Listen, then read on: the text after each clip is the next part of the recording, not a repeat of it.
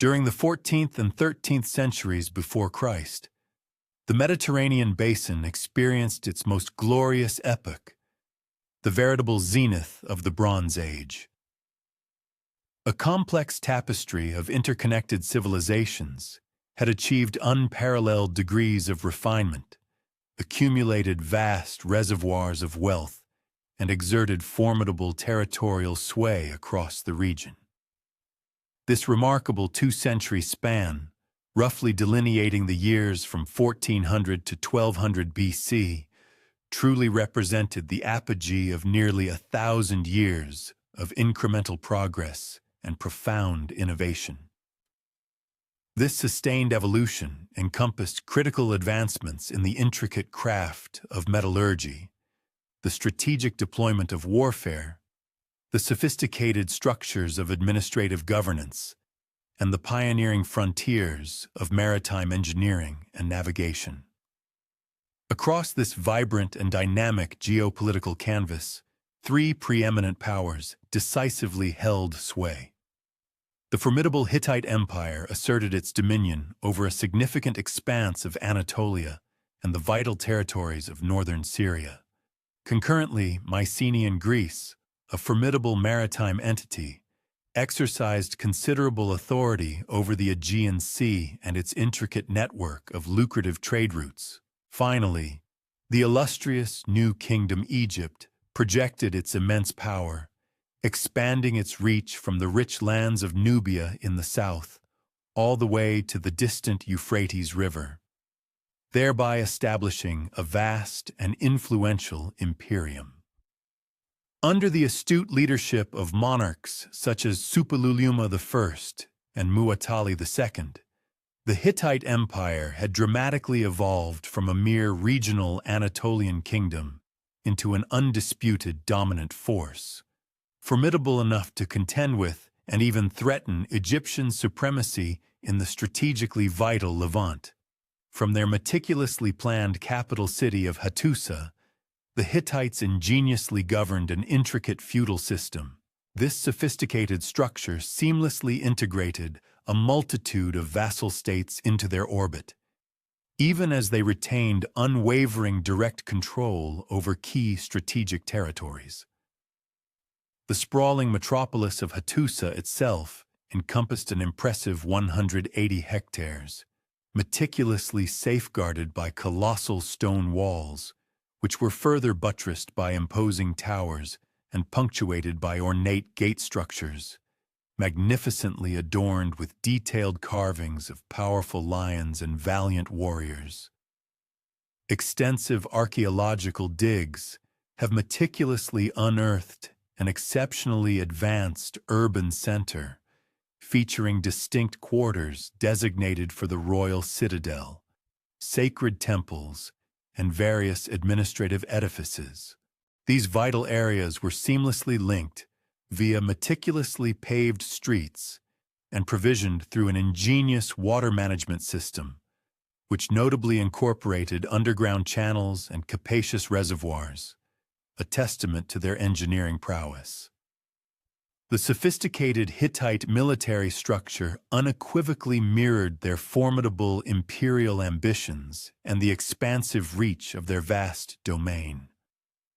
The nucleus of their formidable army was composed of seasoned professional warriors, meticulously furnished with superior bronze weaponry. This elite fighting force was consistently bolstered by substantial detachments drawn from their numerous vassal states and allied territories. Notably, the Hittite chariot forces epitomized the very apex of Bronze Age mobile warfare, deploying vehicles meticulously constructed using sophisticated engineering methods that ingeniously harmonized speed, resilience, and unparalleled battlefield prowess. These remarkable chariots showcased lightweight wooden frames expertly strengthened by precisely crafted bronze fittings and were equipped with spoked wheels specifically optimized for exceptional maneuverability. Each chariot was typically manned by two highly skilled warriors, a dedicated driver and either a proficient archer or a capable spearman. Their infantry echelons comprised both heavily armored and lighter-equipped troops. The former were armed with formidable bronze-tipped spears, protected by robust rectangular shields, and clad in protective bronze scale armor, while the latter functioned primarily as agile skirmishers and unerring archers, providing vital support and ranged attacks. The sophisticated Hittite legal and administrative framework, extensively documented within the thousands of cuneiform tablets unearthed from Hattusa, unequivocally unveils a meticulously structured state apparatus. The monarch himself held the dual and paramount role of both supreme military commander and the revered high priest, his authority consistently underpinned by a stratified system comprising influential nobles, powerful provincial governors, and diligent local administrators.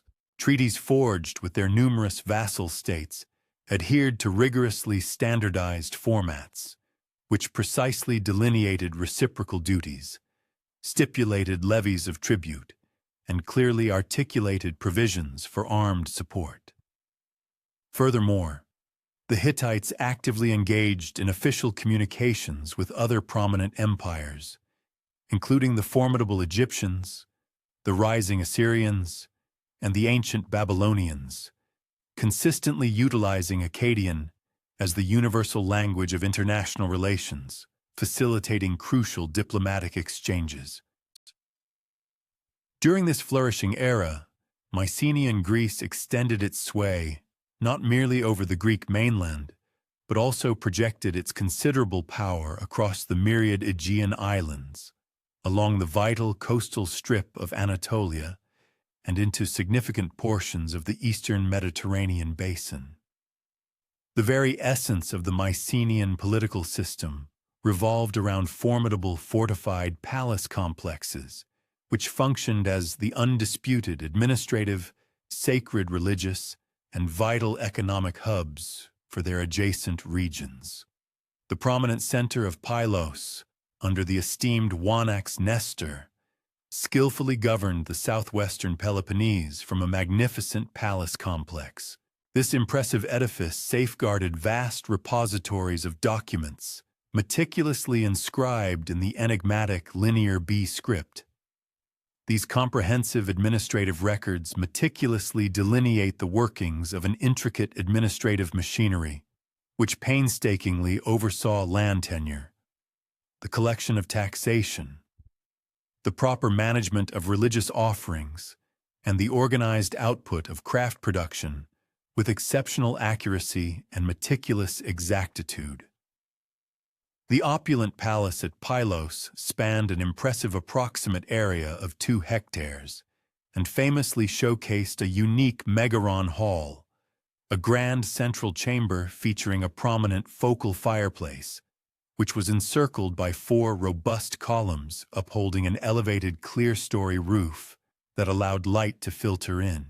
Its walls were magnificently adorned with vibrant frescoes, meticulously illustrating stately processions, dynamic hunting scenes, and compelling mythological subjects. The floors, too, were overlaid with exquisitely painted plaster, presenting intricate geometric as well as evocative naturalistic patterns. Within its extensive storage areas, hundreds of distinctive stirrup jars, designed for the containment of valuable oil and wine, were discovered alongside finely crafted bronze vessels, delicate ivory objects, and an array of sophisticated weapons. These findings collectively attested to both robust indigenous manufacturing and far-reaching commercial links. The palace's dedicated administrative wing meticulously preserved archives containing over 1,000 Linear B tablets, which assiduously cataloged a comprehensive spectrum of information, encompassing everything from detailed livestock inventories to the intricate preparations for significant religious festivals. The impressive Tyron Center unequivocally exemplified the extraordinary military engineering prowess characteristic of late Bronze Age Greece. The citadel's iconic cyclopean walls, meticulously fashioned from gigantic limestone blocks, each weighing several tons, soared to elevations of up to 8 meters and majestically encompassed an area of approximately 20,000 square meters. These formidable fortifications integrated a suite of ingenious defensive features, notably including corbelled galleries, strategically placed sally ports, and an intricate access mechanism specifically engineered to funnel would-be attackers through a series of multiple, highly constricted passages. The palace situated within these protective ramparts exhibited structural components comparable to those found at Pylos, yet on a markedly more magnificent scale. Its Grand Megaron, for instance, measured an imposing 11.8 by 9.9 meters, and it boasted luxurious bathroom facilities, prominently featuring a distinctive terracotta bathtub, indicative of advanced domestic comforts. Mycenaean military organization represented a sophisticated amalgamation, synthesizing elements judiciously adopted from Minoan culture, with ingenious innovations meticulously tailored for the specific conditions of mainland Greece. Chariot warfare, while undoubtedly playing a crucial part in their strategic deployment, saw Mycenaean chariots diverging notably from their Near Eastern parallels, both in their fundamental fabrication and their specific battlefield usage. Extensive archaeological evidence, painstakingly unearthed from prestigious shaft graves and monumental tholos tombs, consistently discloses bronze weapons of remarkable excellence. This impressive arsenal comprised slender rapiers, keen daggers, formidable spearheads, and precise arrowheads. Furthermore, their protective gear included robust bronze cuirasses, imposing helmets strengthened by meticulously arranged boar tusks, and distinctive figure-8 shields, expertly fashioned from stretched oxhide over resilient wooden frames, offering formidable protection in combat. The expansive Mycenaean maritime network permeated across the entirety of the eastern Mediterranean, with compelling indications of Greek traders and settlers having established a significant presence in diverse locations spanning Cyprus, the bustling Levantine coast, and the fertile lands of southern Italy. Mycenaean pottery, notably including their characteristic stirrup jars and elegant kylikes, consistently emerges in archaeological contexts, stretching from the distant island of Sardinia all the way to the mighty Euphrates River, unequivocally demonstrating both the remarkable breadth and vigorous intensity of their commercial activities. These intricate trade relationships encompass not merely exquisite finished goods, but also vital primary commodities. This included copper, sourced abundantly from Cyprus, tin, whose potential origins lay within Anatolia or Central Europe, lustrous gold, flowing from the wealthy realms of Egypt and Nubia, and precious amber, diligently transported from the distant Baltic region, underscoring a truly globalized exchange for its time. During the influential reigns of Amenhotep III, Akhenaten, and Rameses II, New Kingdom Egypt epitomized the very zenith of pharaonic power and unparalleled territorial expansion.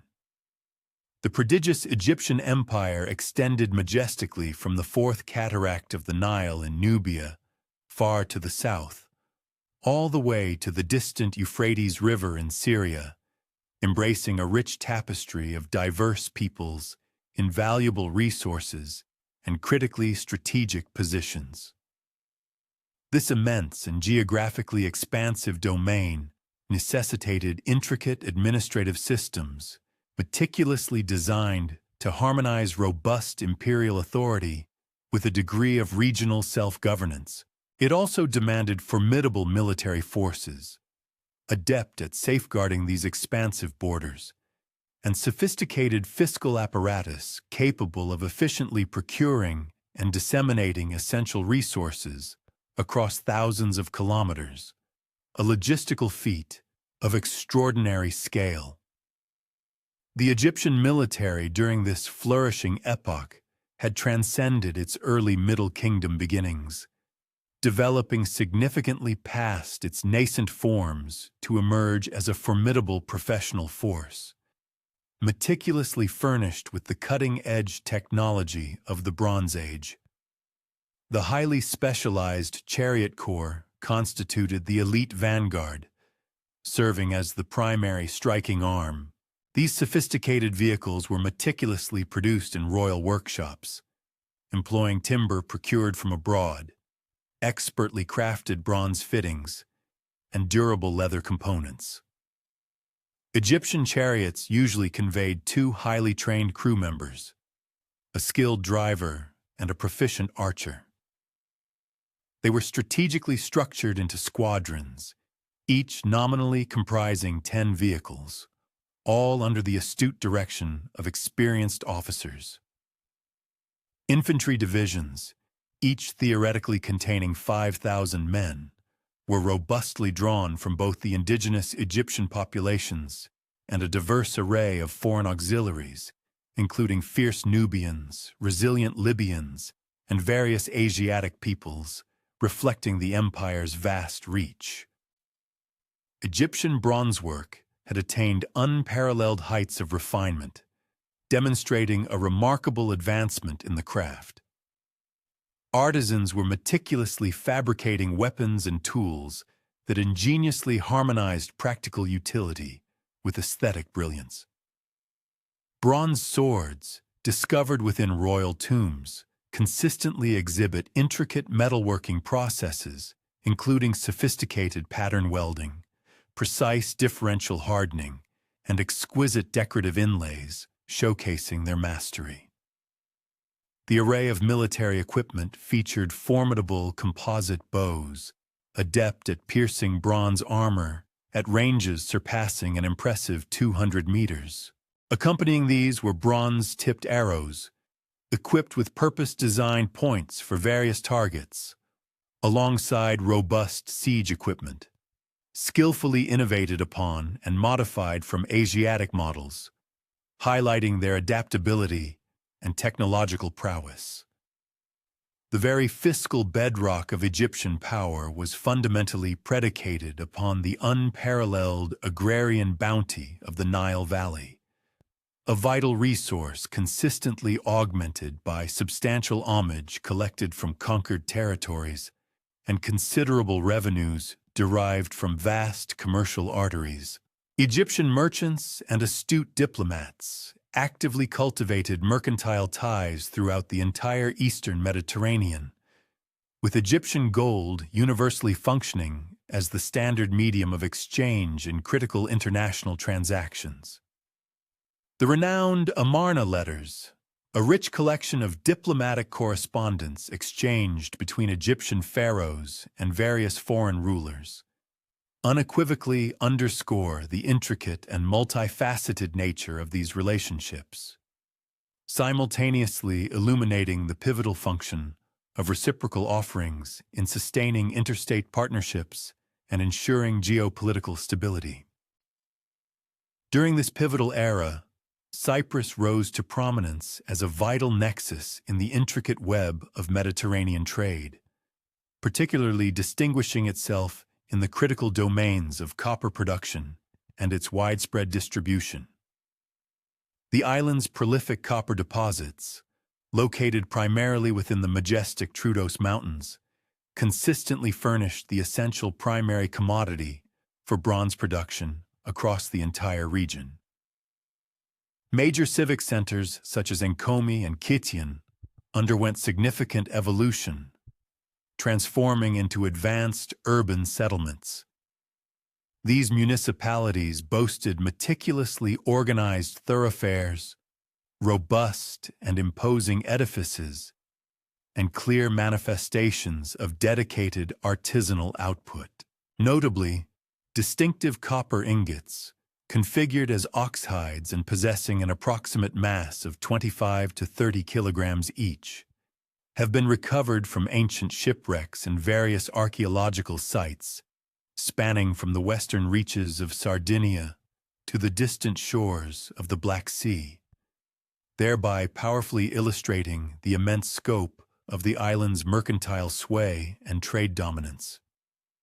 The Levantine coastline, during the Late Bronze Age, was a vibrant tapestry of flourishing city-states, each acting as a crucial intermediary, bridging the chasm between formidable empires and facilitating the intricate web of long-distance commerce. Ugarit, majestically positioned on the Syrian coast, perfectly embodied this pivotal role, distinguished by its profoundly cosmopolitan essence and its expansive commercial infrastructure. The city's extensive archives, a treasure trove inscribed in a multiplicity of languages and scripts, including the indigenous Ugaritic, the prestigious Akkadian, the enigmatic Egyptian hieroglyphs, and the formidable Hittite cuneiform, vividly underscored its identity as a quintessential crossroads where diverse civilizations converged. Ugaritic merchants, astute and enterprising, meticulously cultivated and sustained trading outposts stretching across Cyprus, Egypt, and the Aegean, while the city's bustling port served as a bustling hub, meticulously handling an astonishing array of merchandise, ranging from the lustrous Baltic amber to the exotic and precious pearls sourced from the distant Indian Ocean. Ugarit's sophisticated urban blueprint was a testament to advanced architectural foresight, meticulously delineating distinct residential enclaves, bustling commercial districts, and sacred religious precincts, all seamlessly interconnected by a network of finely laid stone-paved thoroughfares. The opulent royal palace, an architectural marvel spanning an impressive 6,000 square meters, encompassed a labyrinthine arrangement of over 90 meticulously designed chambers, including resplendent throne rooms, intimate private apartments, bustling administrative offices, and capacious storage facilities. The city's consecrated religious complex proudly housed magnificent temples, reverently dedicated to potent deities such as Baal, Dagon, and a pantheon of other revered divinities, each adorned with elaborate ritualistic installations and brimming with a wealth of opulent votive offerings. Private residences, particularly those nestled within the affluent residential quarter, boasted impressive multi-story constructions featuring serene interior courtyards and ingeniously engineered, sophisticated drainage systems, a hallmark of their advanced domestic infrastructure. The remarkable technological advancements of this era transcended the mere realm of military applications, extending their transformative influence to encompass significant strides in metallurgy, sophisticated engineering principles, and pioneering maritime technology. Bronze working techniques had undergone a profound evolution, meticulously refined to yield alloys possessing highly specific properties, meticulously tailored for a diverse array of applications. These ranged from the creation of exceptionally hard, keen cutting edges essential for formidable weapons and indispensable tools, to the development of highly corrosion-resistant fittings, critical for the integrity of seafaring vessels and the enduring strength of architectural components. Foundries, strategically located at prominent sites such as Kition in Cyprus and Enkomi, meticulously produced standardized copper ingots, employing cutting-edge smelting techniques that masterfully optimized yield while simultaneously minimizing fuel consumption, showcasing a remarkable efficiency in resource utilization. Shipbuilding technology had progressed to an impressive degree, enabling the establishment of regular and dependable maritime commerce across the vast expanse of the Mediterranean Sea. The discovery of the Uluburun shipwreck, meticulously dated to approximately 1300 BC, furnishes an extraordinarily detailed and invaluable corpus of evidence concerning the sophisticated maritime capabilities prevalent during the Late Bronze Age. This remarkable vessel, measuring an estimated 15 meters in length, bore an astonishing cargo exceeding 20 tons, a veritable treasure trove that encompassed a substantial quantity of copper and tin ingots, pristine glass ingots, precious ivory, exotic ebony, delicate ostrich eggshells, and a diverse assortment of intricately manufactured goods, sourced from across the entire known world. The ship's robust construction featured meticulously crafted cedar planking, ingeniously joined using precision mortise and tenon joints, further reinforced with durable bronze fastenings, and meticulously sealed with aromatic pine resin, ensuring its seaworthiness and longevity. Agricultural intensification played a crucial role in sustaining the escalating population growth and the rapid urbanization that were distinctive hallmarks of this transformative period. Elaborate terracing systems, meticulously carved into the rugged landscapes of the Aegean Islands, intricate irrigation networks meticulously engineered across the fertile lands of the Near East, and sophisticated flood management systems expertly implemented along the life-giving Nile River, collectively facilitated a significant surge in food production. This increased agricultural output, in turn, liberated a substantial portion of the labor force, allowing individuals to specialize in highly skilled crafts, dedicate themselves to military service, and assume vital administrative functions. Furthermore, extensive storage facilities, strategically integrated within the Grand Palace centers, possessed the immense capacity to meticulously safeguard provisions sufficient to last for several years. This strategic reserve provided an invaluable bulwark against the devastating specter of harvest failures, and simultaneously empowered rulers to generously support vast retinues of dependents, ensuring stability and prosperity.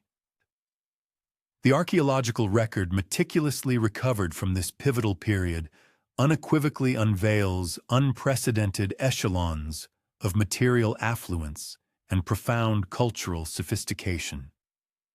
A dazzling array of luxury commodities encompassing exquisite gold jewelry, intricately carved ivory artifacts, sumptuously decorated textiles, and elaborately crafted furniture, consistently emerges within elite contexts spanning the entire Mediterranean basin. Artistic expressions during this era conspicuously demonstrated an escalating international influence, with distinctive Egyptian motifs gracefully integrated into Mycenaean frescoes, characteristic Aegean pottery forms enthusiastically adopted within the Levant, and fascinating Mesopotamian cylinder seals unearthed within Greek archaeological sites, clearly illustrating a vibrant cross-cultural exchange. Religious practices during the Late Bronze Age eloquently reflected a compelling synthesis of deeply rooted local traditions and pervasive international influences.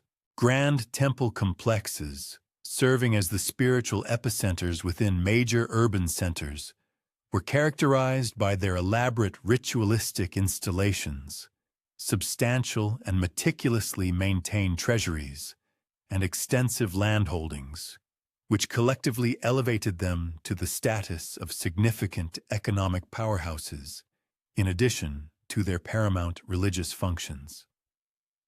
The intrinsically international character of late Bronze Age religion is strikingly evidenced by the widespread adoption of foreign deities, the emergence of syncretistic practices that blended diverse belief systems, and the dynamic exchange of sacred religious texts and iconic iconography between distinct cultural regions, fostering a rich tapestry of spiritual interconnectedness.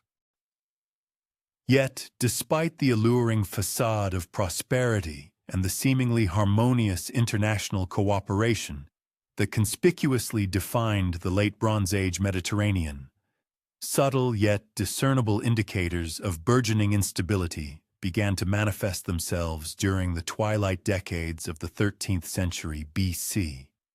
These nascent warnings, scattered across disparate geographical regions and meticulously preserved within fragmentary historical records, would ultimately prove to be the ominous harbingers of a cataclysmic collapse, an epoch-defining event that would fundamentally reconfigure the ancient world.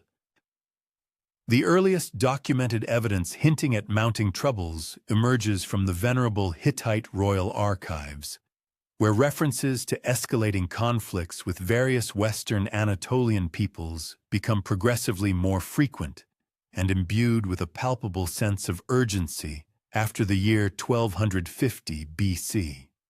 The formidable Hittite king Tudhaliya IV found himself confronting intensifying pressure along the western frontiers of his expansive empire, where a formidable confederation of Anatolian peoples, collectively designated as the Asuwa lands, had begun to brazenly challenge imperial authority.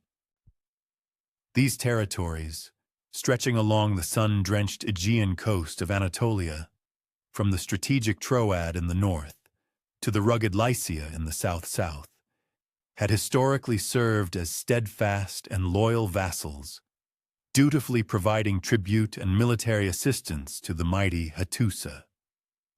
Nevertheless, compelling archaeological evidence meticulously unearthed from sites such as the legendary Troy, the bustling Miletus, and the ancient Assos, unequivocally reveals a marked escalation in fortification efforts during this critical period, strongly suggesting a pervasive sense of growing insecurity and proactive preparations for impending conflict. Hittite military records, remarkably detailed for their time, meticulously describe campaigns waged against rebellious Western vassals with an unprecedented degree of specificity, unequivocally underscoring the profound gravity of these emerging threats. The Yalbert inscription, an impressive rock relief meticulously carved near the modern city of Konya, proudly commemorates Tudhaliya's decisive victories over the formidable Luca people and their numerous allies, vividly depicting pitched battles involving thousands of courageous warriors and the triumphant capture of countless fortified settlements. The intricate text meticulously details specific tactical formations, ingenious siege techniques, and the strategic deployment of formidable chariot squadrons within mountainous terrain, a landscape previously considered entirely unsuitable for such sophisticated military operations. These Western Anatolian conflicts diverged significantly from earlier Hittite military campaigns, notable for their heightened intensity and expansive geographical scope. Previous rebellions had typically involved isolated city-states or relatively small regional coalitions, but the disturbances of the late 13th century encompassed vast territories and involved coordinated resistance across multiple distinct ethnic groups. Hittite administrative documents from this period reveal the implementation of emergency measures, including the swift mobilization of reserve forces, the strategic construction of new fortifications along vulnerable frontiers, and the establishment of military colonies in critical strategic locations, all indicative of a comprehensive imperial response to a rapidly deteriorating situation. Archaeological excavations meticulously conducted at Hittite frontier sites provide compelling material evidence corroborating this intensified militarization. The formidable fortress of Kuruntatepe, strategically situated on the Euphrates, exhibits extensive renovations undertaken during the late 13th century, with existing walls significantly heightened and reinforced. New defensive towers meticulously added at regular intervals, and internal structures thoughtfully modified to accommodate larger garrisons. Similar patterns of defensive enhancement are discernible at sites throughout western and southern Anatolia, strongly suggesting a coordinated imperial response to the escalating external pressures that threatened the integrity of the empire. The precarious situation in western Anatolia ultimately culminated in the devastating destruction of Troy 7a around 1180 BC, an event that has captivated scholarly attention and ignited intense debate for well over a century. This particular settlement, meticulously constructed upon the venerable ruins of the earlier Troy 6, represented a critically significant urban center, strategically controlling the vital Dardanelles Passage, the crucial maritime link between the continents of Europe and Asia. The archaeological evidence meticulously recovered from Troy 7 vividly portrays a community under siege, with narrow streets densely packed with storage jars, makeshift shelters hastily erected within the formidable citadel walls, and unequivocal signs of severe overcrowding, as the beleaguered population desperately sought refuge behind the massive fortifications. The destruction layer at Troy 7a contains extensive evidence of catastrophic fire damage, widespread collapsed building materials, and scattered human remains, all strongly suggesting a violent conquest rather than an accidental conflagration. Arrowheads of various distinct types, including some possessing distinctive barbed points not typically associated with local Anatolian traditions, lie ominously embedded in walls and scattered across floors, silent witnesses to the intensity of the assault. Bronze weapons and tools show clear signs of hasty abandonment, with valuable items inexplicably left behind in circumstances that powerfully suggest their owners either fled in terror or tragically perished during the ferocious attack. Carl Blegan's pioneering excavations in the 1930s, meticulously followed by subsequent investigations undertaken by Manfred Korfmann's dedicated team, conclusively reveal that Troy 7a had been hastily rebuilt following the catastrophic destruction of Troy 6 around 1300 BC. The new settlement, while ingeniously utilizing the existing formidable fortification walls, conspicuously displayed clear signs of a discernible decline in construction quality and overall urban planning. Houses were notably smaller and significantly more cramped than their predecessors, streets narrower and less regularly laid out, and the overarching impression conveyed is that of a community valiantly struggling to preserve its former prosperity amidst mounting challenges. The pottery assemblage meticulously recovered from Troy 7a's destruction level encompasses both indigenous local Anatolian wares and a diverse array of imported pieces sourced from various Aegean origins, unequivocally indicating the continuation of trade connections, despite the apparent military pressures. However, both the quantity and the discernible quality of imported goods had experienced a significant decline compared to earlier periods, strongly suggesting a pervasive economic disruption that demonstrably preceded the final calamitous catastrophe. Furthermore, extensive storage areas located within the citadel contained substantial quantities of grain and other foodstuffs, compelling evidence of meticulous preparation for prolonged siege conditions, underscoring the profound sense of impending doom that gripped the inhabitants. At the same time that significant disturbances were unfolding across the western Anatolian landscape, contemporary accounts from Egyptian and Levantine annals meticulously chronicle a discernible escalation in maritime incursions and demographic shifts along the eastern Mediterranean littoral. The earliest unambiguous allusions to marauders arriving by sea are found within Egyptian documentation dating back to the epoch of Pharaoh Merneptah. This monarch confronted a formidable confederation of Libyan tribal factions and various foreign ethnicities endeavoring to establish permanent residency within the fertile expanse of the Nile Delta. The monumental Karnak inscription, which vividly recounts Merneptah's decisive triumph, explicitly identifies particular groups such as the Luka, the Sherden, the Shekelesh, and the Teresh, nations whose ancestral homelands were situated within the Aegean and Anatolian territories, regions concurrently grappling with profound societal transformations. A notable distinction characterized these initial raiding parties when contrasted with the subsequent, more widespread incursions attributed to the Sea Peoples. Their evident strategic alignment with existing indigenous powers.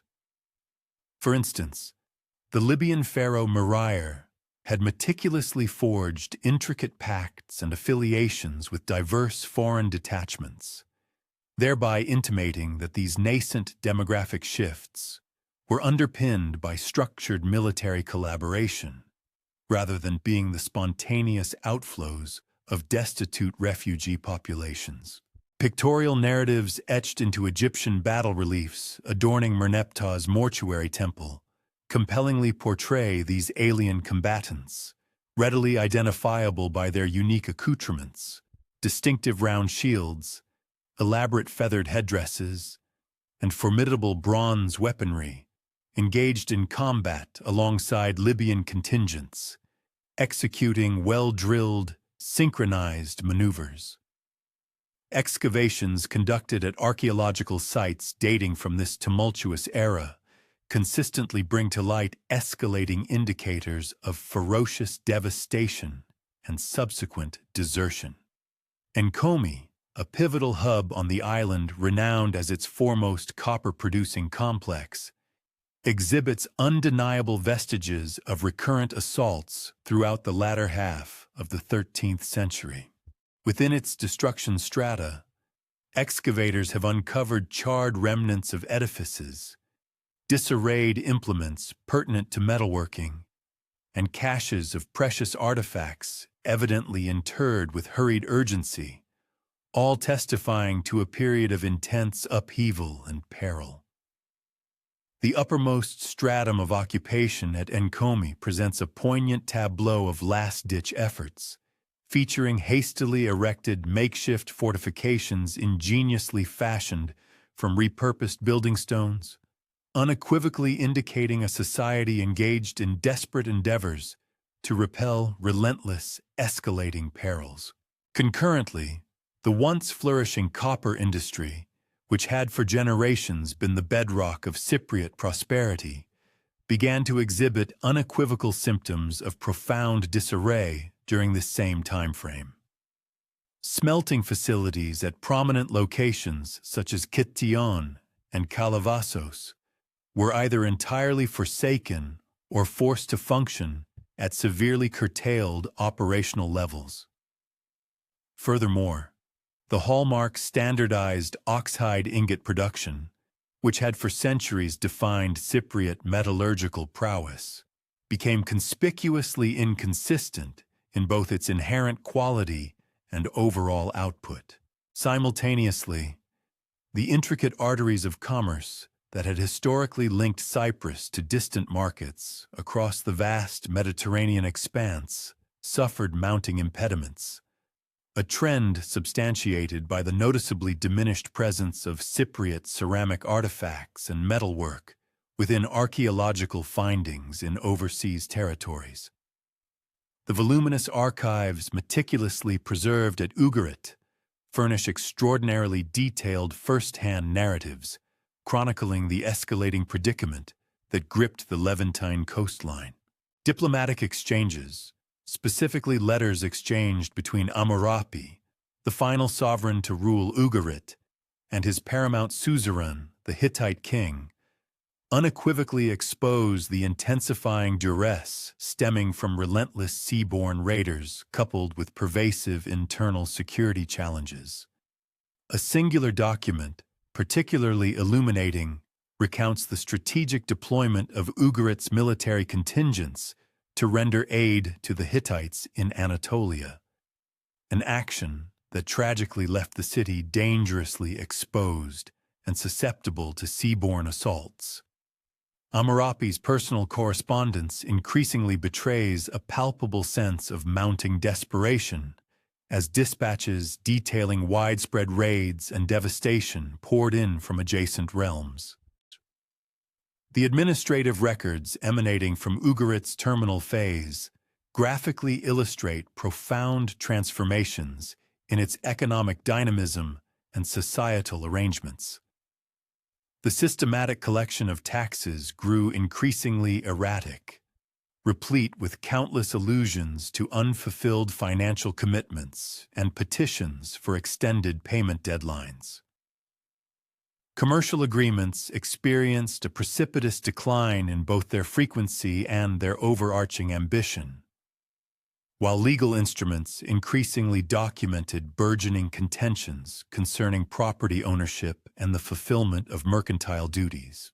The city's once vibrant cosmopolitan identity, previously underscored by its extensive multilingual archival collections, progressively receded, yielding to a preoccupation with more circumscribed, localized exigencies as its once robust international linkages perceptibly frayed.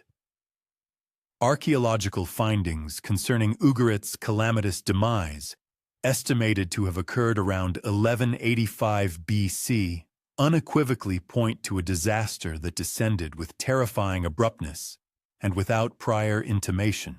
The regal palace and the adjacent governmental edifices were utterly engulfed by an inferno of such ferocity that the cuneiform tablets housed within their administrative archives were fortuitously baked to an enduring hardness by the intense heat, thereby providentially safeguarding them for the scrutiny of modern academics. Dispersed personal effects discovered across residential sectors strongly imply a frantic and hurried evacuation. Concurrently, the conspicuous absence of methodical pilfering suggests that the assailants were driven more by an impetus for sheer devastation than by a desire for material spoils. Experts in climate research have pinpointed substantial environmental alterations during the latter portion of the 13th century BC, which likely played a pivotal role in fostering widespread regional instability.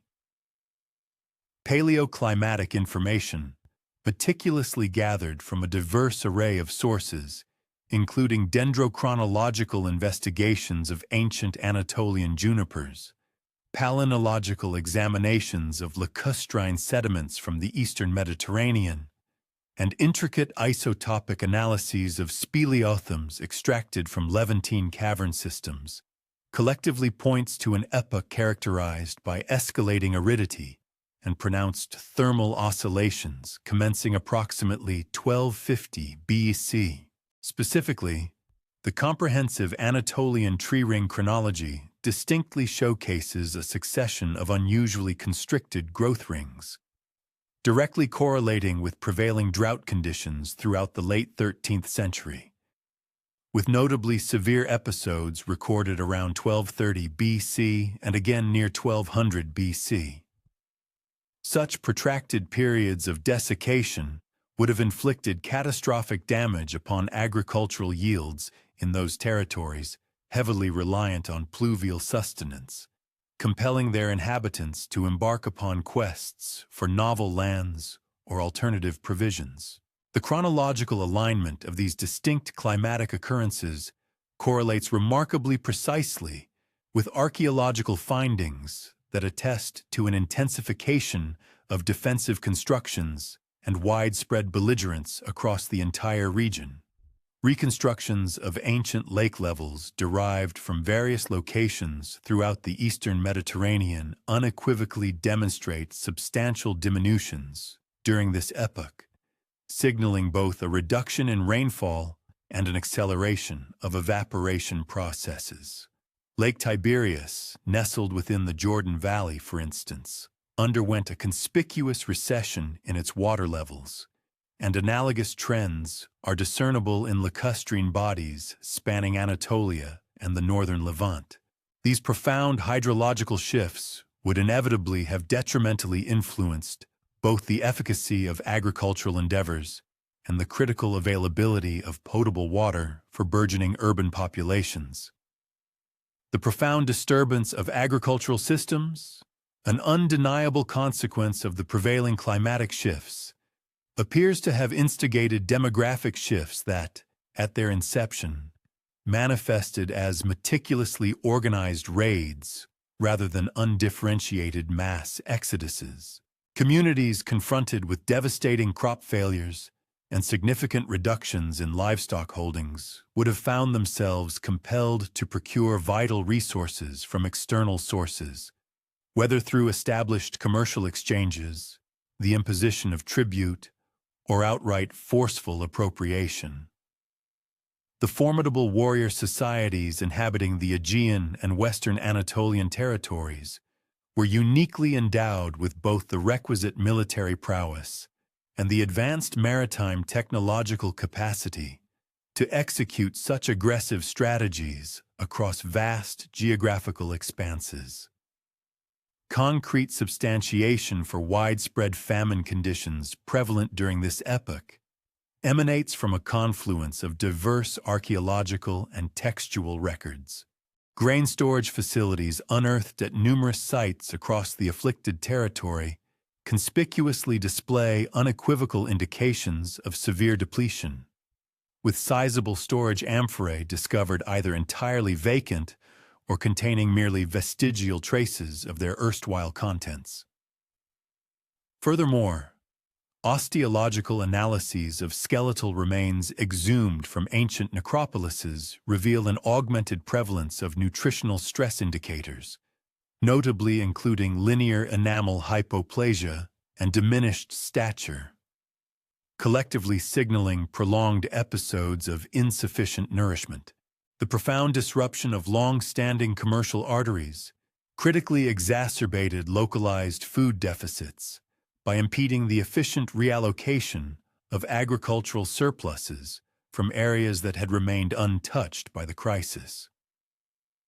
Cyprus, having historically depended significantly on imported cereals to sustain its highly specialized copper-producing economy, encountered especially acute hardships as its customary purveyors in Egypt and the Levant simultaneously grappled with their own formidable agricultural predicaments. The insular archaeological record of Cyprus progressively illustrates a pronounced emphasis on food preservation and controlled distribution throughout this challenging era, evidenced by residential zones yielding an exceptionally high concentration of storage receptacles. Concurrently, Hittite administrative texts meticulously detail concerted efforts to alleviate the pervasive food shortages through a series of urgent interventions, encompassing the strategic reallocation of grain stockpiles from temple treasuries, the temporary suspension of tribute payments for distressed regions, and the initiation of diplomatic negotiations for grain acquisitions from Egypt. Nevertheless, these remedial actions seemingly afforded only transient succor, given that allusions to persistent famine conditions pervade the documentation spanning the ultimate decades of Hittite dominion. The synergistic convergence of profound climatic shifts, widespread agricultural collapse, and the ensuing demographic pressures collectively forged an environment wherein circumscribed local disputes metastasized into overwhelming regional catastrophes. Communities that had formerly enjoyed harmonious coexistence now discovered themselves locked in fierce competition for rapidly dwindling essential provisions. Furthermore, the irreparable fragmentation of long-established commercial interdependencies effectively obliterated conventional avenues for arbitrating such burgeoning disagreements.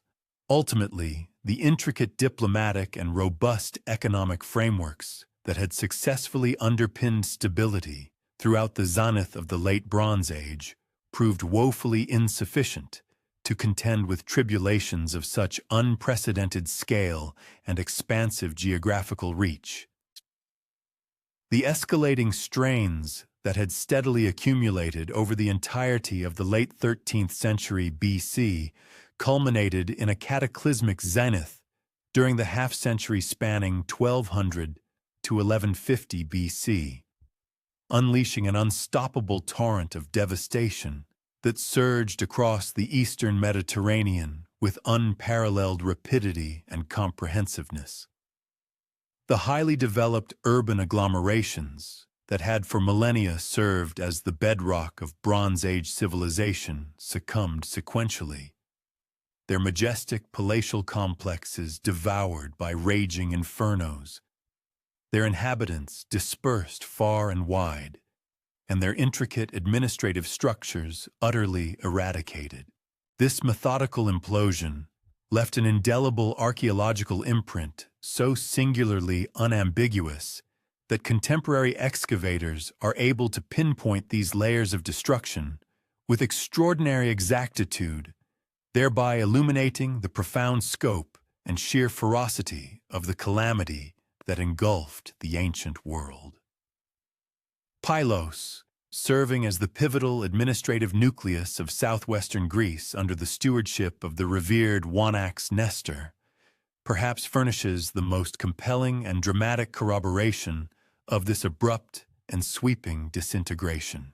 The sprawling palace complex, which had for countless generations operated as the undisputed political, economic, and spiritual fulcrum of the entire region, met its violent end around 1180 BC amidst a blaze of such overwhelming intensity that it inadvertently hardened the fragile linear B tablets within its administrative repositories, thereby providentially safeguarding them for the scrutiny of modern academics. The ultimate collection of tablets recovered from the palatial ruins strikingly indicates a state apparatus that continued to operate with a semblance of normalcy right up until its ultimate demise, containing meticulous records pertaining to religious oblations, the allocation of military provisions, and other quotidian administrative affairs, all precisely dated to the final months preceding the city's utter annihilation. The archaeological investigation of Pylos's destruction layer vividly illustrates the profound violence and precipitous haste that characterized the final assault upon the palace. Throughout the labyrinthine corridors, an array of bronze weaponry lies strewn, including menacing spearheads forcefully driven into sturdy door frames and numerous arrowheads discovered in strategic storage areas, marking the desperate positions where the palace's defenders made their ultimate, courageous stands. The revered throne room, or megaron, bears unmistakable scars of an inferno of immense intensity, with collapsed roof timbers having created a dense, charcoal-rich stratum exceeding a meter in thickness in certain sections. Fragments of exquisitely decorated fresco, their once vibrant painted plaster surfaces now bearing indelible scorch marks, are intermingled with shattered pottery shards and grotesquely twisted bronze vessels, all scattered promiscuously amidst the extensive ruins. The administrative wing of the palace furnishes particularly poignant testimony to the catastrophe's shocking suddenness. Scribes' workstations still contain unfinished clay tablets, their stylus marks hauntingly visible, while numerous clay ceilings remain haphazardly scattered across the floors, precisely where they plummeted from burning wooden shelves. Further examination of the storage chambers, which once housed the palace's invaluable and extensive archives, reveals unambiguous indications of systematic obliteration. Tablet fragments are found thoroughly commingled with ash and other debris, forming a distinct pattern that strongly suggests deliberate vandalism and premeditated destruction, rather than mere accidental fire damage. Personal belongings discovered throughout the sprawling palace complex unequivocally demonstrate that its inhabitants were afforded no opportunity for an organized evacuation. Elegant bronze mirrors, delicate ivory combs, and intricate gold jewelry lie forlornly abandoned in residential quarters, while cooking vessels, still containing carbonized remnants of food, paint a stark picture of daily life continuing its normal rhythm, right up until the very moment of the devastating attack. Even children's toys, including small bronze animal figurines and charming ceramic figures scattered across domestic areas, provide haunting and silent testimony to families caught entirely unawares and utterly unprepared for the overwhelming disaster that suddenly engulfed them. The broader settlement surrounding Pylos exhibits comparable evidence of violent destruction, with residential zones containing numerous burned houses, widely scattered personal possessions, and hastily interred caches of valuables. Intriguingly, several hoards of bronze artifacts, encompassing an assortment of weapons, tools, and domestic vessels, were unearthed in specific locations, strongly suggesting their owners had harbored the desperate intention of returning to retrieve them once the imminent danger had ostensibly receded. The strikingly systematic character of the destruction, impacting both the central palace complex and its surrounding communities simultaneously, points towards a highly coordinated assault executed by formidable forces demonstrably capable of completely overwhelming the region's established defensive capabilities. Tyrans, with its awe-inspiring and immensely robust cyclopean fortifications, might reasonably have been expected to successfully withstand the ferocious attacks that ultimately laid waste to less adequately defended sites. Yet, tragically, it too succumbed to the pervasive general catastrophe. The citadel's calamitous destruction, occurring around 1200 BC, serves as a stark historical lesson that even the most sophisticated and seemingly impregnable defensive systems of the late Bronze Age ultimately proved woefully inadequate against the relentless forces unleashed during this tumultuous period. The opulent palace complex situated within the fortress's formidable walls was utterly consumed by fire, with destruction debris accumulating to depths of several meters in certain areas. Evidence uncovered at Tiryns indicates that the assailants possessed a remarkably detailed and intimate knowledge of the fortress's inherent defensive vulnerabilities. Breaches in the monumental cyclopean walls are consistently found at points where the colossal stone blocks were less securely joined with smaller, interstitial stones, strongly suggesting that the assault was conducted by seasoned forces intimately familiar with the intricate techniques of Bronze Age fortification engineering. The elaborately complex entrance system, meticulously designed to funnel and channel attackers through a series of multiple, strategically placed choke points, exhibits clear signs of having been either skillfully bypassed or decisively overcome through highly coordinated and sophisticated assault tactics. The lower citadel at Tiryns contains compelling evidence of desperate defensive preparations undertaken as the crisis ominously approached. Residential buildings situated perilously close to the walls were deliberately demolished to create expansive, unobstructed fields of fire, while their robust stone foundations were ingeniously incorporated into hastily constructed additional defensive works. Storage areas strategically located throughout the fortress were found to be meticulously packed with vital supplies, including substantial quantities of arrows, sharp spear points, and formidable bronze armor pieces, suggesting that the defenders had indeed been granted sufficient time to prepare for arduous siege conditions, but ultimately proved tragically unable to withstand the final decisive assault. Hattusa, the magnificent capital of the formidable Hittite Empire, arguably endured the most complete and devastating destruction of any major Bronze Age center.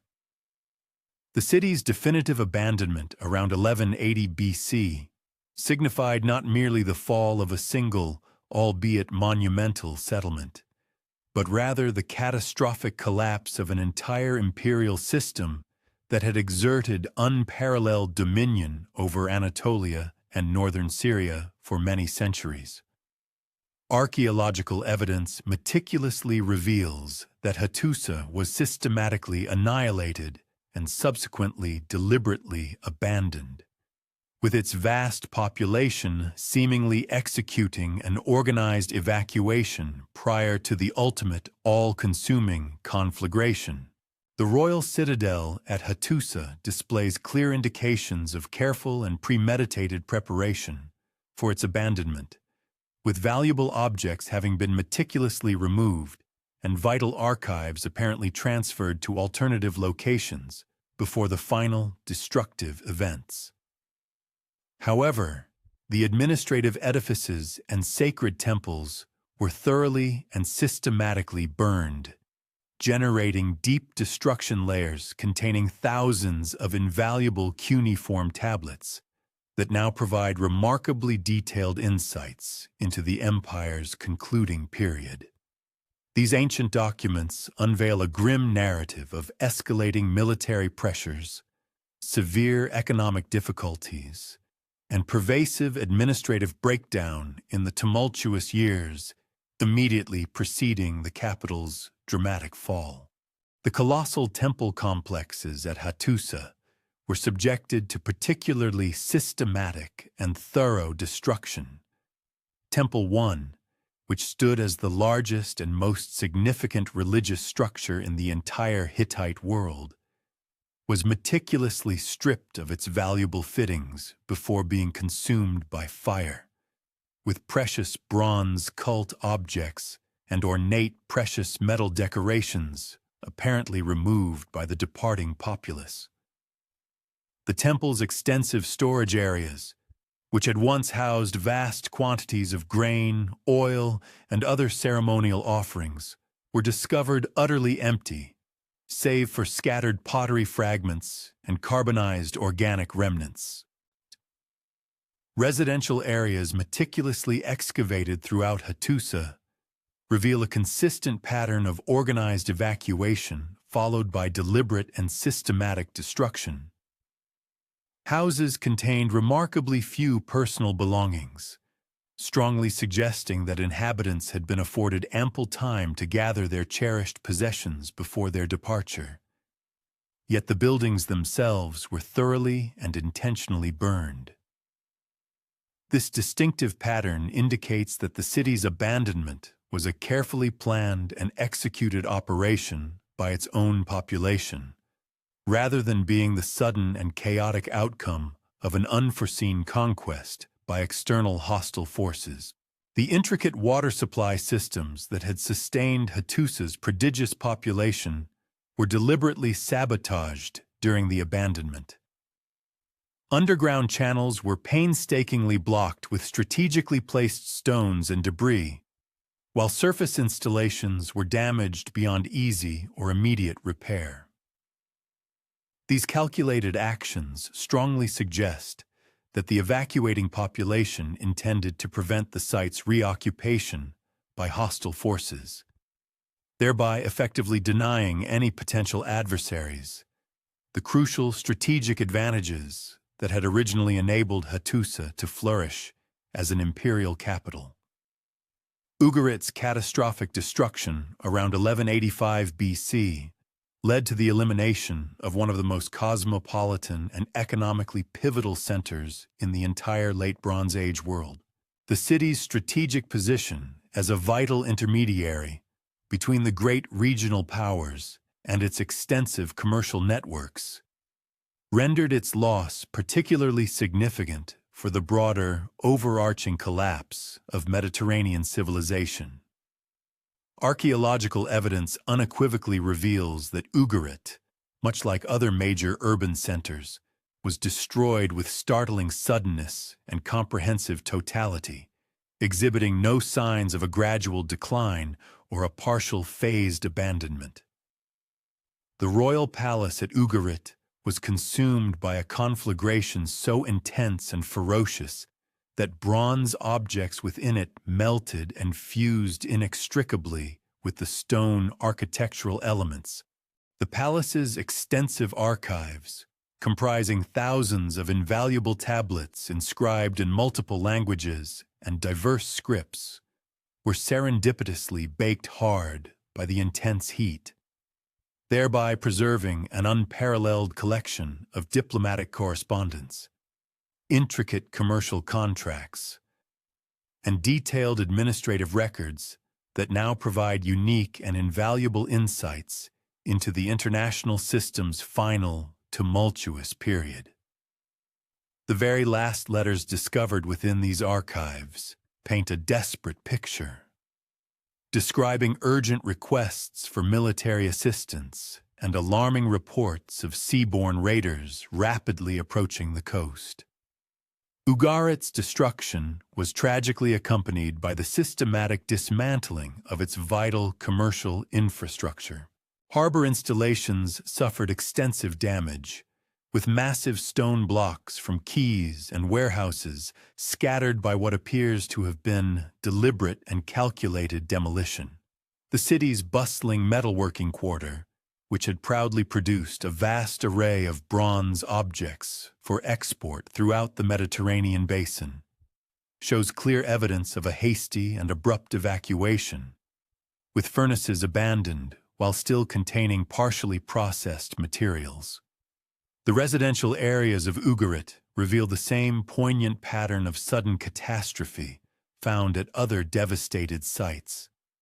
Houses contain widely scattered personal possessions, overturned furniture, and pervasive evidence of fire damage, while the streets are littered with countless pottery fragments and other debris. Several significant hoards of valuable objects, including exquisite silver vessels, precious jewelry, and formidable bronze weapons, were discovered carefully buried in residential areas, indicating that some inhabitants had, in their final moments, found a desperate opportunity to conceal their wealth before either fleeing for their lives or tragically perishing in the unfolding disaster.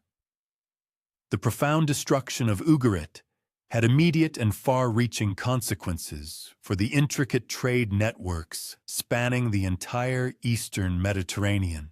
The city's prominent commercial houses had painstakingly maintained extensive trading relationships with partners situated in Cyprus, Egypt, the Aegean, and Mesopotamia, and its sudden elimination created an immense void in the commercial system that proved extraordinarily difficult to fill. Archaeological evidence meticulously gathered from sites throughout the region consistently shows a sharp and precipitous decline in imported goods and luxury items following Ugarit's destruction, vividly indicating the broader and devastating economic impact of its irreplaceable loss. Extensive archaeological surveys conducted across the entire eastern Mediterranean reveal that the catastrophic destruction of major urban centers was tragically accompanied by the widespread abandonment of hundreds of smaller settlements.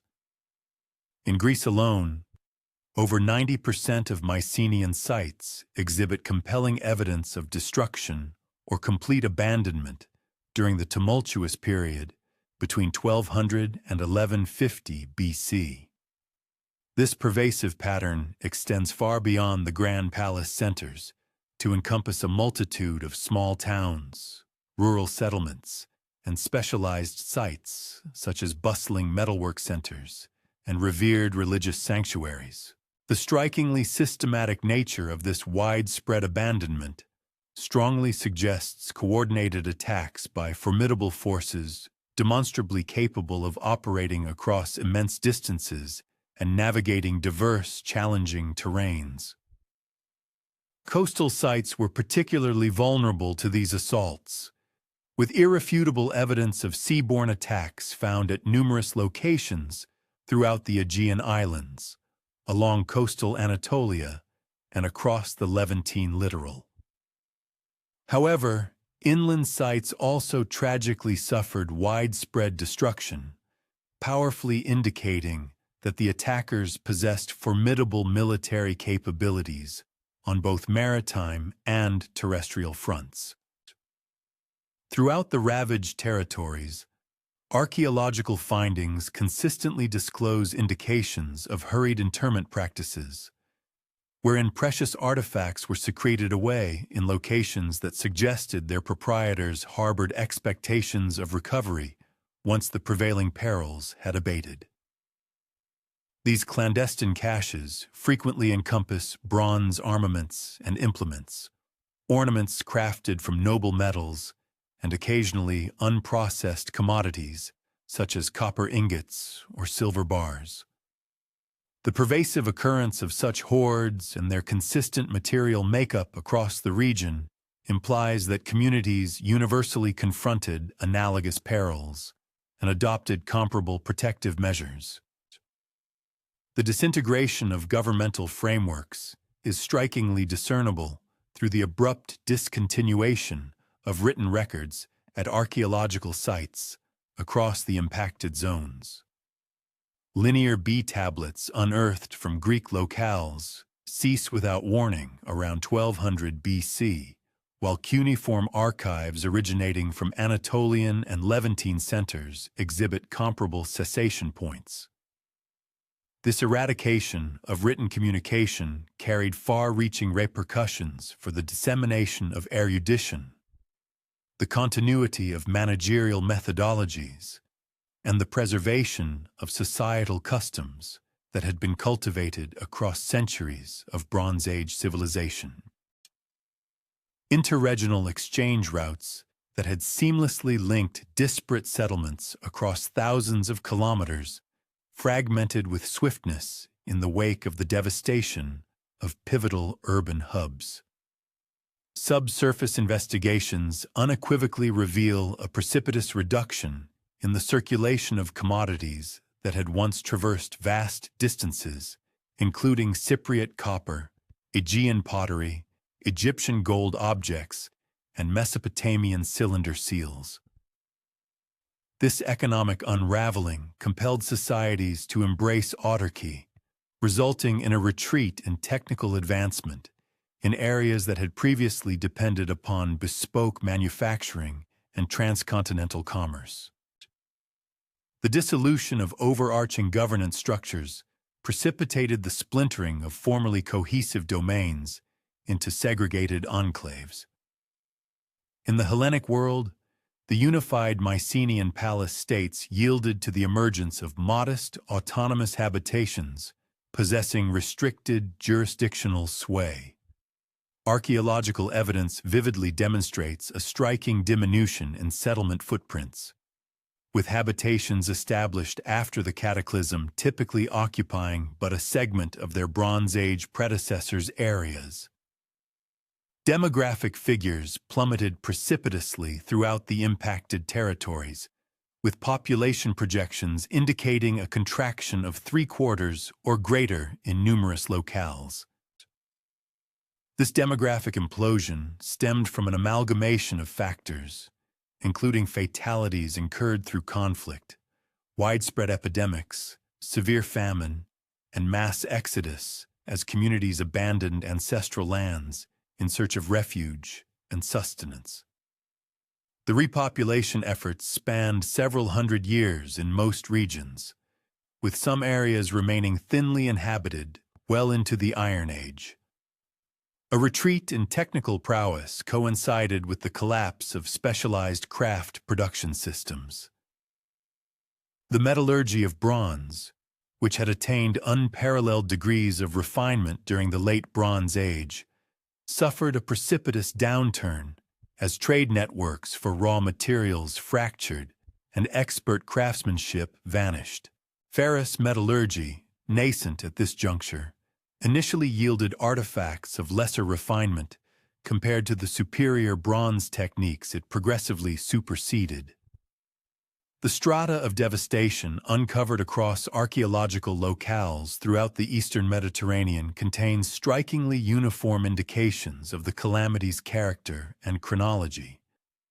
Ceramic typologies, radiocarbon assays, and geological layering interconnections collectively signify a concurrent unraveling transpiring over a quinquagenary period, approximately 50 years. This chronological convergence implies that the agents of ruin commanded the logistical acumen and requisite martial wherewithal necessary to execute synchronized offensives spanning extensive geographies and diverse sovereign domains. The turmoil engulfing the eastern Mediterranean during the latter half of the 13th century BC extended to the Nile's banks during the 5th year of King Merneptah's sovereignty, when a formidable confederation of Libyan clans and external combatants initiated an unparalleled offensive on the fertile lowlands of the Nile. This incursion signified the inaugural recorded extensive confrontation between Egypt and the ethnic groups subsequently identified as the Sea Peoples, thereby setting precedents for belligerence that would shape Egypt's external relations for the ensuing 100 years. The peril materialized from the arid expanse to the west, where the Libyan potentate, Mercilessly, had forged an alliance that integrated indigenous North African nomadic fighters with maritime marauders originating from the disintegrating Hellenic and Anatolian civilizations. Merneptah assumed kingship in his advanced years, having held the position of heir apparent under his father, Rameses II, for many score years prior to his enthronement.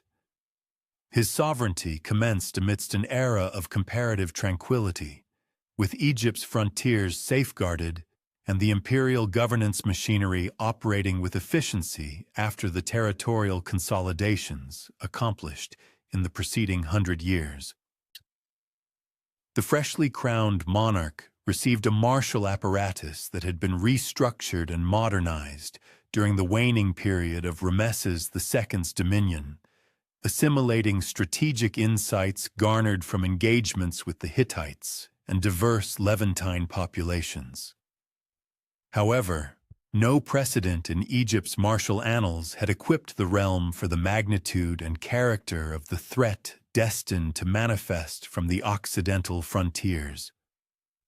The coalition of Libyan forces that defied Egypt's sovereignty represented a profound divergence from conventional modes of arid land combat. Prior engagements with North African clans had customarily entailed comparatively minor marauding contingents, aiming to procure cattle, prisoners, or transient ingress to Nilotic provisions during times of aridity. These encounters, while occasionally necessitating substantial martial reactions, had largely been confined within recognized parameters of border protection and interstate parley. The alliance forged by Mercilessly, however, commanded both formidable numbers and sophisticated logistical capabilities requisite to jeopardize Egypt's sovereign domain in a manner unparalleled since the Hyksos era, the Second Intermediate Period. Subsurface findings from outposts on Egypt's occidental periphery reveal comprehensive readiness measures for the impending conflict. Defensive bastions at sites such as Zawiyet el-Rakam, erected during the dominion of Rameses II, were strengthened and enlarged during Merneptah's nascent rule. These bulwarks integrated cutting-edge martial architectural methods, including interlocking arcs of engagement from bowman stations, redundant portal configurations engineered to funnel assailants into lethal sectors, and subterranean provisions depots able to support garrisons throughout prolonged blockades. The magnitude of these ramparts suggests that Nilotic strategists foresaw dangers substantially graver than customary Libyan incursions. The constitution of Marir's alliance illuminated the interwoven character of the upheaval impacting the entirety of the Levant and Aegean. In addition to conventional Libyan clan detachments from the Meshwesh and other Occidental groups, the Confederation encompassed significant quantities of external combatants possessing unique armaments and combat methodologies that identified their provenance as the disintegrating cultures of the Hellenic and Anatolian spheres. Nilotic pictorial representations of these external formations furnish elaborate graphic testimony of their visage, armaments, and strategic arrangement, presenting vital discernment into the dynamics of demographic shifts that were reconfiguring the antique globe. The stele of Merneptah, uncovered at Wasit, Thebes, and currently enshrined within the Egyptian Museum in the capital, Cairo, offers the preeminent contemporaneous narrative of the belligerents and its combatants. This monolithic granite edifice, soaring beyond 3 meters in height and adorned with sacred carved symbols, recounts the incursion and Egypt's triumphant rejoinder in a lexicon blending conventional royal self-aggrandizement with remarkably precise particulars about the adversarial legions and the progression of the offensive. The stele pinpoints distinct external factions within the Confederation, furnishing the initial unequivocal textual proof for ethnicities destined to persistently contest Nilotic dominion for successions of eras. Per the monument's inscription, the Libyan alliance comprised detachments of Ekwesh, characterized as combatants wielding bronze blades and circular bucklers who engaged in dense ranks. These fighters are portrayed clad in characteristic short skirts and bearing armaments markedly distinct from conventional Nilotic or North African gear. Their operational deployment, as detailed in Egyptian martial records, entailed synchronized assaults aimed at shattering adversarial arrays via concentrated impact, a methodology indicative of martial customs originating from Hellenic or Anatolian combat paradigms. The Teresh component of Marir's army, however, posed distinct difficulties for Nilotic protectors. These warriors are described as skilled bowmen and agile light infantry, who utilized rapid strike and withdraw maneuvers intended to disorganize Nilotic battle arrays before vanishing into rugged landscapes.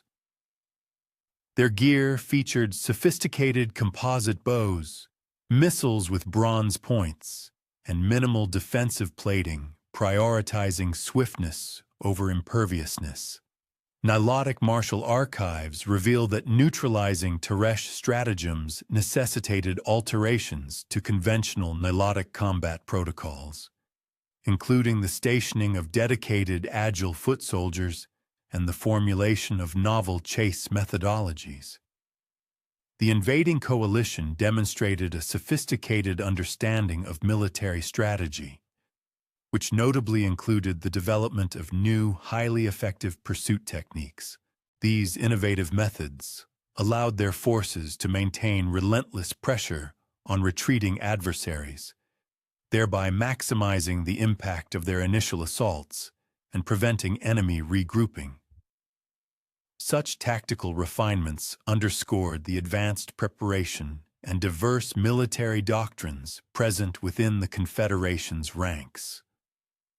The formidable Lucca warriors, whose presence was not unknown to the Egyptian military from prior skirmishes in Anatolia under preceding pharaohs, constituted yet another crucial element within the invading confederation. These formidable combatants contributed a profound mastery of siegecraft and rugged mountain fighting, talents that proved exceptionally advantageous as the military campaign progressed into its subsequent stages. Ancient Egyptian artistic depictions, specifically reliefs, vividly portray Lucca detachments furnished with an array of specialized apparatus, including robust scaling ladders and formidable siege hooks, meticulously crafted for the direct assault on entrenched fortifications. Their incorporation into Murayer's assembled armies endowed the alliance with strategic proficiencies that had been conspicuously absent from the conventional battle tactics employed by Libyan factions in past conflicts. The enigmatic Sheridan, figures who had intermittently surfaced in Egyptian annals as both formidable adversaries and dependable confederates throughout earlier dynastic periods, furnished the burgeoning coalition with invaluable naval acumen and sophisticated amphibious assault proficiencies. These skilled seafarers commanded a profound comprehension of advanced shipbuilding methodologies and intricate maritime combat strategies, which critically empowered the combined forces to synchronize their terrestrial offensives with sophisticated seaborne maneuvers along the extensive Delta coastline. Furthermore, extant Egyptian naval chronicles recount detailed engagements with Sheridan craft, characterized by their robust bronze-reinforced rams and manned by seasoned warriors meticulously schooled in aggressive boarding actions and swift, devastating coastal raiding tactics. Completing the diverse international composition of Murayer's formidable alliance were the contingents of the Shekelesh, who introduced into the fray their specialized metallurgical mastery and highly developed capabilities in weapon fabrication. Post-campaign archaeological discoveries have unearthed a trove of bronze armaments and implements, each bearing unequivocal technological imprints unmistakably indicative of Shekelesh manufacturing processes. These recovered artifacts conclusively demonstrate the Shekelesh's command of intricate alloying procedures and advanced thermal treatment techniques, which collectively yielded weaponry demonstrably superior in numerous aspects to the conventional bronze implements crafted by ancient Egyptian artisans. The concerted movement of the Confederated forces towards the fertile Nile Delta commenced precisely within the flooding season of Pharaoh Merneptah's 5th year on the throne, a period when the yearly inundation traditionally afforded Egypt inherent, formidable defensive bulwarks. Nevertheless, Murayer's invading contingents exhibited an astute comprehension of the intricate Egyptian seasonal cycles, meticulously orchestrating their arrival to align with moments when the expansive floodwaters would severely impede Egyptian military movement, concurrently furnishing the invaders with unconventional pathways across what was ordinarily considered impassable topography. This remarkably precise strategic synchronization strongly intimates that the coalition had acquired exceptionally comprehensive intelligence regarding Egypt's defensive configurations and its inherent seasonal frailties. The vanguard of the Egyptian frontier reconnaissance units initially relayed intelligence concerning the coalition's impending arrival in the vicinity of the Siwa Oasis, a strategic location where forward-deployed elements of the invading force had already meticulously established logistical supply depots and meticulously executed preliminary scouting maneuvers.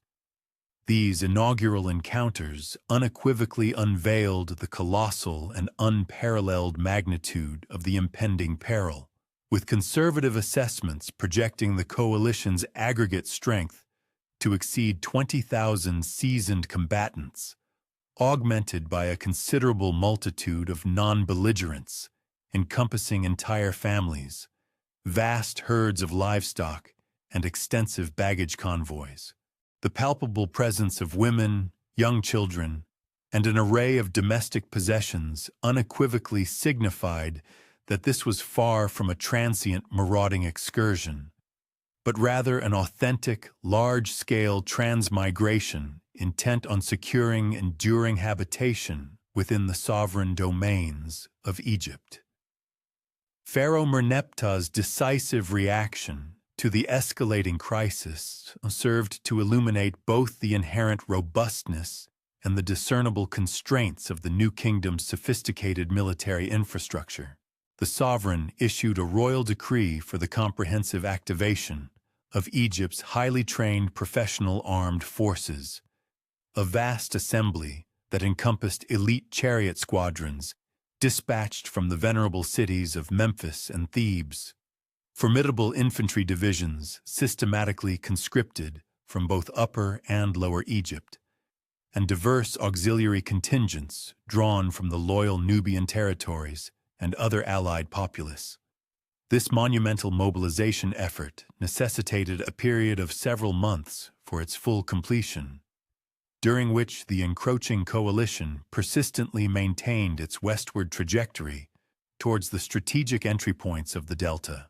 The formidable Egyptian military apparatus that ultimately coalesced to confront this existential menace epitomized the zenith of countless centuries of sustained martial evolution and meticulous organizational refinement.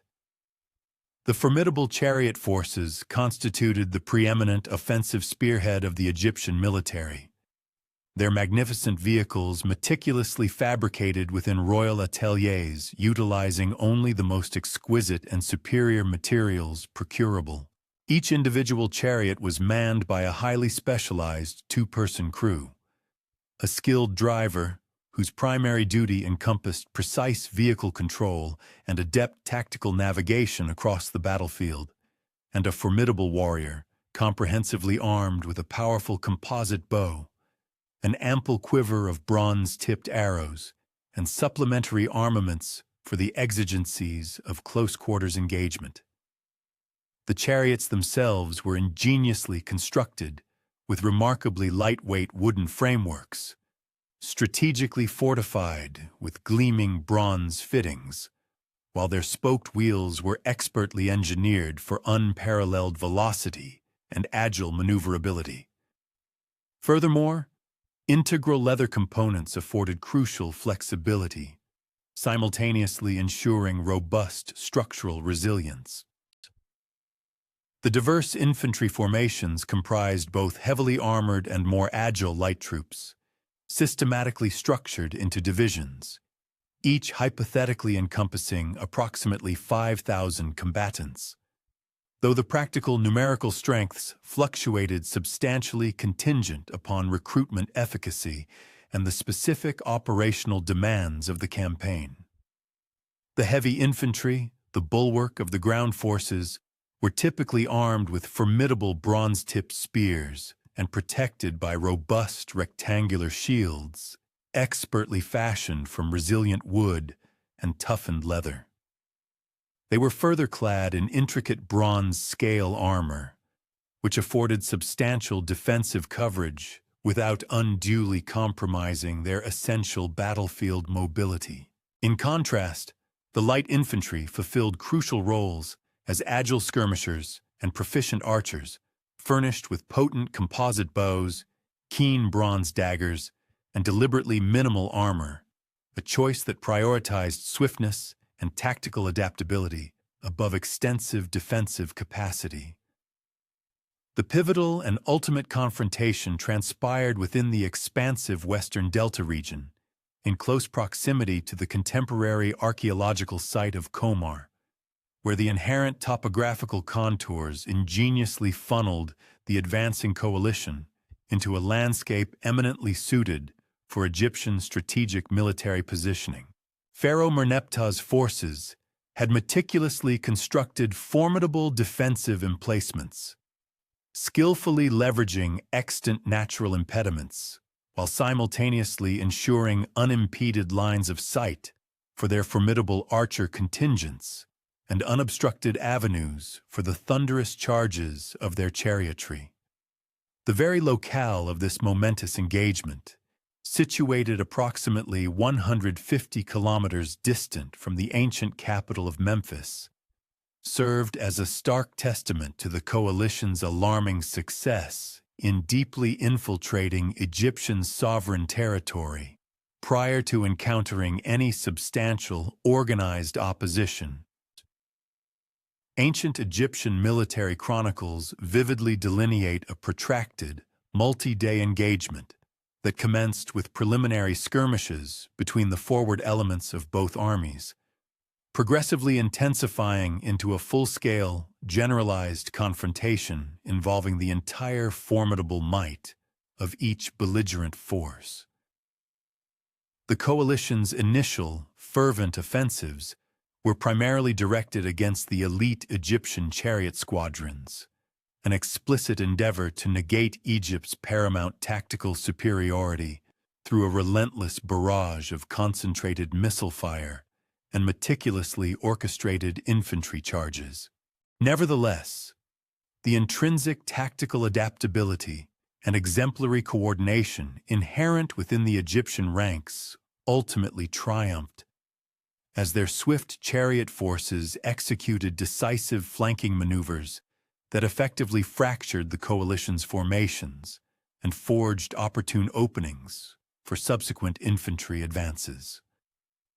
The pivotal inflection point of the protracted engagement materialized when the Egyptian forces successfully accomplished the critical objective of severing Mercilessly's central command group from the overwhelming majority of the coalition's combatants.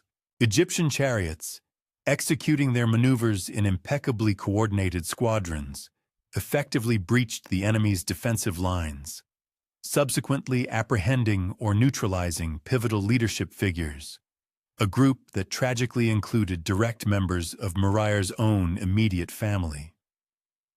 This profound tactical triumph engendered widespread disarray and profound disorientation throughout the coalition's ranks, thereby empowering the Egyptian infantry to exploit emergent vulnerabilities and gaping fissures within the enemy's formations. The subsequent catastrophic collapse of centralized command precipitated the rapid disintegration of the coalition's collective unity, compelling disparate contingents to embark on uncoordinated, independent withdrawals instead of sustaining a cohesive and organized resistance. The official Egyptian casualty reports, meticulously documented within royal annals, assert remarkably negligible losses for their own forces when juxtaposed against the catastrophic devastation visited upon the Confederated armies.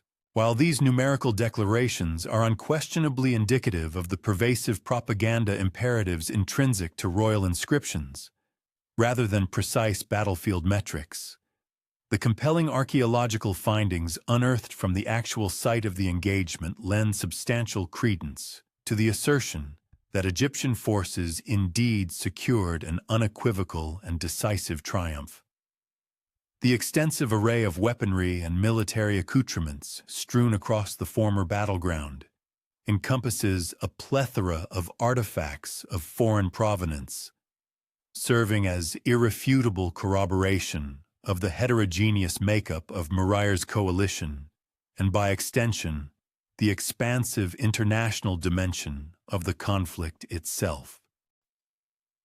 The immediate repercussions and subsequent investigations following the momentous battle unequivocally laid bare the authentic grandeur of the coalition's aspirations and the comprehensive nature of Egypt's resounding victory. Egyptian military detachments successfully apprehended in excess of 9,000 captives, a significant proportion of whom comprised women and children, thereby strongly intimating that entire communal populations had actively engaged in this audacious migratory endeavor. Vast herds of livestock, estimated to number in the tens of thousands, were systematically confiscated, alongside a considerable cache of bronze weaponry, essential tools, and an assortment of other equipment, all of which furnished invaluable intelligence pertaining to the coalition's diverse origins and its inherent operational capacities. The meticulous handling of the prisoners of war in the wake of the decisive engagement served as a compelling testament to Egyptian administrative astuteness and their forward-thinking strategic calculus concerning impending security exigencies. Instead of the conventional practices of executing vanquished combatants or consigning them to the bonds of servitude, Pharaoh Merneptah's sagacious administration opted to integrate a substantial number of these individuals directly into Egyptian military service, with a particular emphasis on those possessing highly specialized proficiencies in areas such as metallurgy, advanced shipbuilding, or sophisticated siege warfare. This pragmatic policy underscored both an astute approach to resource optimization and a clear acknowledgement that the unique talents inherent in these foreign combatants could significantly augment and enrich Egypt's own martial capacities. The immediate and profound repercussions of this momentous victory resonated far beyond the confines of the actual battleground. Egyptian dominion over the vital Western Delta region was unequivocally and robustly reasserted, a measure further solidified by the expeditious construction of novel fortress installations at meticulously chosen strategic junctures, expressly designed to thwart any prospective incursions by future coalitions. Moreover, the extensive array of confiscated equipment and the voluminous intelligence gleaned from the captured personnel furnished invaluable insights into the prevailing conditions across the Aegean and Anatolian territories, thereby empowering Egyptian strategic architects to more comprehensively grasp the overarching geopolitical crisis that was then engulfing the wider eastern Mediterranean sphere. Furthermore, Pharaoh Merneptah's resounding triumph reverberated with substantial diplomatic ramifications throughout the entire geopolitical landscape of the region. Egyptian national prestige, which had experienced a discernible decline during the twilight years of Ramesses II's lengthy reign, owing to a confluence of economic adversities and administrative complexities, was spectacularly rehabilitated by the unequivocal vanquishing of such a formidable and diverse coalition. Concomitantly, long-standing tributary agreements with various Asiatic polities were re-established upon terms demonstrably advantageous to Egypt, whilst prospective adversaries scattered across the region were compelled to critically re-evaluate their prior estimations of Egypt's formidable military prowess and operational capacities. The precise identification of distinct foreign contingents operating within Murayer's formidable coalition furnished the discerning Egyptian intelligence apparatus with profoundly significant insights regarding the sweeping demographic shifts fundamentally altering the geopolitical landscape of the ancient world. The undeniable proliferation of both Aegean and Anatolian populations in such substantial quantities unequivocally substantiated the hypothesis that the catastrophic disintegration of Bronze Age civilizations was actively spawning immense tides of displaced peoples, desperately seeking fresh domains for permanent habitation and reconstruction. Such meticulously gathered strategic intelligence would subsequently prove immeasurably beneficial during subsequent military confrontations with analogous groups, not only throughout the entirety of Pharaoh Merneptah's extensive reign, but also in the epochs that followed.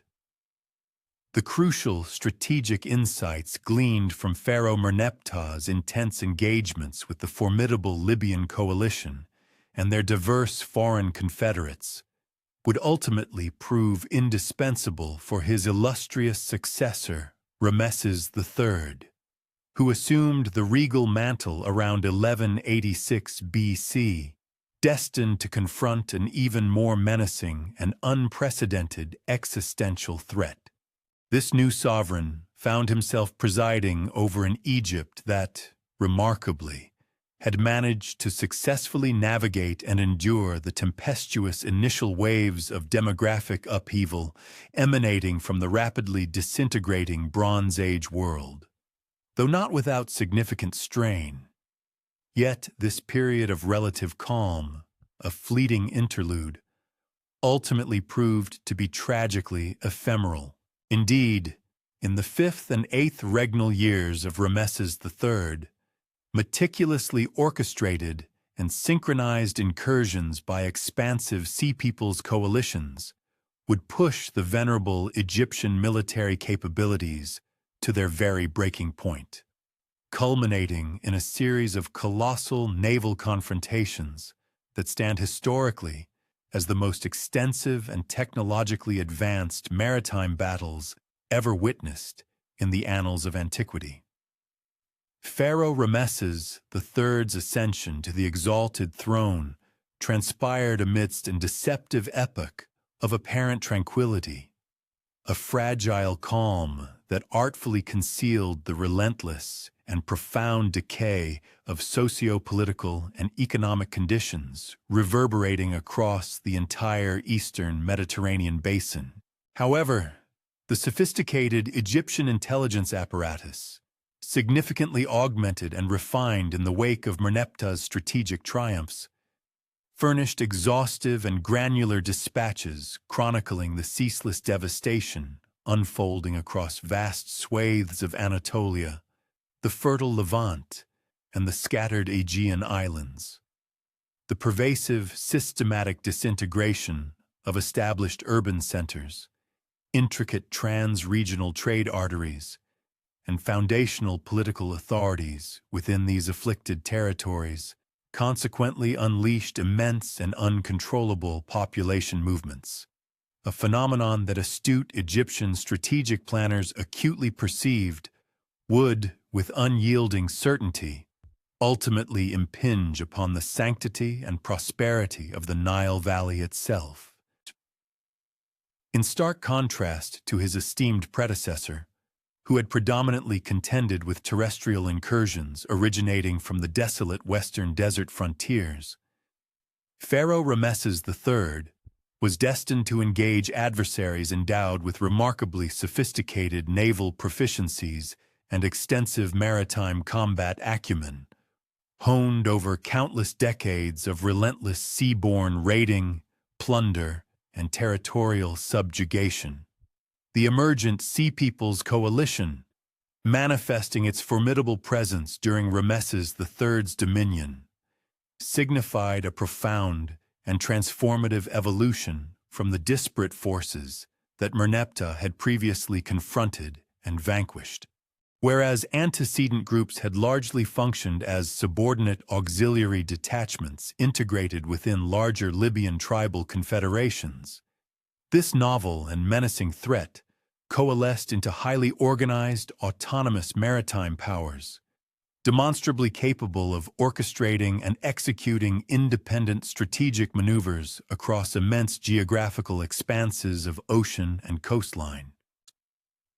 These formidable maritime peoples were demonstrably equipped with remarkably sophisticated shipbuilding technologies, exceptionally advanced metallurgical proficiencies, and highly evolved military traditions, which skillfully integrated foundational elements inherited from the shattered civilizations of the preceding Bronze Age epoch, with pioneering innovations meticulously forged and refined throughout their arduous years of protracted displacement and incessant conflict. Amongst this formidable new coalition, the Palisettes swiftly distinguished themselves as the preeminent and most militarily proficient contingent, asserting a dominant presence. Extensive archaeological findings unearthed from their subsequent settlement territories in the southern Levant convincingly illustrate a people endowed with profound urban planning expertise, remarkably sophisticated pottery production methodologies, and exceptional metallurgical prowess, enabling them to fabricate weaponry and implements demonstrably superior to much of the contemporary equipment then in circulation. Their intricate military organizational structure seamlessly assimilated tactical and strategic doctrines from both Aegean and Anatolian warfare traditions, notably featuring the revolutionary deployment of iron weaponry, which conferred upon them a decisive and formidable tactical superiority over adversaries who remained largely dependent on the more antiquated bronze armaments. The Palisette warriors, vividly immortalized in the intricate Egyptian battle reliefs adorning the walls of Medinet Habu, were characterized by their highly distinctive feathered headdresses, which unequivocally served as their most iconic and readily identifiable visual attribute. These meticulously crafted and elaborate head coverings, seemingly fashioned from numerous ostrich plumes meticulously arranged in striking, radiating patterns, fulfilled a dual role, encompassing both profound ceremonial significance and crucial practical utility. They effectively augmented the perceived stature and ferocity of individual combatants, rendering them more imposing and psychologically daunting to their foes, concurrently facilitating crucial unit recognition and cohesion amidst the chaotic fluidity of complex battlefield maneuvers. Their protective panoply comprised robust bronze scale corselets, donned atop sturdy linen tunics, complemented by bronze greaves meticulously designed to safeguard their lower legs during the intense and perilous close-quarters combat engagements. The diverse array of weaponry wielded by the Palisette forces unmistakably evinced a remarkable degree of technological sophistication, a testament to their deep-rooted origins within the highly advanced Bronze Age civilizations that once flourished across the Aegean and Anatolian regions.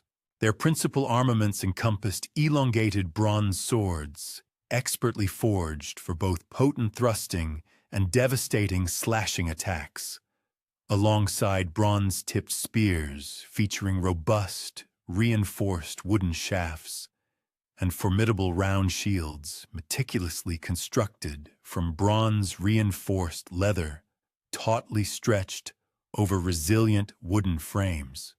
Numerous archaeological specimens of Palisette weaponry unveil evidence of sophisticated metallurgical techniques, such as the intricate process of pattern welding, precision differential hardening for superior edge retention, and elaborate decorative inlays, thereby seamlessly merging exceptional functional efficacy with refined artistic embellishment. The naval prowess of the Palisette constituted, arguably, their single most formidable and strategically pivotal military advantage.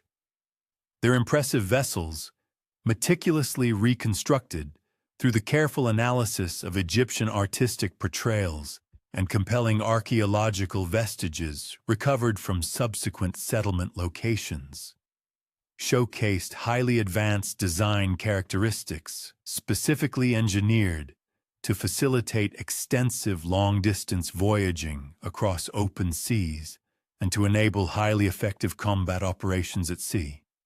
These maritime craft typically spanned an impressive length of 20 to 25 meters, distinguished by their elevated prows and sterns, which were elaborately adorned with stylized bird-head ornaments, features that concurrently fulfilled profound religious symbolism and crucial practical identification functions within their fleets. The intricate construction of these ships employed exceptionally sophisticated joinery techniques, resulting in the creation of hulls that were simultaneously flexible enough to absorb impact and remarkably durable, rendering them fully capable of enduring the immense stresses inherent in navigating treacherous open ocean conditions and executing aggressive combat maneuvers. The tech contingent, an integral component within the formidable Sea Peoples Coalition, contributed an invaluable and highly specialized mastery in the intricate arts of siege warfare and sophisticated fortification methodologies. Ancient Egyptian chronicles vividly portray tech warriors as exceptionally adept in executing aggressive assault operations against heavily fortified positions, proficiently deploying an array of specialized scaling equipment, imposing siege towers, and insidious undermining techniques, all indicative of their profound and extensive practical experience gleaned from numerous urban warfare engagements. Their personal gear encompassed resilient bronze-reinforced leather armor, which afforded crucial protection without compromising the essential mobility required for dynamic assault maneuvers, alongside an assortment of specialized implements meticulously engineered for the efficient breaching of defensive walls and secure gates.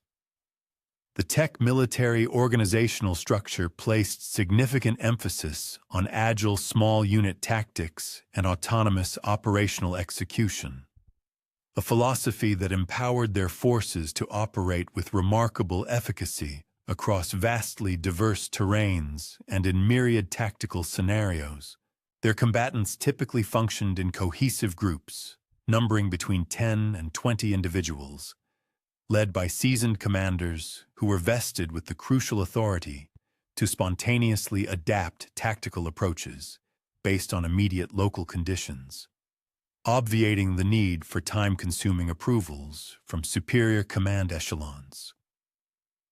Such inherent organizational flexibility proved singularly advantageous during complex amphibious operations, a domain where the swift and decisive adaptation to rapidly evolving circumstances frequently served as the critical determinant between triumphant success and catastrophic failure.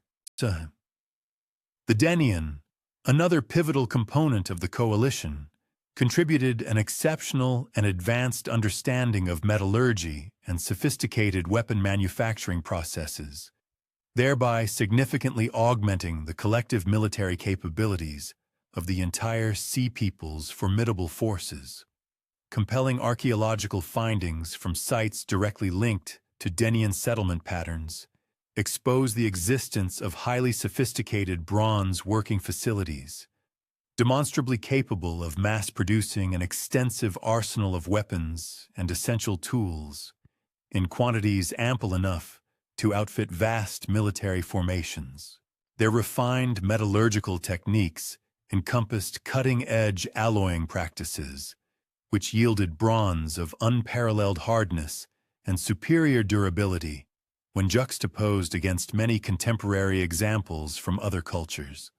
Denian warriors particularly excelled in the art of missile warfare, skillfully wielding composite bows of an exceptionally advanced design, instruments capable of penetrating even robust bronze armor at remarkable distances, often surpassing 200 meters.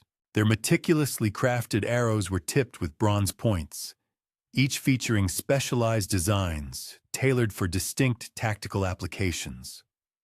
Bodkin points engineered for optimal armor penetration, broadheads designed to inflict maximum tissue damage, and incendiary fire arrows strategically deployed for assailing wooden structures and enemy vessels.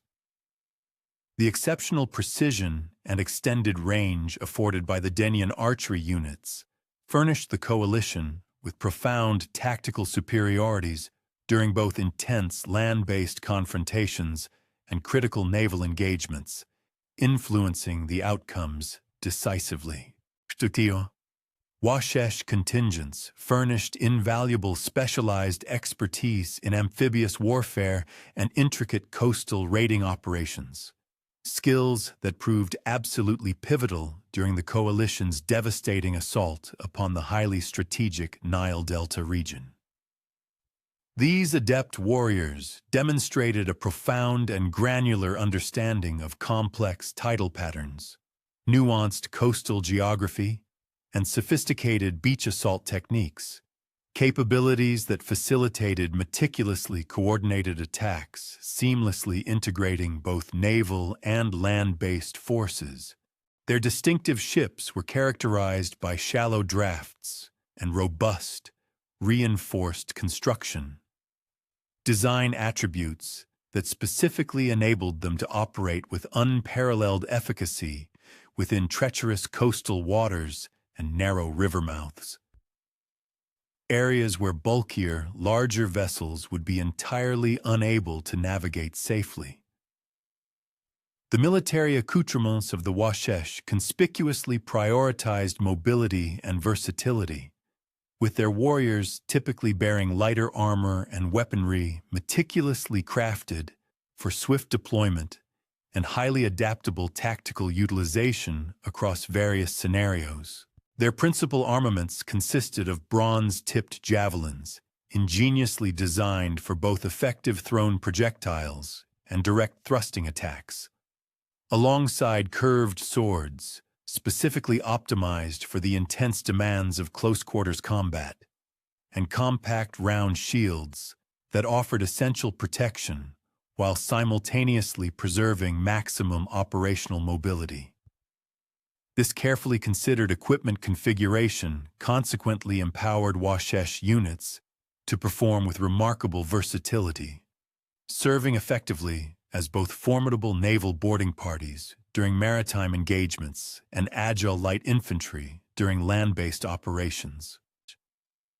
The Shechesh, a tribal group already well known to Egyptian military forces due to their prior involvement in Merneptah's earlier coalition, reappeared during the reign of Ramesses III as a markedly more cohesive, organized, and militarily refined force.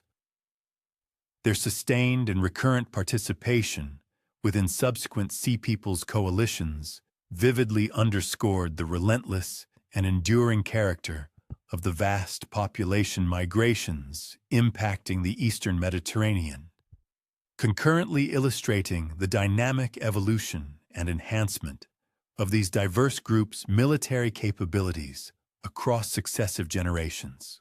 It was evident that Shechesh warriors had assiduously assimilated crucial lessons from their previous setbacks, systematically integrating novel equipment and refined tactical approaches that demonstrably reflected their progressively accumulated and hard-won combat experience.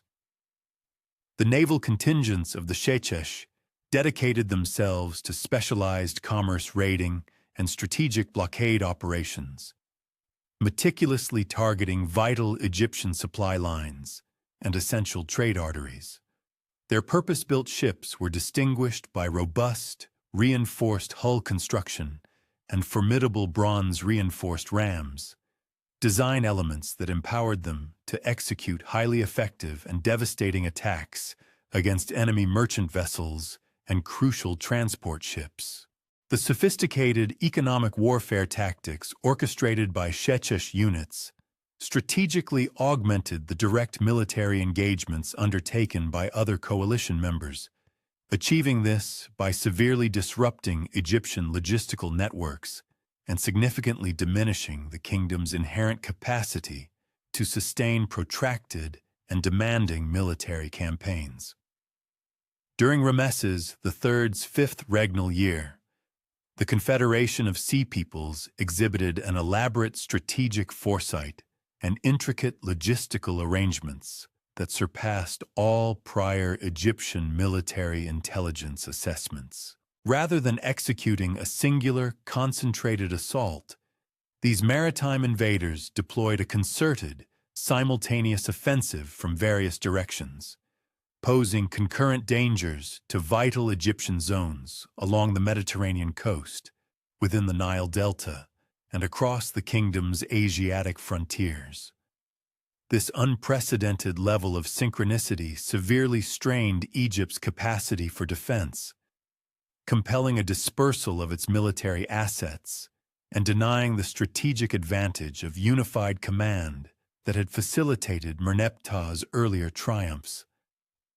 The opening salvo of this grand military endeavor commenced with maritime incursions against vital littoral infrastructure and commercial hubs.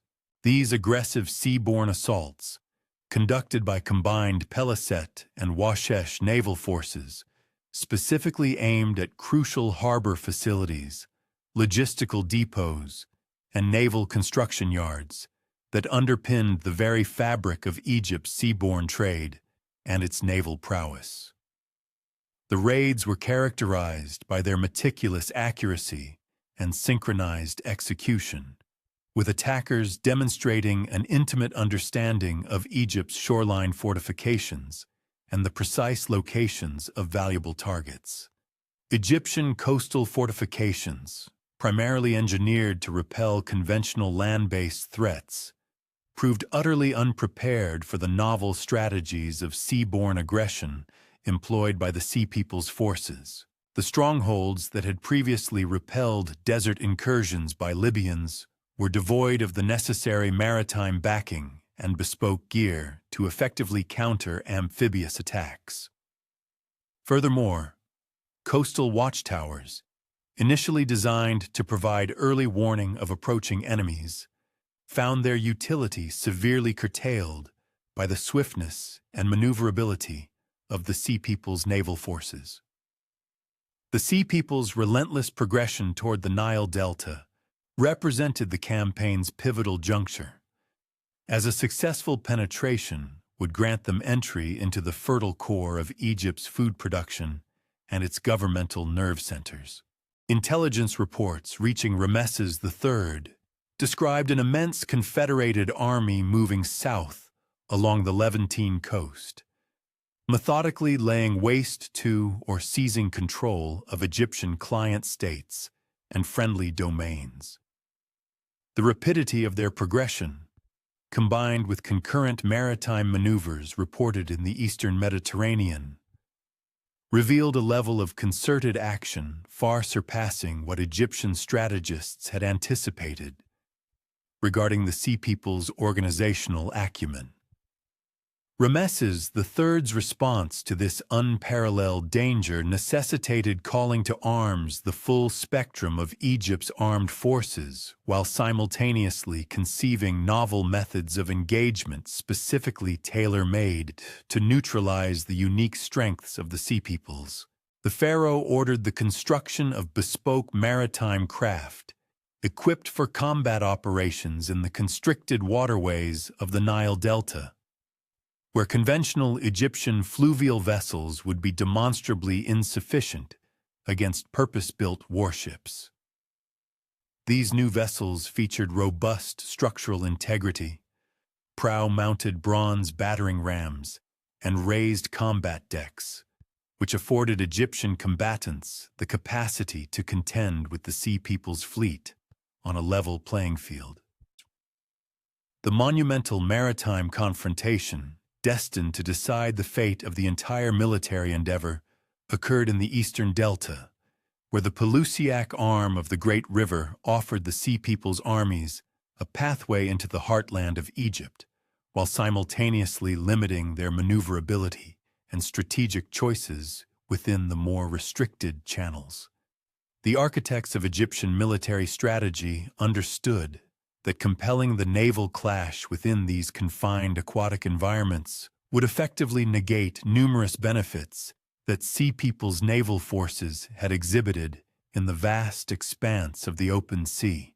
The careful choice of the engagement location showcased a profound comprehension of naval tactical principles and evinced Egypt's remarkable capacity for innovation in formulating novel military doctrines.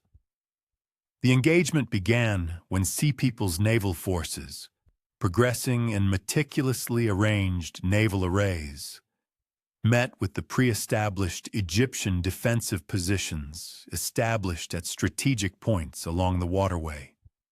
Egyptian forces had prepared intricate fortifications, including submerged impediments, incendiary vessels strategically placed for deployment at optimal moments, and emplacements for archers on either side of the river, designed to create a lethal crossfire across the water.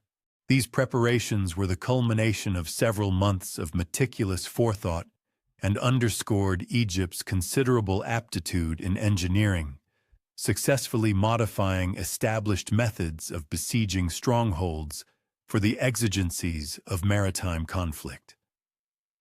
The battle reliefs carved on the walls of Ramesses III's mortuary temple at Medinet Habu provide the singularly comprehensive pictorial account of ancient maritime warfare extant today.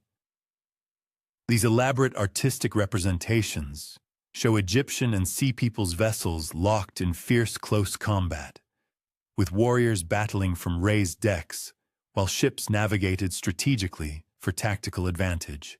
The reliefs lay bare precise particulars regarding ship design, the deployment of armaments, and the arrangements of naval units, which offer unparalleled understanding into the maritime combat methodologies of the Bronze Age. Egyptian ships depicted in the Medinet Habu reliefs feature unique structural characteristics that set them apart from the vessels of their Sea People's adversaries.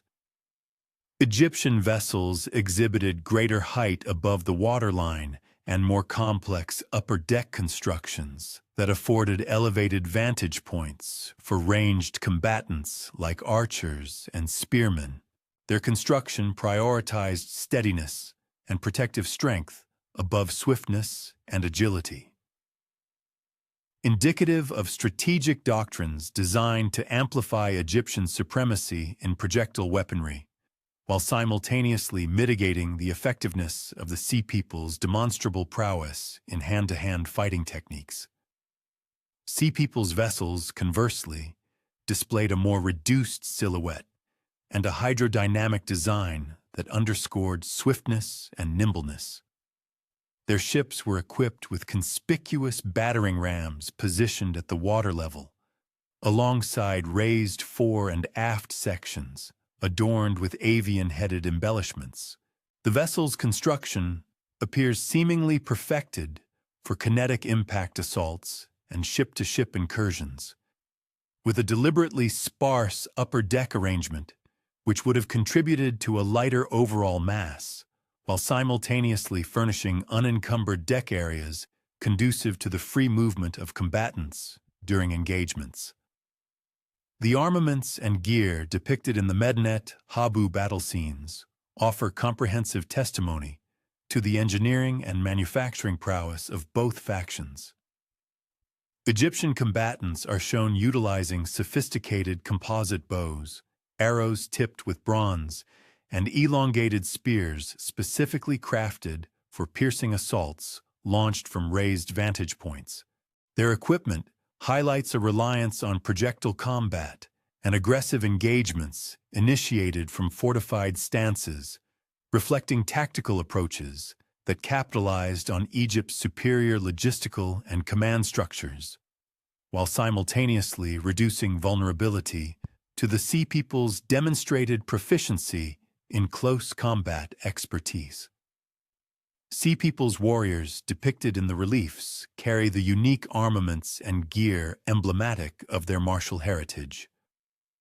Peliset combatants are identifiable by their signature feathered headwear, circular bucklers, and elongated bronze blades, while various other contingents exhibited bespoke gear tailored to their specific operational functions. The artistic depictions unveil the wide array of armaments and combat methodologies utilized across the disparate Sea Peoples factions, while simultaneously illustrating their synchronized efforts in intricate combined arms engagements. The operational triumph achieved by the Egyptian military during the Great Naval Battle represented merely a single facet within an expansive historical conundrum that has perplexed academics for more than 100 years.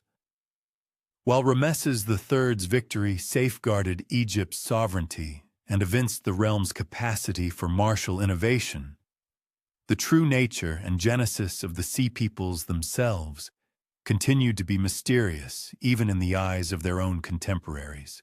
Egyptian chroniclers meticulously noted their appellations, illustrated their singular gear and physiognomy, and meticulously catalogued their martial prowess.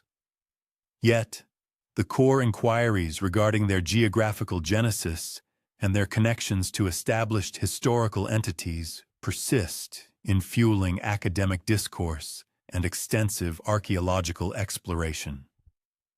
The Peliset, identified as the most militarily potent constituent of the Sea Peoples coalition, arguably offer the most compelling argument for associating these seaborne marauders with recognized historical communities. Substantive archaeological findings from their subsequent habitation zones in the southern Levant disclose cultural artifact trends that powerfully indicate an alignment with the Philistines, a people referenced in biblical texts and other venerable Near Eastern records. Digs conducted at significant locations such as Ashkelon, Ekron, and Gath have brought to light collections of ceramics, structural vestiges, and funerary customs that exhibit unmistakable links to Aegean cultural heritage, while concurrently illustrating their assimilation into the environmental and cultural context of the Levantine conditions. The earthenware artifacts unearthed from the 12th century BC strata at Ashkelon provide particularly persuasive corroboration for their genesis in the Aegean region.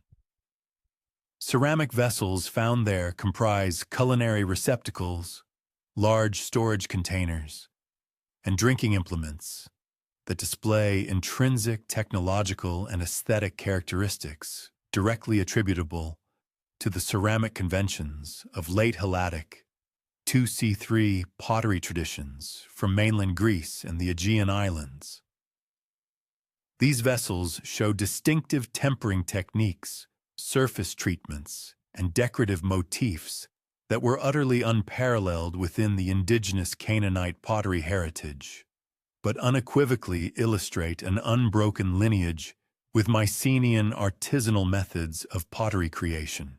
Mycenaean stirrup vessels, instantly recognizable by their peculiar pseudo-spout and loop handle arrangement, manifest in altered iterations across Philistine archaeological localities throughout the entire duration of the 12th and 11th centuries BC. While these vessels reveal a pragmatic adjustment to indigenous practical needs and accessible resources, the fundamental methods of their fabrication and their inherent dimensional correlations persist in alignment with the original Aegean models. The enduring presence of these pottery conventions across several successive generations of habitation signifies that Philistine societies upheld cultural customs originating from their ancestral territories prior to migration, notwithstanding their altered territorial and governmental environments. Insights gleaned from the architectural remnants within Philistine habitations illuminate comparable trajectories of cultural endurance and assimilation. The distinctive Megaron-style edifices unearthed at prominent locales, such as Tel Kassil and Ekron, unequivocally showcase an understanding of Aegean building methodologies, which stood in stark contrast to the indigenous architectural traditions prevalent across the Levant. These substantial constructions are characterized by quintessential features, including prominent central hearths, often encircled by 4 supporting columns, inviting entrance porches, and intricate proportional alignments that distinctly echo those observed in the grand Mycenaean palatial complexes. The skillful modification of these sophisticated architectural paradigms to suit the prevailing Levantine environmental exigencies, through the ingenious application of native stone and mud brick construction methods, strongly implies the presence of communities that diligently preserved the cultural recollections of their ancestral origins, all while adeptly acclimating to their novel ecological surroundings. Mortuary customs meticulously documented within Philistine necropolises furnish supplementary corroboration for enduring Aegean linkages, simultaneously unveiling the intricate cultural metamorphoses that transpired during their establishment in the region. The expansive cemetery at Ashkelon, precisely dated to the 11th and 10th centuries BC, encompasses a fascinating juxtaposition of both cremation and inhumation interments, thereby underscoring the multifaceted cultural legacies coexisting within Philistine societal structures. Cremation rituals, an infrequent occurrence in conventional Canaanite funerary rites, yet a prevalent practice in late Bronze Age Greece, are observed alongside inhumation burials, which conspicuously illustrate a pragmatic assimilation of indigenous customs and prevailing environmental dictates. The diverse array of grave goods recovered from Philistine sepulchres vividly exemplifies the rich material culture synthesis that was emblematic of these vibrant communities. Distinctive bronze fibulae of Aegean design are found commingled with locally crafted pottery and ornate jewelry, while sophisticated iron weaponry showcases technological advancements that ingeniously fused metallurgical expertise gleaned from a multitude of origins. Furthermore, the discernible presence of imported Cypriot ceramics and other exotic Mediterranean commodities within these burial contexts signifies that Philistine communities assiduously preserved robust commercial ties with their expansive cultural milieu, notwithstanding their considerable geographical translocation. The enigmatic Sherden pose a considerably more intricate quandary regarding their definitive identification, with hypothesized affiliations to the island of Sardinia garnering support from both linguistic indicators and compelling archaeological congruities. Nevertheless, these proposed connections are significantly convoluted by a confluence of chronological discrepancies and vast geographical distances. The striking phonetic resemblance between the appellation Sherden and Sardinia has captivated the scrutiny of erudite scholars since the 19th century, prompting advocates of this identification to highlight shared martial traditions, advanced metallurgical techniques, and distinctive material culture components evident in both historical settings. Despite these intriguing resemblances, the precise nature of the relationship between Bronze Age Sardinian inhabitants and the Sherden, as meticulously chronicled in ancient Egyptian records, continues to be a subject of vigorous academic contention, primarily owing to the scarcity of conclusive archaeological data and the inherent ambiguities surrounding their chronological intersections. The vibrant Sardinian Bronze Age civilization, particularly flourishing throughout its distinctive Nuragic period, unequivocally showcases highly advanced metallurgical proficiencies alongside deeply ingrained warrior traditions, elements that could conceivably be linked to the reputed military prowess of the Sherden. The island's ubiquitous nuraghi, imposing stone tower fortifications meticulously constructed during the second millennium BC, serve as compelling evidence of societies meticulously structured for sustained warfare and robust territorial safeguarding.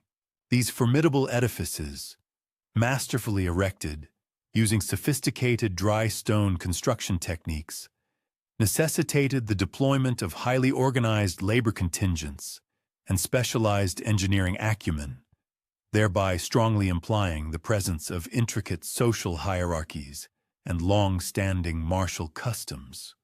Exquisite bronze figurines recovered from Sardinian archaeological strata vividly portray warriors adorned with singular weaponry and protective armor, exhibiting notable resemblances to ancient Egyptian artistic renditions of Sherdun combatants. These remarkable bronze sculptures, chronologically situated in the late 2nd and early 1st millennia BC, frequently depict formidable fighters brandishing circular shields, sporting distinctive horned helmets, and armed with finely crafted bronze swords and spears. While it is acknowledged that these artistic representations chronologically succeed the documented appearances of the Sherdun in Egyptian historical accounts, they nonetheless may encapsulate profound cultural legacies that diligently perpetuate the recollection of ancestral warrior methodologies and formidable armaments. Meticulous metallurgical examinations of Sardinian bronze artifacts consistently unveil highly sophisticated alloying methodologies and intricate production processes, which could readily have furnished the formidable technological bedrock for the renowned military capacities attributed to the Sherdun. Sardinian master bronzesmiths were adept at fabricating an array of weapons and implements employing cutting-edge techniques, encompassing precision lost wax casting, intricate pattern welding, and elaborate decorative inlaying, culminating in the creation of objects possessing unparalleled quality and artistry. The island's abundant copper reserves, coupled with its pivotal strategic location within the western Mediterranean basin, would have supplied both essential raw materials and lucrative commercial avenues, thereby potentially sustaining robust warrior societies actively engaged in extensive maritime raiding and professional mercenary endeavors. Nonetheless, the formidable geographical expanse separating Sardinia from the eastern Mediterranean territories, where the Sherdun are historically attested, introduces considerable chronological and formidable logistical impediments, significantly complicating any definitive direct identification.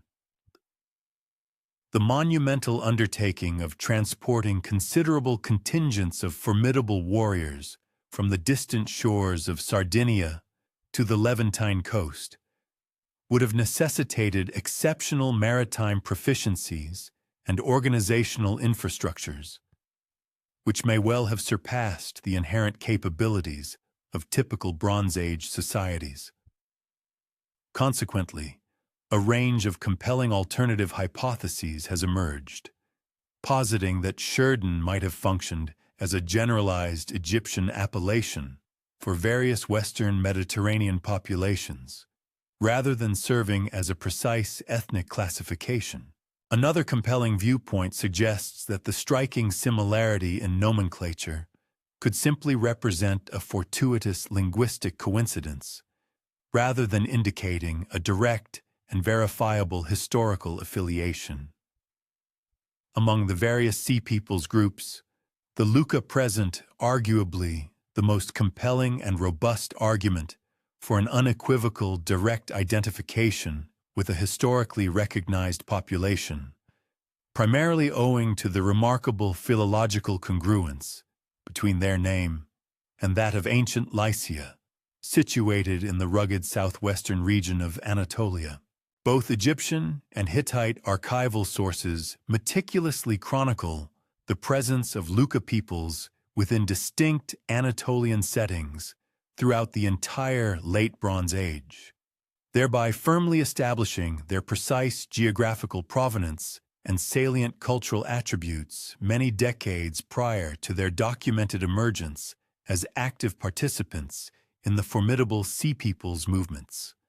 This extensive historical documentation thus furnishes a remarkably lucid and unbroken historical trajectory, seamlessly linking the Lucca's ancestral homeland preceding any significant migrations, with their subsequent pivotal involvement in powerful maritime raiding confederations. The extensive Hittite archives meticulously preserved at Hattusa yield a plethora of references detailing protracted conflicts with the formidable Luca peoples during the tumultuous 14th and 13th centuries BC. These invaluable documents consistently characterize the Luca as exceptionally skilled warriors, particularly adept in the challenging domains of mountain warfare and sophisticated naval operations. Furthermore, these ancient texts precisely delineate Luca territory as encompassing the arduous coastal and elevated highland districts of southwestern Anatolia, regions that would have naturally served as ideal training grounds, honing the very military proficiencies that rendered them both highly prized allies and exceptionally perilous adversaries. The recurrent and considerable difficulties encountered by the Hittites in asserting dominion over Luca territories strongly intimate the existence of communities imbued with profound warrior traditions and the employment of remarkably efficacious resistance tactics. Archaeological findings meticulously unearthed from various Lycian sites consistently disclose patterns of material culture that are entirely congruent with the formidable military capabilities ascribed to the Luca peoples in contemporaneous historical accounts. Numerous fortified settlements, strategically distributed across the entire region, exhibit compelling indications of highly sophisticated defensive architectural planning and advanced construction methodologies, unequivocally reflecting the presence of communities meticulously structured and perpetually prepared for sustained warfare. The discovery of exquisite bronze weaponry and protective armor within Lycian archaeological contexts further underscores a profound metallurgical expertise and a keen aptitude for innovative weapon design, attributes that would undoubtedly have conferred substantial military superiority during the intense conflicts characteristic of the Bronze Age.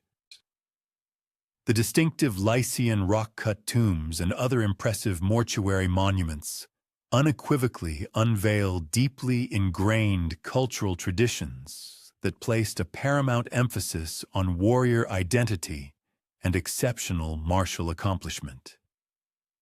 These remarkably elaborate burial installations, masterfully sculpted directly into sheer cliff faces and frequently embellished with intricate relief sculptures, consistently portray formidable armed warriors and dynamic battle scenes, serving as enduring tributes that extol military prowess and celebrate heroic achievements.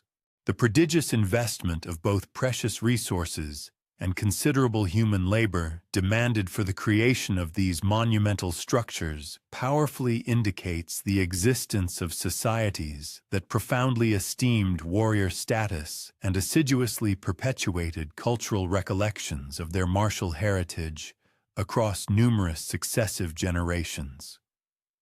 Furthermore, the compelling linguistic evidence that inextricably links the Luca to subsequent populations furnishes substantial additional corroboration for a profound historical continuity. Lycian inscriptions, dating from the first millennium BC and rendered in an Indo-European language closely allied with Hittite and other prominent Anatolian tongues, meticulously preserve both personal and geographical appellations that demonstrably reveal direct connections to earlier Luca designations meticulously documented in Bronze Age sources. This remarkable linguistic unbrokenness strongly implies that Lycian communities diligently upheld their distinctive cultural and ethnic identities, which were unequivocally derived from their venerable Bronze Age forebears, even amidst the profound political upheavals and extensive social dislocations that characterized the cataclysmic Late Bronze Age collapse. The meticulous linguistic analysis of the enigmatic names attributed to the Sea Peoples has spurred a vast and comprehensive scholarly inquiry, primarily directed towards definitively ascertaining their ethnic affiliations and precise geographical provenances.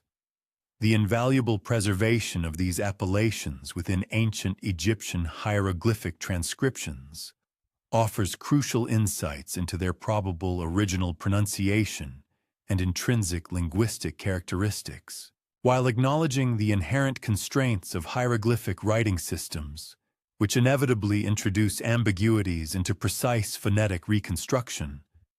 Extensive comparative analysis with established Indo-European, Anatolian, and Aegean languages has yielded a diverse array of proposed etymologies, each suggesting distinct potential origins for the various constituent groups of the Sea Peoples.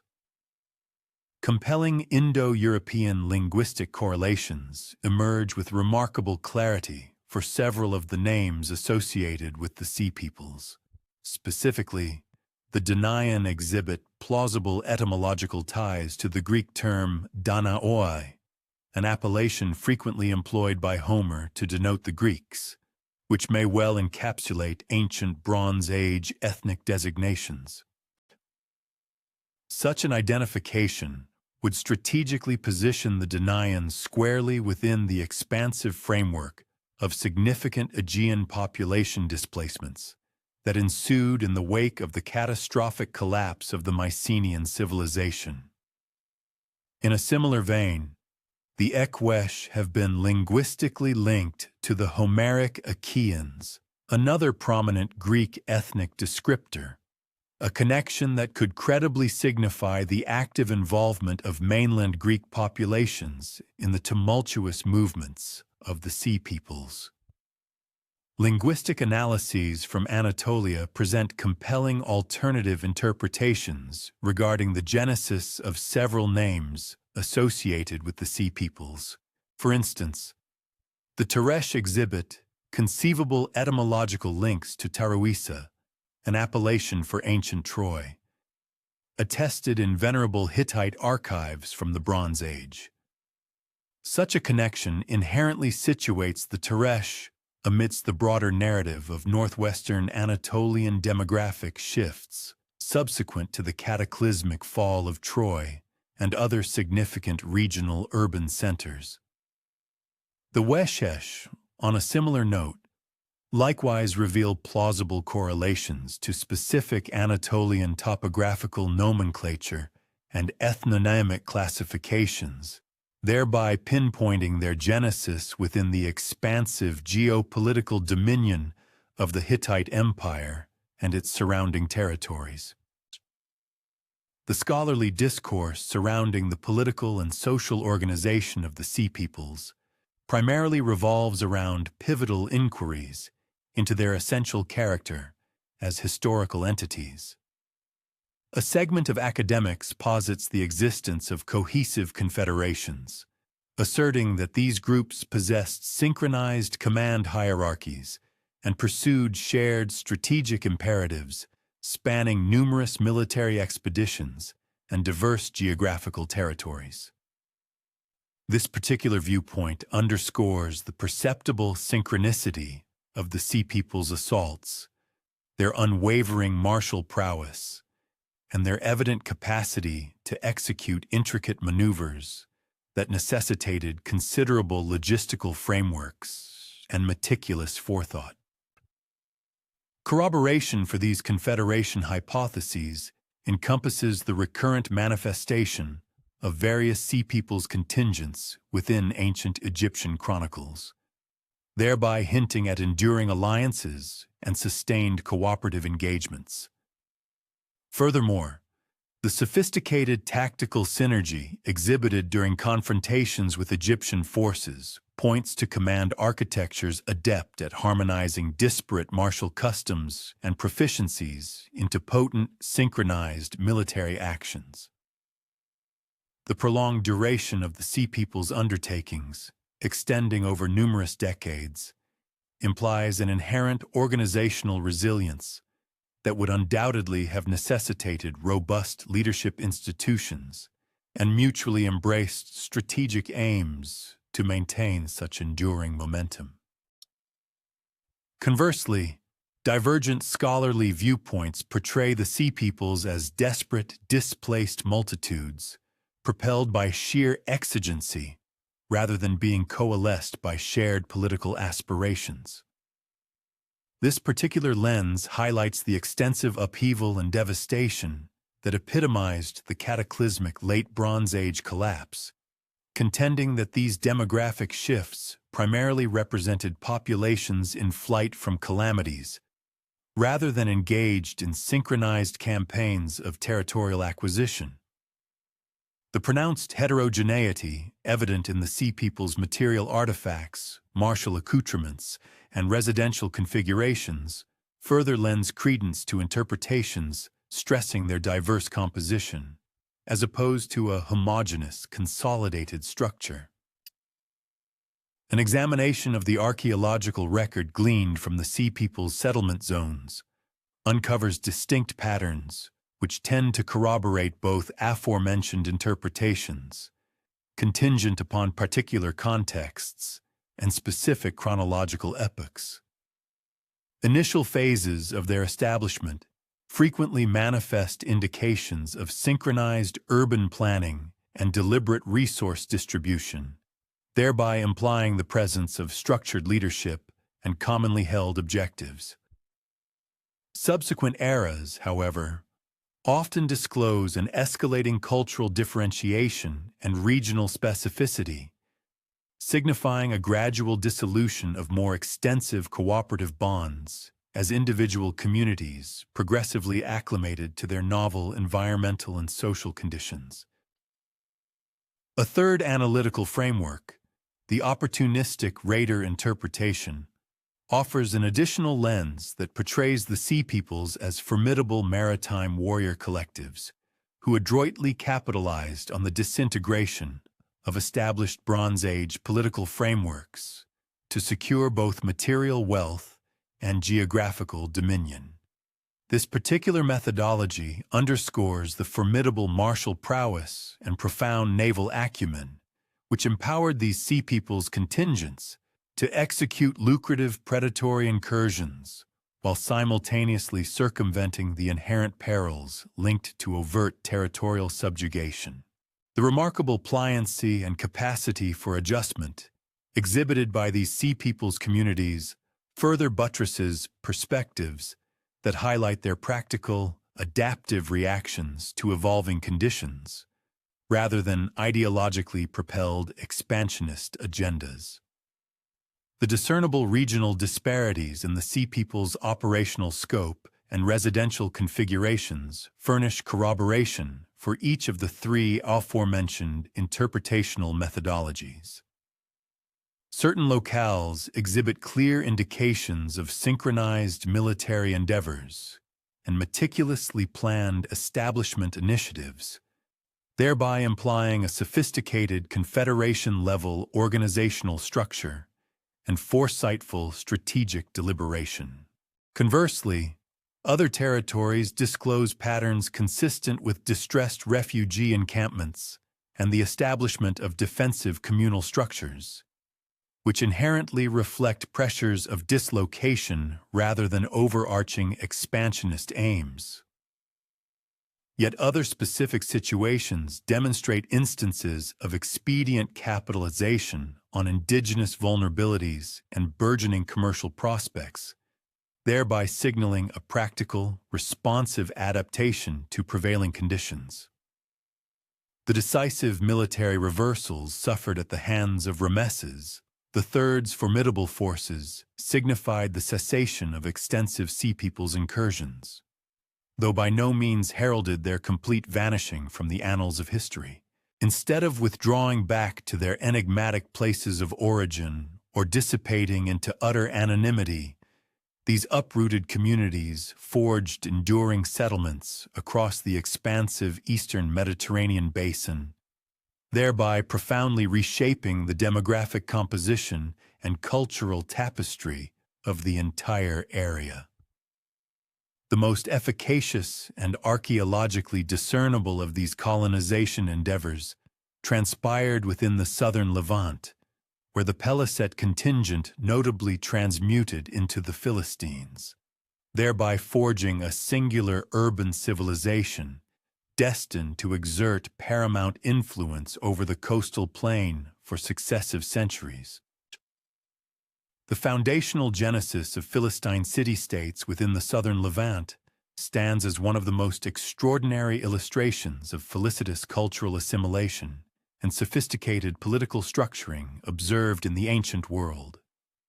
Instead of endeavoring to replicate the societal blueprints of their vanished Bronze Age ancestral lands, these erstwhile sea peoples innovated novel paradigms of urban governance and spatial arrangement, which judiciously synthesized components from their Aegean cultural patrimony with pragmatic adjustments necessitated by the unique Levantine environment. Extensive archaeological endeavors conducted at prominent sites such as Gaza, Ashkelon, Ashdod, Ekron, and Gath have unveiled evidence of remarkably sophisticated urban planning, which thoughtfully integrated advanced hydrological drainage networks, dedicated zones for specialized artisanal production, and robust defensive fortifications, all meticulously engineered to safeguard burgeoning commercial hubs. Among these, Gaza rose to prominence as the uppermost of the primary Philistine urban nuclei. Its strategic location, affording it considerable sway over vital trade arteries linking Egypt with the fertile Levantine hinterland. Further explorations within the city's venerable districts have brought to light substantial architectural constructions fashioned from mud brick, confidently dated to the 12th century BC, encompassing expansive residential compounds featuring interior courtyards, ample storage provisions, and dedicated artisan workshop spaces. The ceramic assemblages recovered from these foundational strata conspicuously illustrate the technological thread of continuity that inextricably linked Philistine pottery traditions to their Mycenaean antecedents, concurrently showcasing a swift and efficient adaptation to indigenous clay resources and evolving utilitarian demands. The intricate urban blueprint of nascent Gaza discloses planning tenets that diverged markedly from the conventional organizational structures of Canaanite cities. Thoroughfares exhibited a more rectilinear and ordered configuration than was customarily encountered in contemporaneous Bronze Age Levantine settlements, accompanied by compelling indications of centralized civic planning that meticulously designated discrete zones for various economic pursuits. Establishments dedicated to metalworking were strategically grouped within specified districts, ensuring that predominant air currents effectively dissipated smoke away from densely populated residential sectors, whereas ceramic manufacturing facilities were judiciously situated in close proximity to essential water sources and abundant clay deposits. Such a methodical and comprehensive methodology in urban organization strongly implies the presence of communities endowed with considerable administrative acumen and advanced technical expertise, undoubtedly inherited from their own sophisticated Bronze Age urban antecedents. Ashkelon, over time, burgeoned into the preeminent and most affluent among the Philistine city-states, with archaeological investigations unveiling a sprawling settlement that spanned in excess of 60 hectares during its zenith. The city's fortuitous strategic placement along the Mediterranean littoral granted it unparalleled access to expansive maritime trade networks. Concurrently, its fertile agricultural hinterland robustly sustained considerable demographic expansion. Extensive archaeological excavations meticulously overseen by Lawrence Stager and his dedicated research cadre, unearthed prodigious vestiges of Philistine-era habitation, encompassing impressive monumental architectural structures, significant industrial complexes, and well-defined residential precincts, all of which vividly attest to the community's accelerated economic advancement subsequent to its foundational establishment. The rich material culture meticulously exhumed from Ashkelon offers granular insights into the quotidian existence and distinctive cultural customs of the Philistines during their formative settlement epoch. Culinary vessels, distinguished by their characteristic rim configurations and specific surface embellishments, exhibit an undeniable lineage tracing back to Aegean archetypes, yet were fabricated utilizing indigenous clays and judiciously modified to suit prevailing Levantine culinary methodologies. Amphorae and other storage receptacles likewise manifest comparable trajectories of cultural persistence and adaptive evolution.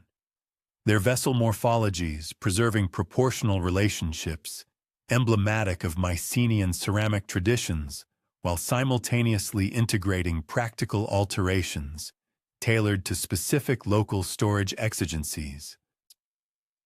The extant architectural remnants at Ashkelon conspicuously disclose construction methodologies that ingeniously fused insights gleaned from Aegean building conventions with pragmatic adjustments necessitated by indigenous materials and prevailing environmental factors. Their foundational systems notably employed robust stone construction techniques, indicative of a sophisticated comprehension of Mediterranean seismic vulnerabilities. Concurrently, superstructures were erected using mud brick methodologies, which offered efficacious thermal insulation against the region's often severe climatic fluctuations. This seamless amalgamation of disparate technological traditions culminated in the emergence of distinctive architectural styles, which, while unequivocally Philistine in character, remained eminently functional and well-suited to their novel geographical milieu. The archaeological annals pertaining to Ashdod meticulously chronicle the remarkable metamorphosis of a comparatively modest Bronze Age encampment into a preeminent Philistine urban nucleus throughout the 12th and 11th centuries BC. Expeditions led by the esteemed Moshe Dothan unearthed prodigious evidence of sustained Philistine habitation, comprising significant architectural vestiges, comprehensive ceramic collections, and dedicated artisanal production complexes, all of which unequivocally illustrate the community's swift economic prosperity and considerable demographic expansion. The site's highly strategic locale, affording it mastery over crucial inland trade arteries, effectively augmented its integral function within broader maritime commerce, thereby fostering an abundance of economic opportunities that, in turn, underpinned urban development on a scale previously unparalleled throughout the entire region. The archaeological findings of pottery workshops at Ashdod present invaluable insights into the intricacies of Philistine ceramic production methods and their progressive evolution across various historical periods. Initial kiln structures unearthed at the site demonstrated construction techniques that faithfully mirrored sophisticated Aegean pottery firing technologies. These included advanced updraft designs and precise temperature control systems, which collectively facilitated the creation of remarkably high-quality ceramic wares. The subsequent gradual modification and progressive refinement of these very installations over several successive generations clearly underscore a sophisticated process of technological acclimatization, as Philistine potters meticulously learned to manipulate indigenous clay sources and concurrently developed novel vessel forms specifically tailored to the burgeoning demands of the regional marketplace. The religious architectural remains unearthed at Ashdod eloquently illustrate the intricate cultural amalgamation that distinctly characterized these Philistine communities. Temple installations, for instance, were masterfully conceived to harmoniously integrate components drawn from their ancestral Aegean religious heritage, alongside nuanced modifications inspired by indigenous Levantine cultic observances. This deliberate fusion thereby forged distinctive syncretic forms, which effectively catered to the profound spiritual requirements of a mosaic of culturally varied inhabitants. Furthermore, among the numerous cult objects recovered from these sacred contexts were both exotic artifacts that preserved tangible links to their pre-migration religious traditions and indigenously crafted items bearing the unmistakable imprint of Canaanite iconographic traditions, highlighting a dynamic interchange of spiritual symbolism. Ekron, confidently identified with the archaeological site of Tel Mikne, stands as arguably the most exhaustively unearthed Philistine city, furnishing an unparalleled wealth of data concerning its trajectory of urban evolution, sophisticated economic specialization, and profound cultural transformations spanning many centuries of continuous habitation.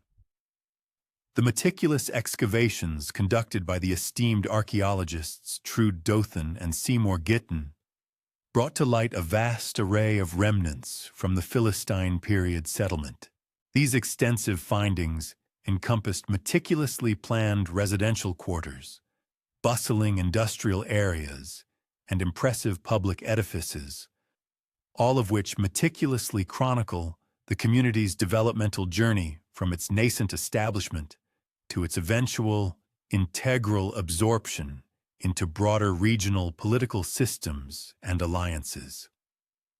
The extensive olive oil production facilities unearthed at Ekron powerfully underscore the remarkable economic specialization that fundamentally empowered Philistine societies to attain significant affluence within their newly adopted territory. Archaeological evidence unequivocally uncovers more than 100 distinct olive oil installations, all dating back to the 7th century BC, firmly establishing Ekron as the preeminent olive oil manufacturing hub in the entire ancient world.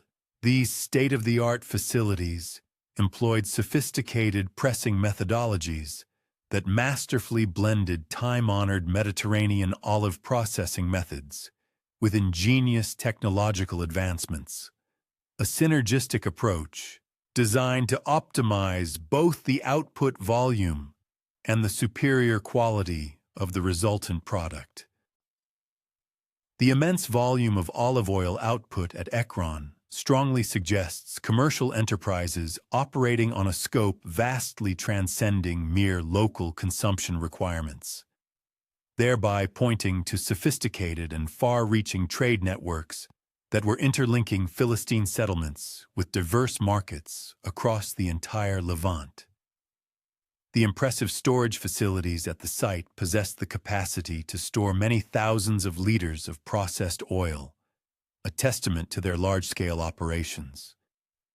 Furthermore, distinctive standardized jar forms discovered across the broad expanse of the Levant prominently feature inscriptions unequivocally designating Ekron as their point of manufacture, providing concrete evidence of widespread distribution. This remarkable commercial success vividly illustrates the ingenious economic adaptation strategies that enabled Philistine communities to metamorphose from displaced, itinerant refugees into flourishing, well-established urban populaces, demonstrating their profound resilience and entrepreneurial spirit. Gath, reputed to be the largest among the Philistine city-states, as recorded in ancient biblical narratives, has been confidently correlated with the prominent archaeological mound of Tel Esafi, Here, the persistent and meticulous excavations led by Professor Aaron Meyer consistently bring to light compelling proof of extensive Philistine occupation and dynamic cultural evolution. The site's pivotal strategic location, commanding vital arteries of passage between the fertile coastal plain and the rugged Judean hills, rendered it an indispensable nexus for both bustling commercial endeavors and critical military operations. Among the significant archaeological remains are imposing and robust fortification walls, extensive residential quarters, and specialized craft production areas, all of which eloquently attest to the community's formidable military prowess and considerable economic prosperity. The sophisticated fortification systems discovered at Gath powerfully underscore a profound and sophisticated comprehension of defensive architecture, ingeniously integrating elements from a diverse array of military engineering traditions. The methods employed in wall construction, for instance, clearly exhibit influences drawn from both Aegean and Near Eastern fortification practices, resulting in resilient defensive systems that effectively synthesized the most efficacious components from each tradition. These impressive installations undoubtedly necessitated considerable investments in both labor and specialized technical expertise, thereby signaling the presence of communities endowed with exceptional organizational capabilities and ample resources, which were requisite for undertaking such monumental construction projects of such strategic importance. Archaeological evidence pertaining to Philistine material culture reaches far beyond the confines of the traditional 5 major city-states, extending to encompass a multitude of smaller, dispersed settlements across the expanse of the southern Levant. These numerous sites collectively uncover the broader geographical reach of Philistine settlement and shed light on the nuanced and progressive cultural transformation that unfolded as these communities gradually acclimatized to their adopted environment. Ceramic assemblages recovered from these more modest sites consistently exhibit analogous patterns of cultural persistence and adaptive innovation observed at the principal urban hubs. Concurrently, architectural remains from these peripheral settlements demonstrably reveal the pervasive embrace of syncretic building methodologies, which seamlessly blended Aegean and Levantine architectural heritage, underscoring a widespread cultural integration.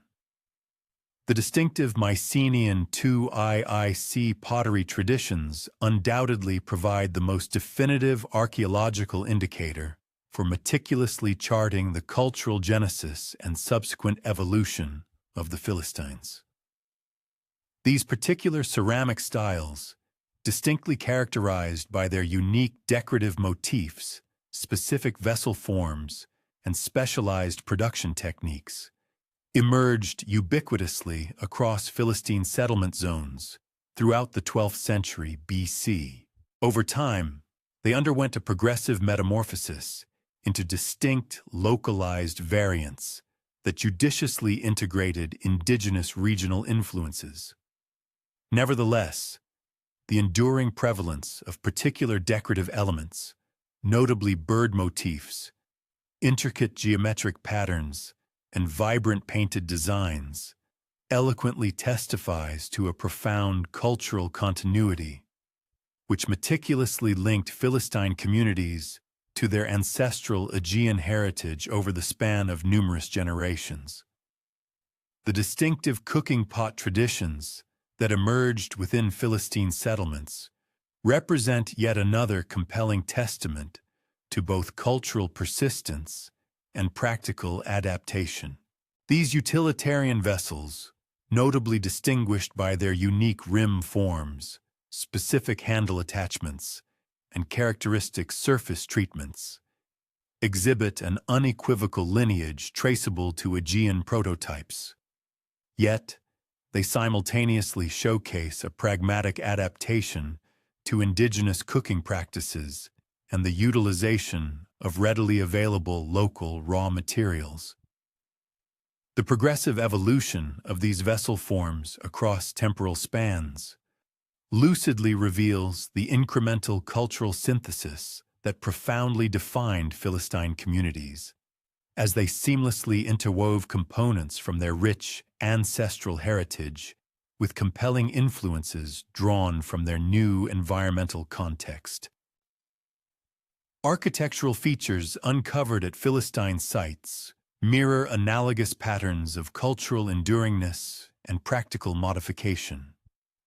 Specifically, hearth installations situated within residential structures exhibit unmistakable connections to long-standing Aegean domestic traditions, encompassing their characteristic central placement within living spaces and employing construction techniques that clearly evinced an astute understanding of Mediterranean heating exigencies.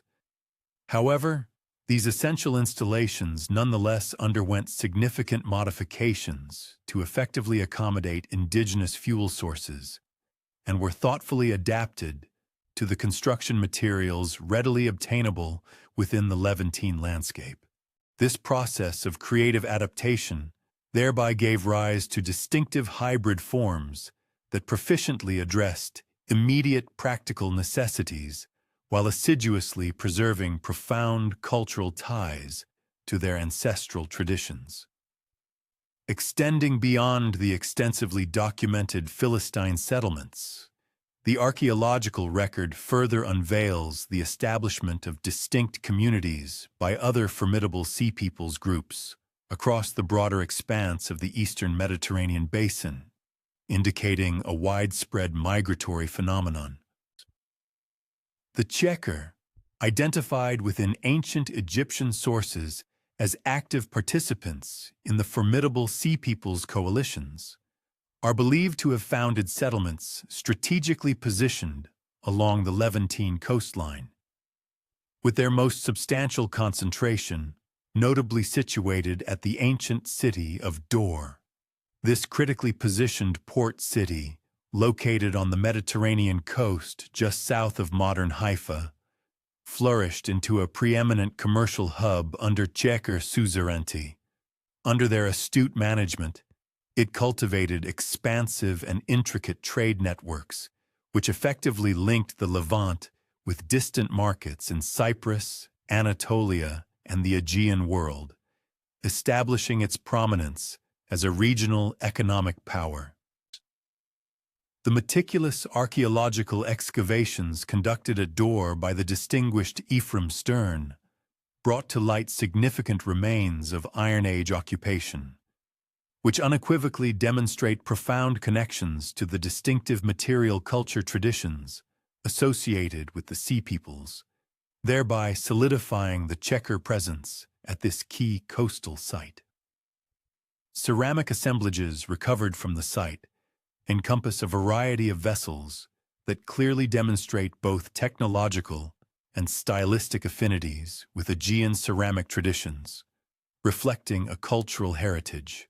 Concomitantly, the architectural remains illustrate building techniques that skillfully integrated elements drawn from diverse Mediterranean construction traditions, creating a unique syncretic style. The city's remarkable evolution into a preeminent commercial center serves as a compelling testament to the considerable economic prosperity attained by Checker communities within their newly established homeland, showcasing their ability to leverage their strategic position and cultural influences.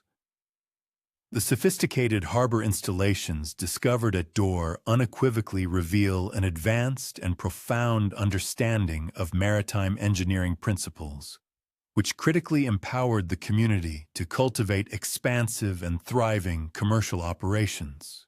Tangible archaeological evidence from the site includes meticulously constructed stone quays, robust breakwater systems, and capacious warehouse facilities, all designed to efficiently accommodate substantial and continuous shipping operations.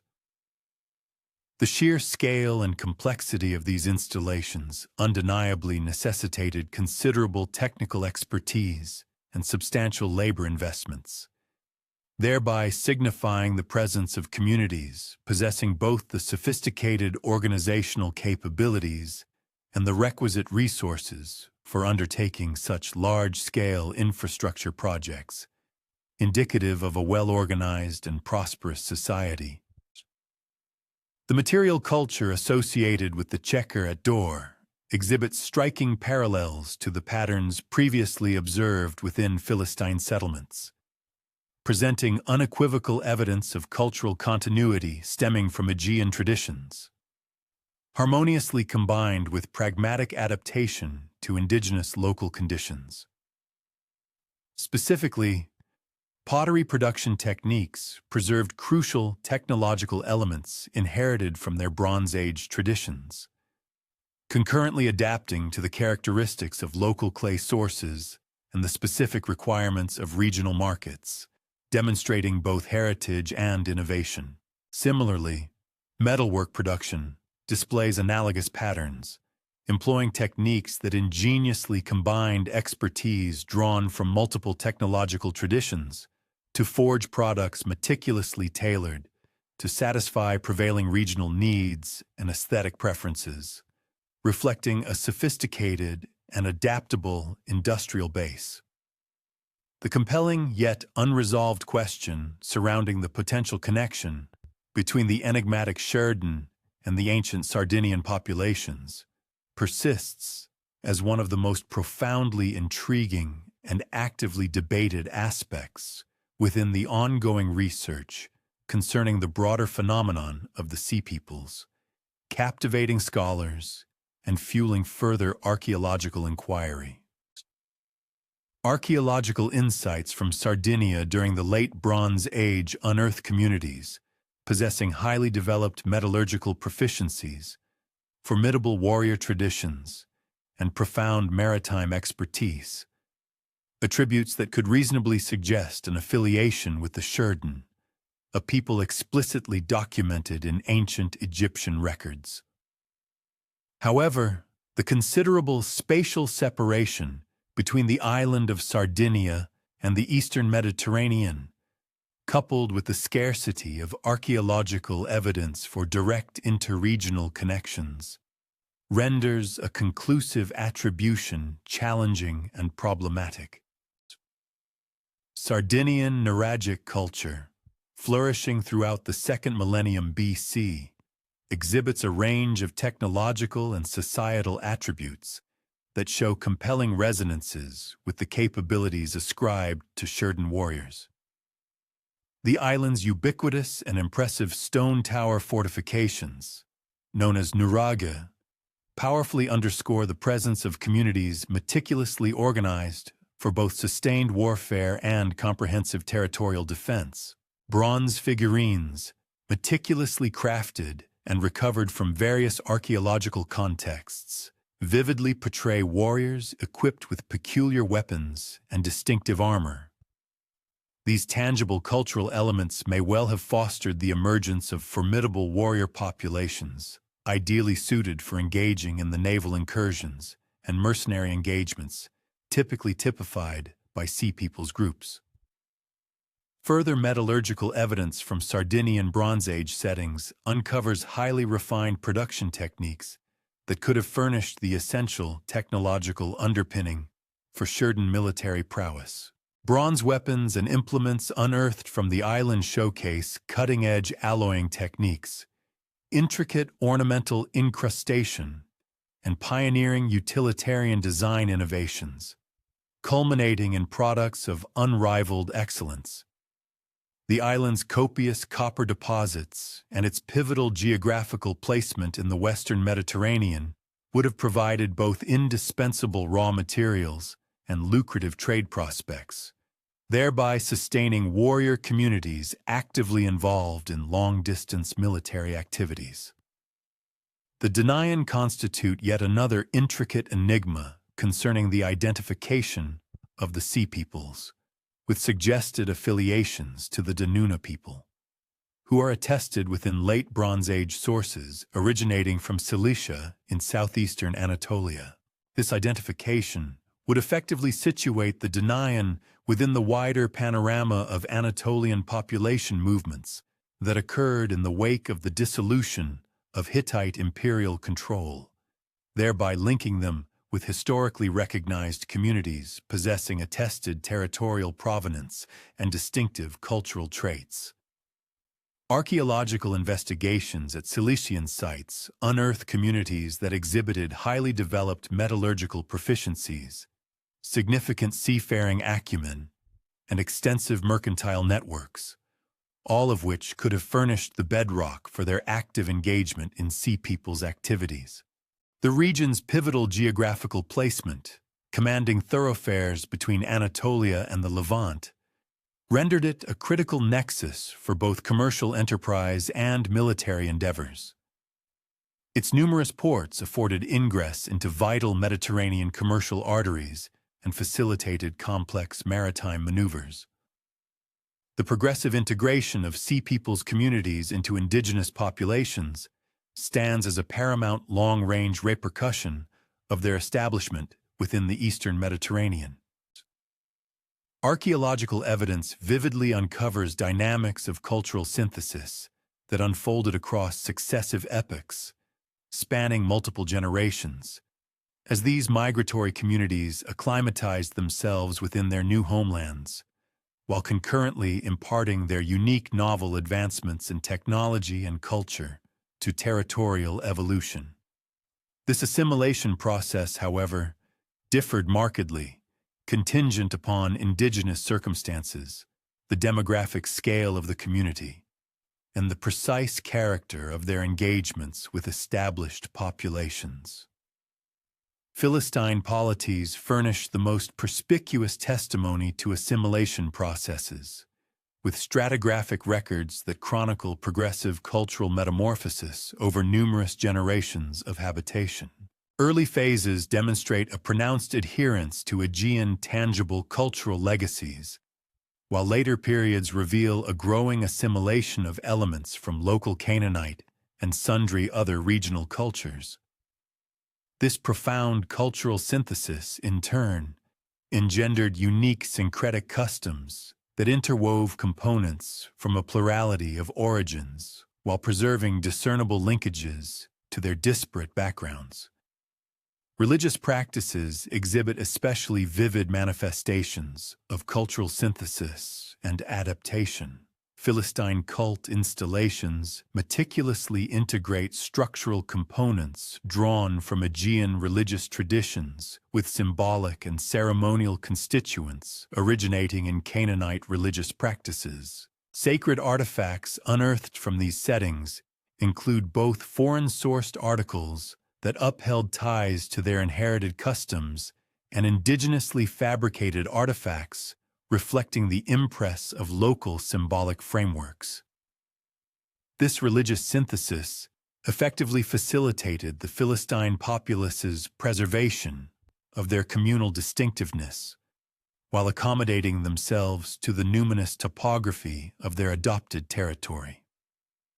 The profound metamorphosis of the Sea Peoples from seafaring marauders to established societies ushered in an extraordinary epoch of pioneering advancements in technology and culture that was destined to reconfigure the Eastern Mediterranean world for successive ages. The migratory groups who took root in territories stretching from the Levantine coast to Sardinia transported not solely the vestiges of Bronze Age civilization, but vibrant legacies of artisanal skill, metalworking prowess, and civic planning that were instrumental in precipitating profound transformations in regional development. Archaeological evidence powerfully underscores their pivotal role as instrumental forces in the epochal shift from bronze-based to iron-based technological paradigms, while concurrently forging novel modes of cultural articulation that interwove components from their disparate backgrounds with original advancements cultivated within their adopted territories.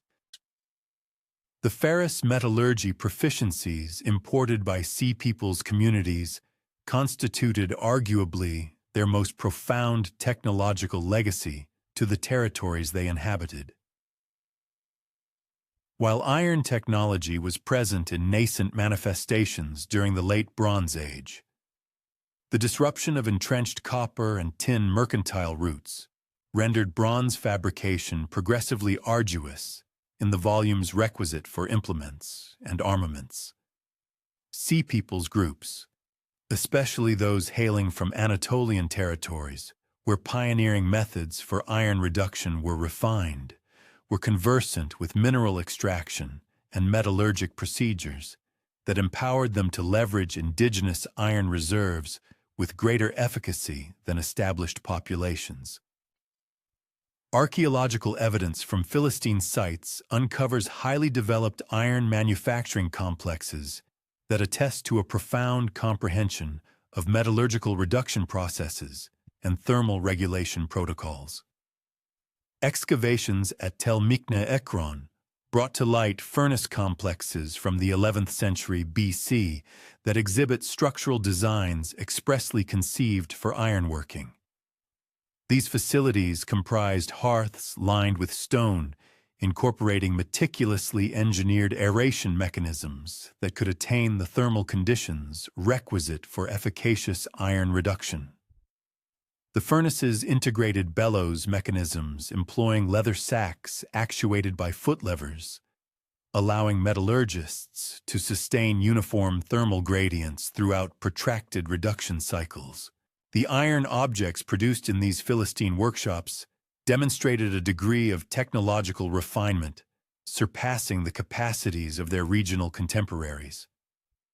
Agrarian tools such as coulters, scythes, and mattocks exhibit sophisticated smithing methods that yielded implements endowed with tempered cutting facets and enhanced structural resilience, far exceeding the durability of bronze equivalents.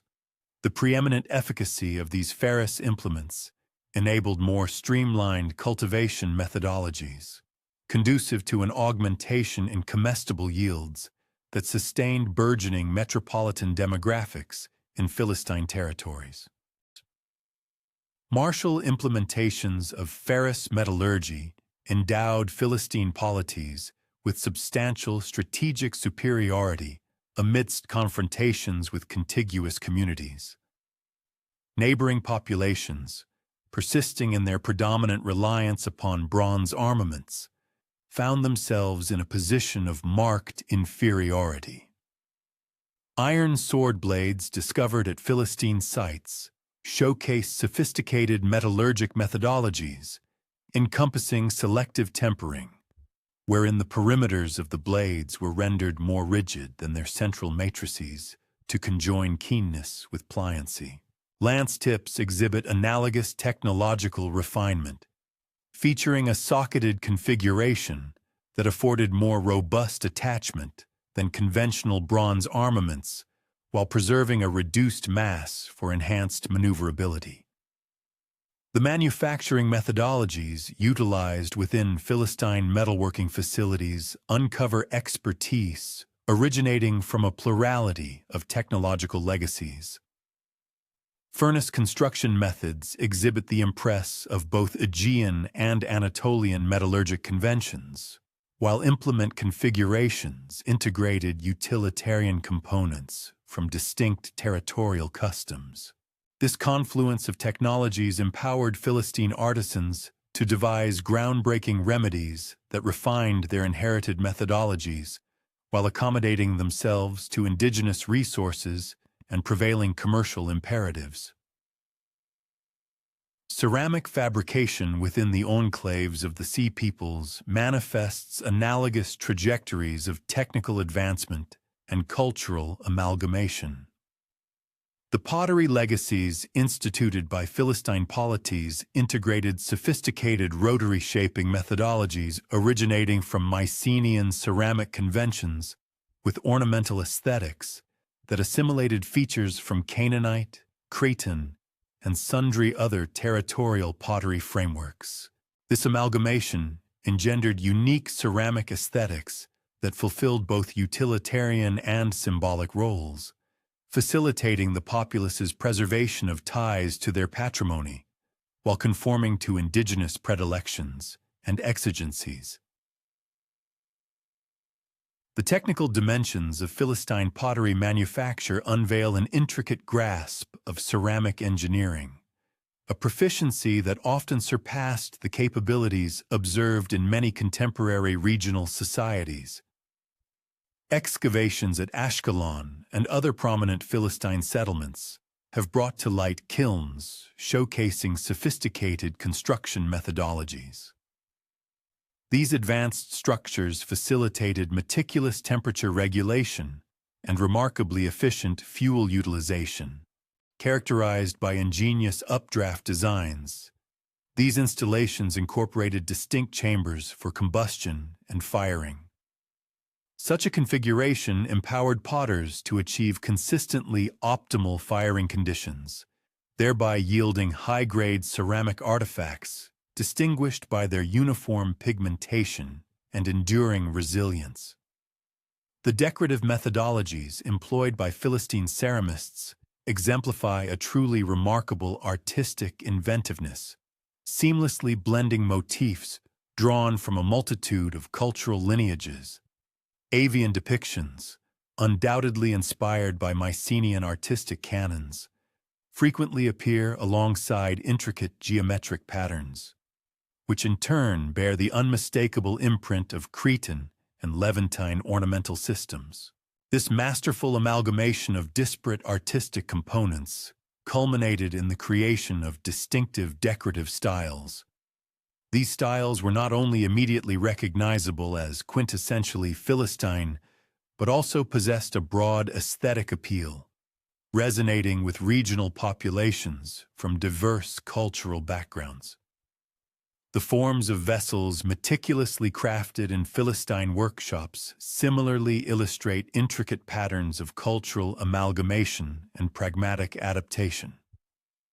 Culinary pots, for instance, meticulously retained the proportional relationships characteristic of Aegean ceramic traditions, yet simultaneously integrated rim configurations and handle designs that had been thoughtfully modified to suit local cooking customs and practices.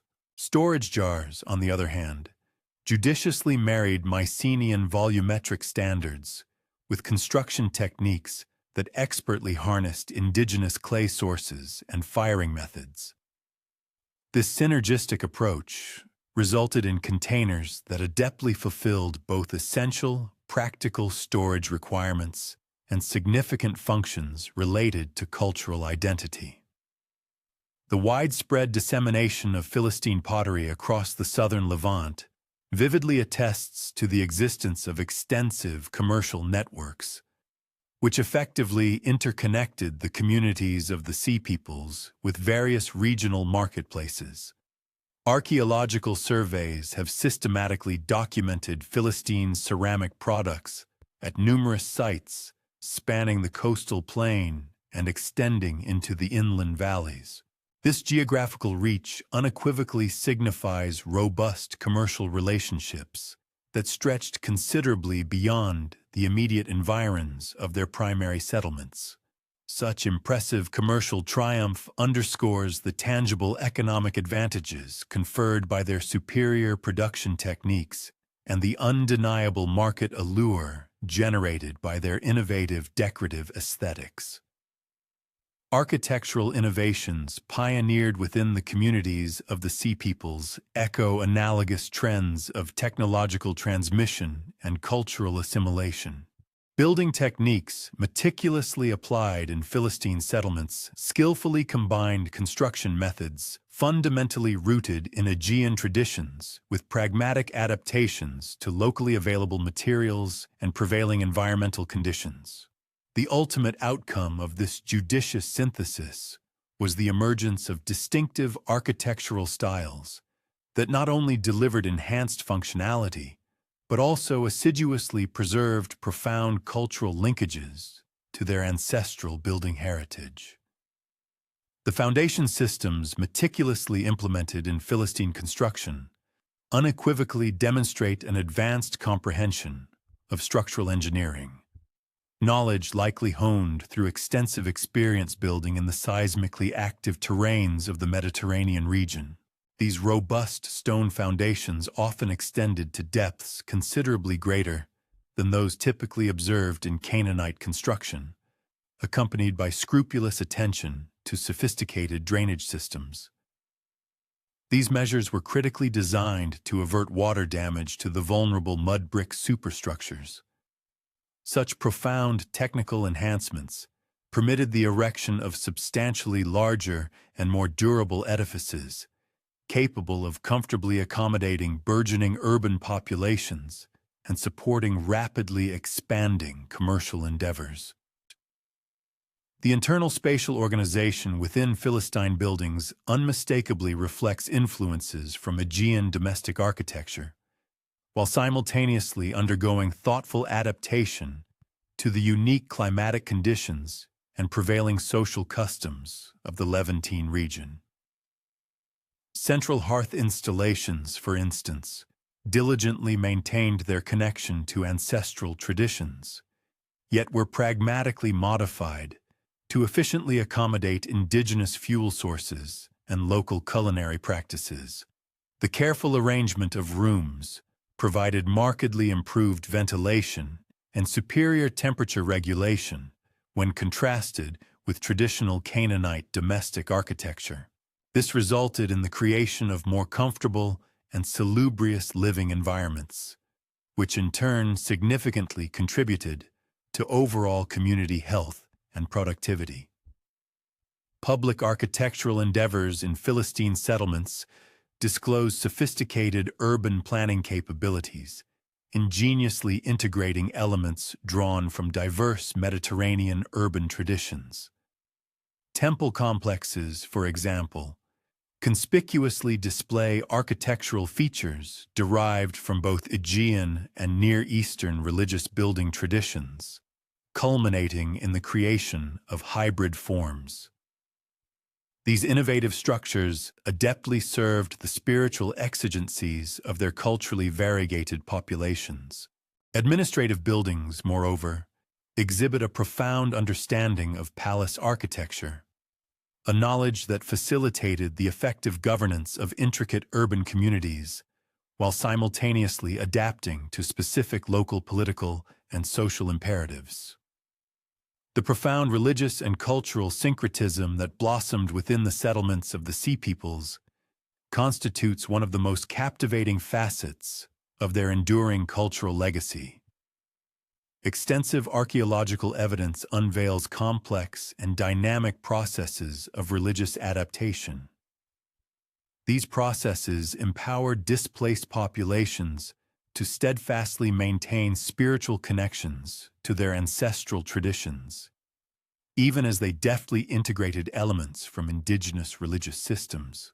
This highly syncretistic methodology fostered the emergence of novel forms of religious expression, which not only catered to the diverse spiritual needs of culturally heterogeneous communities, but also significantly contributed to the broader trajectory of regional religious development.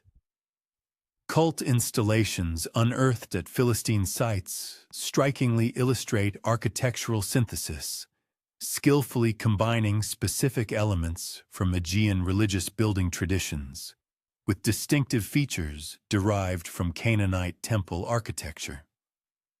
The renowned temple at Tel Kassil, for instance, exhibits a characteristic rectangular ground plan featuring a central hearth installation, a design element that clearly echoes Aegean religious architectural traditions. Concurrently, it incorporates cult installations and decorative components that conspicuously betray influences from local religious practices. This ingenious hybrid architecture facilitated a spectrum of religious observances that effectively satisfied both deeply rooted ancestral spiritual traditions and prevailing local religious expectations. Religious iconography, meticulously recovered from sites belonging to the Sea Peoples, reveals analogous patterns of cultural synthesis and adaptation. Figurines and various cult objects consistently combine artistic elements sourced from multiple origins, thereby forging a distinctive religious art that adeptly served the spiritual requirements of culturally diverse populations. Female figurines, for example, demonstrate clear influences from both Aegean goddess traditions and Canaanite fertility cult practices, while robust male warrior figurines powerfully underscore the persistent significance of martial identity within the religious frameworks of the Sea Peoples.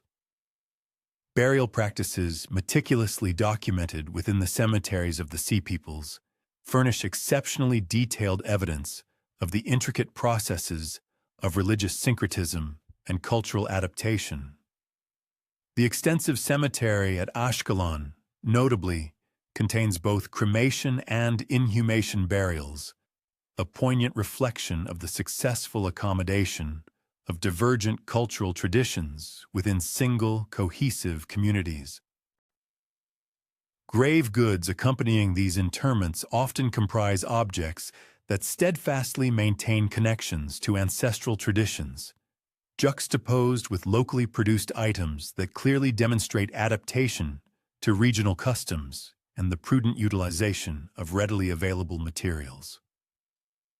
Cremation burials, specifically discovered at Philistine sites, powerfully attest to the enduring persistence of Aegean religious traditions, while simultaneously showcasing a pragmatic adaptation to local environmental conditions and available materials.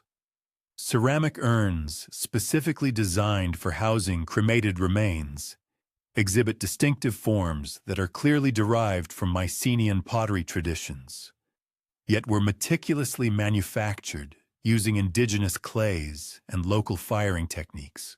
The strategic placement of these particular burials within the broader cemetery areas reveals a thoughtful integration with local burial customs, even as they preserved unique practices that were fundamental to maintaining their cultural identity. The pervasive artistic influences discernible in their pottery, figurines, and various decorative motifs unequivocally reveal the extensive and dynamic cultural exchange that profoundly characterized the settlements of the Sea Peoples. These intricate decorative elements propagated widely through robust trade networks and pervasive cultural contact, thereby significantly influencing artistic development across the entire eastern Mediterranean basin. The distinctive artistic styles ingeniously developed by the communities of the Sea Peoples made a substantial contribution to broader regional artistic traditions, while simultaneously preserving clearly recognizable connections to their diverse and multifaceted origins. Pottery painting techniques, meticulously refined within Philistine workshops, exerted a profound influence on ceramic production throughout the southern Levant. The characteristic application of vibrant red and striking black-painted designs upon buff-colored pottery surfaces generated distinctive decorative effects that were subsequently adopted by local potters and thoughtfully adapted to suit specific regional preferences. These innovative techniques, disseminated widely through burgeoning commercial networks and intensive cultural contact, ultimately leading to the genesis of novel regional pottery styles that skillfully combined artistic elements drawn from a plurality of traditions. Figurine production within the settlements of the Sea Peoples similarly exemplifies analogous patterns of artistic innovation and far-reaching cultural influence. The particularly distinctive female figurines meticulously crafted at Philistine sites ingeniously combined artistic elements sourced from both Aegean and Near Eastern traditions, thereby giving rise to novel iconographic forms that profoundly influenced religious art throughout the entire region. These figurines showcase advanced modeling techniques, which yielded more naturalistic and lifelike representations than many contemporary regional examples, thus significantly contributing to artistic developments that would continue to shape Mediterranean art for many centuries to come. Decorative metalwork, meticulously produced by the skilled craftsmen of the Sea Peoples, unveils sophisticated artistic capabilities that masterfully fuse technical excellence with highly innovative design elements.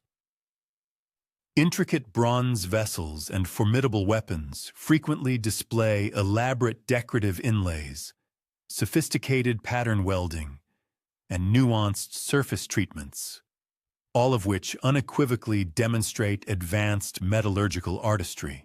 These pioneering techniques profoundly influenced metalworking traditions across the Eastern Mediterranean, thereby contributing significantly to the development of novel decorative styles that successfully combined functional effectiveness with unparalleled artistic excellence.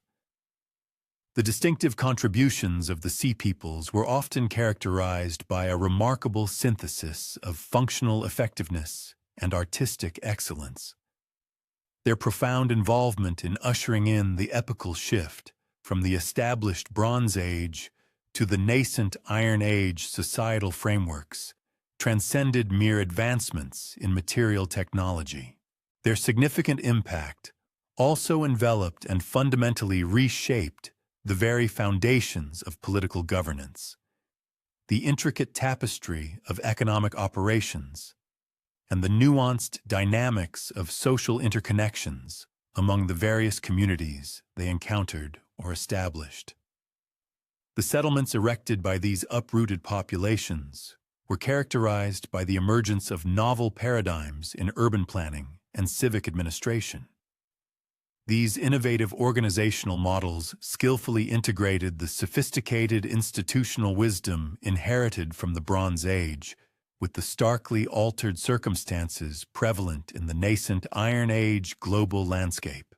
Within these Sea People enclaves, governmental frameworks underwent a discernible evolution, transitioning from the rigid, centralized, palace-based systems characteristic of the Bronze Age to more diffuse and localized modalities of governance. This transformation was a direct reflection of the diminished scale and resource availability that defined the burgeoning Iron Age communities.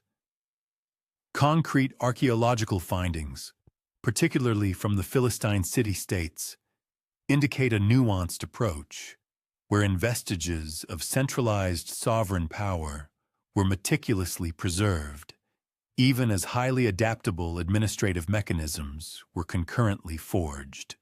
These flexible systems proved remarkably efficacious in addressing the idiosyncratic demands of local environments and deftly navigating the multifaceted regional vicissitudes that arose during this transformative era. The intricate economic frameworks observed within the Sea People settlements unequivocally showcased a remarkable spirit of ingenuity in both their mercantile methodologies and their sophisticated production apparatuses, thereby significantly catalyzing the broader regional economic advancement. Specifically, the highly specialized artisanal manufacturing processes meticulously documented at prominent archaeological locales, such as the ancient city of Ekron, evinced a profound comprehension of intricate market dynamics and sophisticated commercial structuring. This astute economic acumen empowered these communities to cultivate substantial prosperity through diligent engagement in trade and skilled manufacturing, marking a notable divergence from the conventional reliance solely upon agrarian yields or the coercive extraction of tribute, which had previously been the predominant economic models.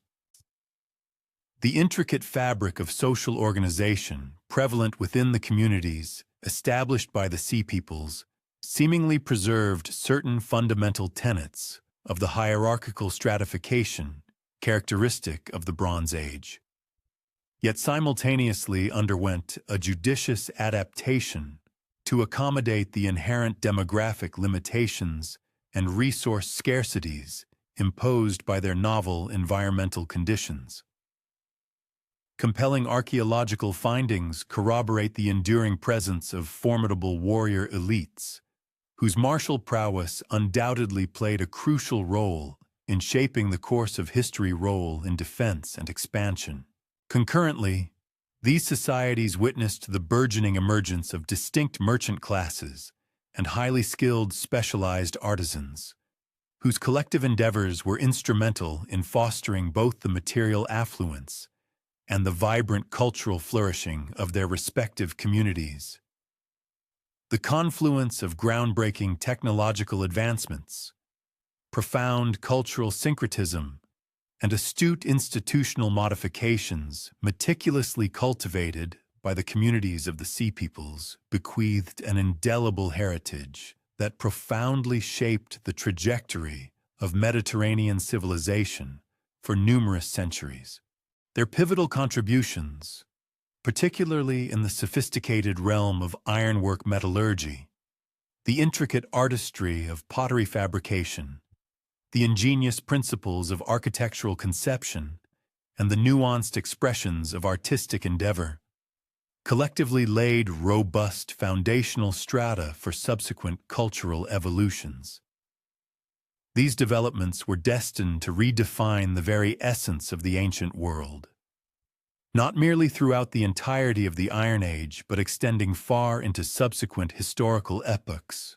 The triumphant acclimatization of these once displaced populations to their newly adopted territories served as a powerful testament to their extraordinary cultural tenacity and unparalleled capacity for innovation, ultimately enabling their metamorphosis from mere displaced persons into the visionary architects of singularly distinctive and immensely influential civilizations.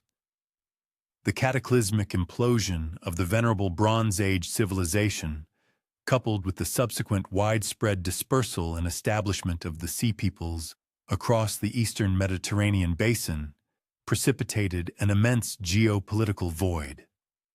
This profound power vacuum irrevocably reconfigured the entire political topography of the ancient world. The devastating obliteration of prominent urban hubs, the catastrophic rupture of long-standing and intricately woven trade arteries, and the wholesale displacement of vast swaths of populations collectively rendered expansive territories bereft of any semblance of effective governance or coherent economic structures. This unparalleled epoch of disruption paradoxically unfurled propitious avenues for nascent powers to dramatically augment their spheres of influence, whilst concurrently compelling extant polities to rigorously reevaluate and recalibrate their strategic methodologies and institutional frameworks in order to merely persist within an environment that had undergone such a radical and fundamental metamorphosis. Amidst this profound regional disarray, the burgeoning Neo-Assyrian Empire ascended as the preeminent power that most effectively capitalized on the prevailing instability. Astutely exploiting the inherent vulnerabilities of its long-established adversaries, this formidable empire proceeded to forge an unparalleled dominion over vast swathes of territory, extending across the entirety of Mesopotamia and far beyond its traditional confines.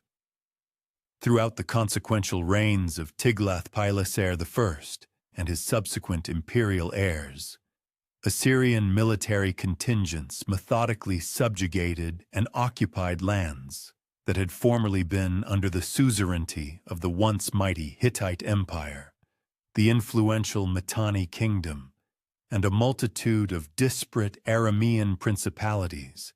The Assyrian military apparatus, already renowned for its formidable prowess during the preceding Middle Assyrian epoch, shrewdly refined its strategic maneuvers and organizational structures to fully leverage the strategic openings presented by the collapse of the Bronze Age. Simultaneously, it meticulously engineered novel administrative frameworks specifically designed to effectively govern the heterogeneous array of populations now integrated within its burgeoning imperial dominion. The ambitious trajectory of Assyrian imperial expansion during this epoch diverged quite markedly from preceding Mesopotamian ventures, both in its sheer geographical magnitude and its meticulously systematic organizational paradigm. Historically, earlier empires in the region had typically concentrated their efforts on merely exacting tribute from subjugated territories, often permitting the indigenous administrative frameworks to remain largely undisturbed. In stark contrast, the Neo-Assyrian methodology embraced a policy of direct territorial governance, implemented large-scale population transfers, and actively pursued cultural assimilation strategies. These comprehensive measures were meticulously engineered to establish an enduring imperial mastery, rather than merely a transient suzerainty. Extensive archaeological investigations conducted across numerous sites within the expanding Assyrian sphere unequivocally unveil pervasive standardized administrative protocols, distinctive architectural aesthetics, and uniform patterns in material culture, all serving as compelling evidence of the empire's thoroughly systematic and comprehensive approach to territorial amalgamation. The array of sophisticated military innovations that underpinned and facilitated this formidable Assyrian expansion were not developed in isolation. Rather, they meticulously integrated crucial strategic insights gleaned from their frequent engagements with the Sea Peoples and various other uprooted communities. Notably, iron weaponry was systematically integrated as standard issue equipment for Assyrian combat units decades prior to its extensive proliferation and acceptance elsewhere across the ancient world. This afforded them a profound tactical superiority, which proved unequivocally decisive in numerous campaigns waged against adversaries who, at that juncture, continued to rely predominantly on less robust bronze armaments.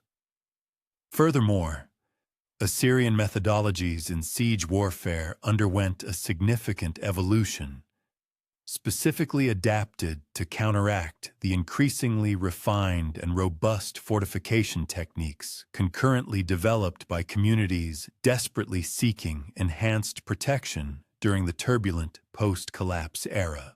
This included the incorporation of highly specialized engineering apparatuses and innovative tactical maneuvers, designed with such precision and efficacy that they were capable of breaching even the most elaborately constructed and seemingly impregnable defensive emplacements. The comprehensive administrative reforms meticulously orchestrated and implemented by the Neo-Assyrian monarchs culminated in the establishment of governmental systems possessing an unprecedented capacity to effectively oversee and manage vast territories, stretching majestically from the strategic Persian Gulf all the way to the sun-drenched shores of the Mediterranean Sea. In the newly subjugated regions, indigenous local rulers were systematically supplanted by provincial governors, who received their direct appointments and authority from the king himself. Concurrently, a uniformly standardized system of taxation was instituted, efficiently siphoning the requisite resources essential for sustaining the empire's formidable military might and its expansive administrative infrastructure. Furthermore, a deliberate and systematic policy of population deportation was enacted, strategically relocating skilled artisans, indispensable agricultural laborers, and even potential instigators of rebellion to diverse geographical areas within the empire's vast dominion. This calculated strategy served the dual purpose of fragmenting entrenched local allegiances and judiciously redistributing valuable human capital to where it could most effectively bolster imperial interests and productivity.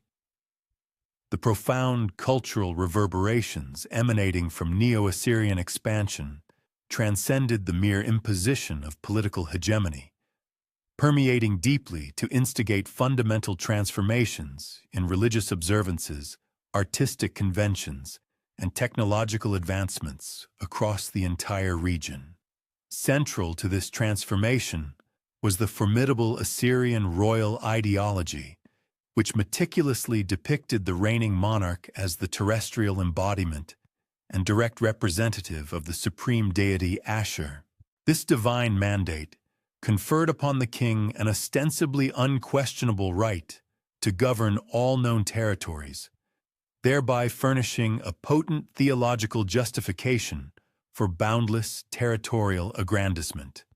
Concurrently, this ideology meticulously constructed sophisticated cultural frameworks that unequivocally legitimized the overarching imperial authority. This deeply ingrained ideological system exerted an enduring influence on political philosophy throughout the ancient Near East, thereby establishing critical precedents for imperial legitimacy that would resonate and endure for many centuries to come. Concurrently with these developments, the disintegration of the sophisticated Bronze Age maritime trade networks inadvertently forged unparalleled opportunities for the burgeoning Phoenician city-states to assert an unprecedented commercial supremacy across the entire Mediterranean Sea.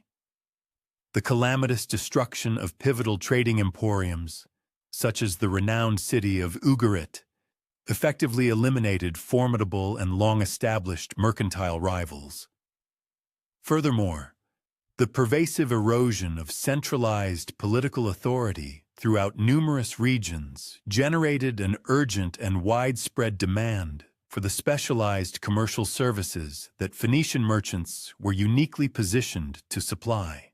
Consequently, venerable urban centers like Tyre, Sidon, and Byblos underwent a remarkable metamorphosis, evolving from mere localized trading posts into the vibrant epicenters of expansive commercial networks. These intricate webs of trade would ultimately stretch from the distant Atlantic coastline of Iberia all the way to the remote Black Sea shores of Anatolia, marking an extraordinary era of maritime enterprise. The advanced Phoenician maritime technology prevalent during this transformative era ingeniously integrated a plethora of innovations, meticulously conceived and developed in direct response to the dramatically altered exigencies of post-collapse Mediterranean commerce. Vessels specifically engineered for arduous long-distance expeditions boasted significantly enhanced hull construction, optimizing both structural integrity and hydrodynamic efficiency. They also featured more aerodynamic and propulsion-efficient sail configurations, along with highly specialized equipment for the swift and secure handling of diverse cargoes. These collective advancements collectively facilitated exceptionally profitable commercial undertakings across immense geographical expanses. Compelling archaeological evidence, meticulously recovered from ancient shipwrecks and meticulously excavated harbor installations, vividly illustrates the existence of formidable vessels. These ships were not only capable of transporting voluminous consignments of goods, but also retained the requisite velocity and agile maneuverability, qualities absolutely indispensable for the successful execution of commercial operations in maritime zones that frequently lacked any semblance of effective political oversight or centralized control. The strategic establishment of an intricate web of Phoenician trading outposts and burgeoning colonies across the vast expanse of the Mediterranean Sea heralded the advent of novel modalities of commercial organization. These innovative systems diverged fundamentally from the established patterns of trade that had characterized the preceding Bronze Age. Instead of primarily depending on the intricate diplomatic interrelations between powerful major states to facilitate and safeguard their mercantile endeavors, Phoenician merchants ingeniously cultivated autonomous commercial networks. These networks were robustly anchored by permanent settlements, which served as secure and reliable operational bases for their extensive trading activities. These diverse installations, whose scale ranged from rudimentary warehousing facilities to meticulously planned and fully developed urban centers, collectively forged an indispensable infrastructure. This infrastructure not only sustained consistent and regular commercial intercourse between geographically distant regions, but also crucially afforded paramount security for invaluable cargoes and the personnel engaged in these perilous yet lucrative ventures. The illustrious city of Carthage, founded by intrepid Tyrian colonists during the 9th century BC, stands as a quintessential embodiment of the profound success achieved through this innovative Phoenician commercial strategy. Extensive archaeological investigations meticulously conducted within the city's most ancient strata have unveiled remarkably sophisticated urban planning. This intricate design thoughtfully incorporated advanced harbor installations, well-organized residential districts, and dedicated zones for specialized craft production, all meticulously conceived to effectively cater to the needs of both its indigenous populace and the steady influx of visiting merchants. The city's astonishingly rapid ascent from a relatively unassuming trading outpost to a dominant regional power unequivocally underscores the immense economic vistas that materialized in the wake of the dissolution of the Bronze Age political frameworks. It also serves as a compelling testament to the extraordinary efficacy of Phoenician adaptability in skillfully navigating and capitalizing upon these dramatically altered circumstances. The profound impact of Phoenician civilization on the cultural evolution of the Mediterranean extended far beyond mere mercantile pursuits, embracing pivotal advancements in written communication systems, spiritual observances, and artistic expressions. The ingenious alphabetic system pioneered by Phoenician scholars presented a remarkably streamlined and readily available method of writing, a significant improvement over the intricate syllabaries and elaborate logograms prevalent during the preceding Bronze Age. This groundbreaking invention fostered widespread access to written knowledge, democratizing literacy by making inscribed communication available to a wider spectrum of the populace. Concurrently, it proved indispensable in streamlining meticulous commercial documentation and enabling vital transatlantic correspondence, both critical components for the expansive trade networks spanning the Mediterranean Sea. The Hellenic world, in particular, underwent arguably the most profound metamorphosis during the era following the catastrophic decline, as the annihilation of the formidable Mycenaean palatial polities forged the foundational circumstances that would ultimately foster the emergence of the unique city-state structure emblematic of the zenith of classical Greek civilization.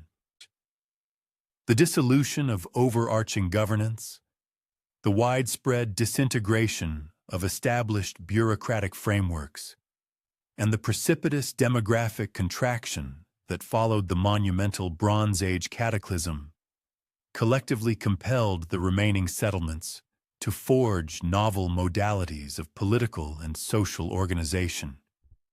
These new structures were meticulously tailored to their diminished fortunes and limited provisions. Empirical findings unearthed at Hellenic locations during the early Iron Age reveal communities that had forsaken the sprawling metropolitan hubs that defined Mycenaean grandeur, opting instead for more modest habitations, offering enhanced defensibility and streamlined logistical support. These nascent Iron Age communities commonly established themselves upon elevated topographical features, capitalizing on inherent strategic benefits for protection. Their tangible artifacts reflect a pronounced reduction in complexity when juxtaposed against the benchmarks of the preceding Bronze Age. Ceramic fabrication, metallurgical craftsmanship, and structural engineering collectively exhibited indications of a decline in technical sophistication, as particularized expertise had vanished and settlements prioritized fundamental subsistence over aesthetic or intellectual refinement. The progressive revitalization of Greek communities throughout the 10th and 9th centuries BC necessitated the cultivation of nascent societal and governmental frameworks that would ultimately mature into the iconic classical city-state. Empirical excavations indicate that these early communities were structured predominantly by familial clans and martial fraternities, in stark contrast to the later more complex societies, contrast to the intricate administrative strata that had defined the Mycenaean palatial realms. Authority seemingly derived from individual magnetism, martial skill, and the capacity to safeguard and provision the populace, as opposed to a lineage-based monarchical prerogative. The resurgence of Hellenic mercantile endeavors during the 8th century BC signaled both a rebound from the exigencies of the post-cataclysmic era and a shrewd adjustment to novel maritime commercial prospects across the Mediterranean.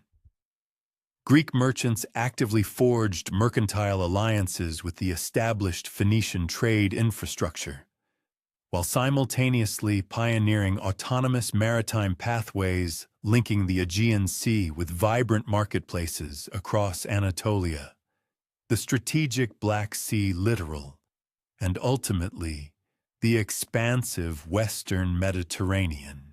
These burgeoning commercial activities furnished avenues for acquiring essential primary commodities and coveted sumptuous articles, which bolstered communal advancement and generated prosperity conducive to sophisticated governmental structures and artistic refinement.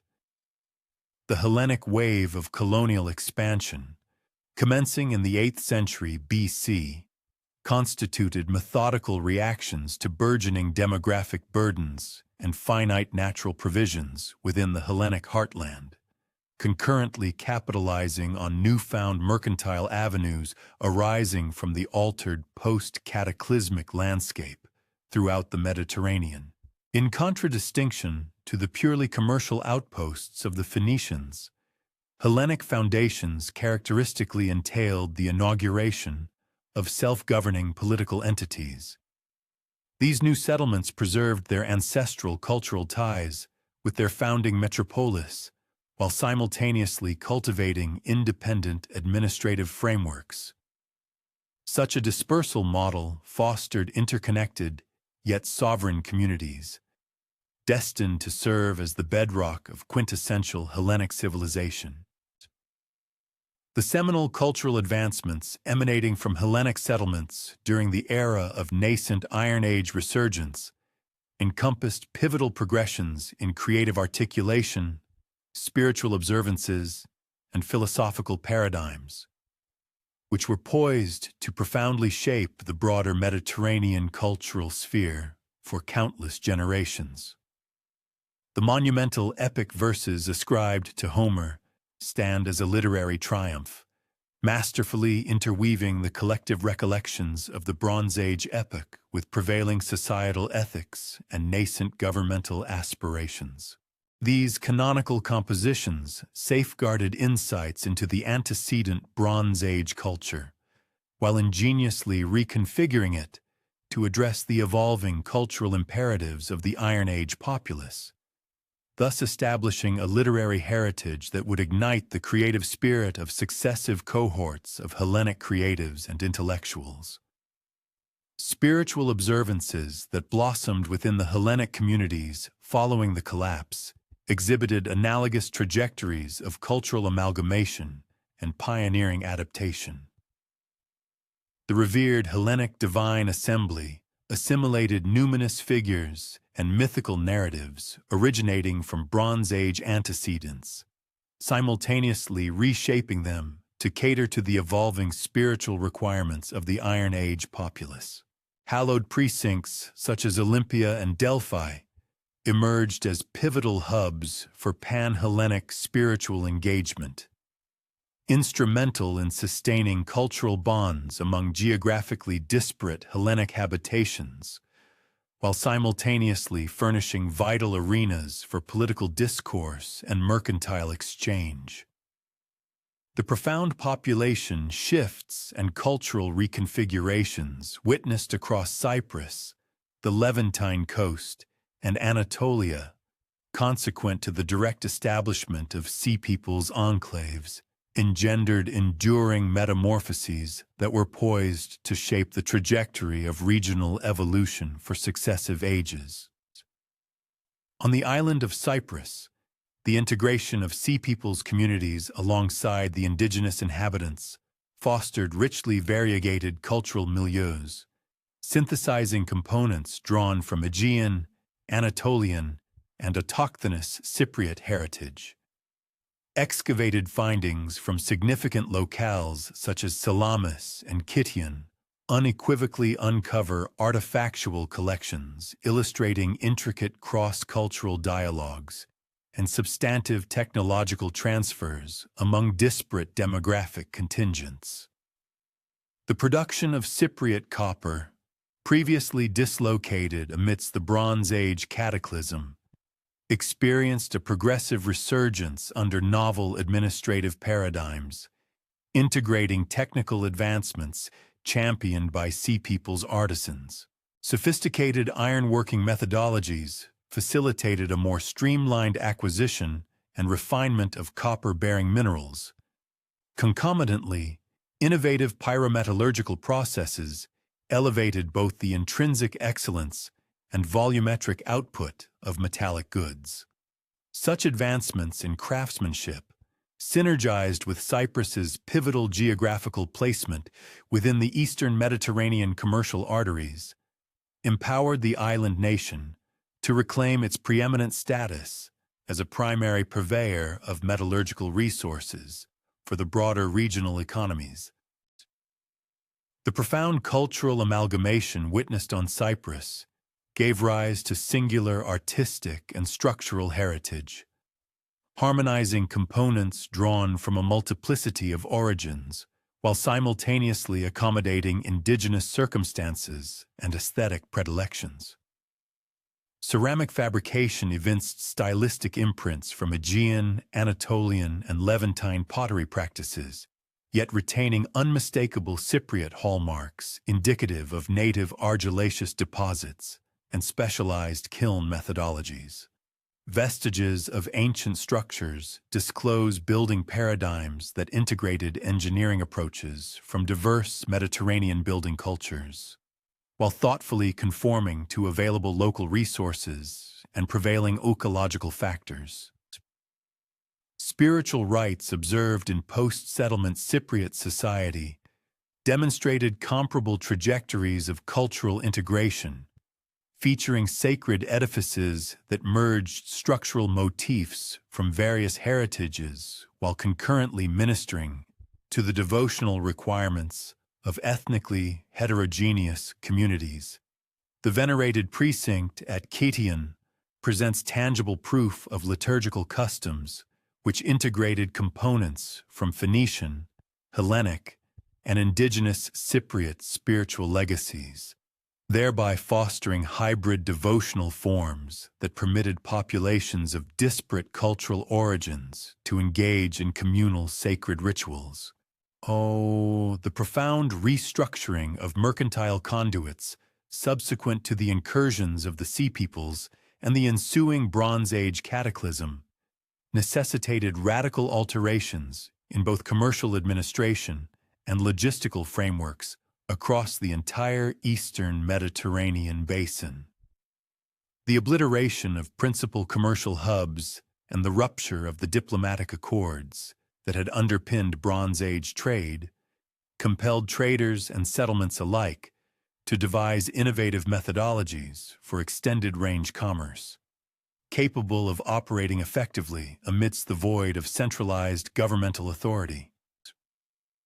The localized commercial arteries that materialized during the nascent Iron Age generally functioned at a more circumscribed scope than their Bronze Age antecedents, primarily linking proximate settlements as opposed to traversing vast geographical expanses. Empirical discoveries indicate an augmented significance of localized and sub-regional marketplaces, where ceramic wares, metallic artifacts, and diverse fabricated items exhibited more confined dispersal trajectories than equivalent Bronze Age commodities. Such a concentrated commercial paradigm underscored both diminished logistical capacities and the heightened perils inherent in venturing across politically volatile territories for extended journeys.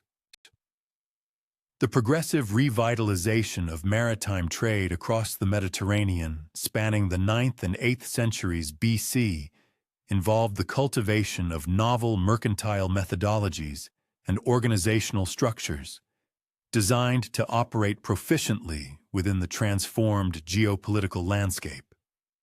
Trading guilds erected enduring commercial outposts at tactically advantageous sites, thereby establishing fortified hubs for mercantile endeavors, while simultaneously furnishing indispensable provisions for the indigenous populace.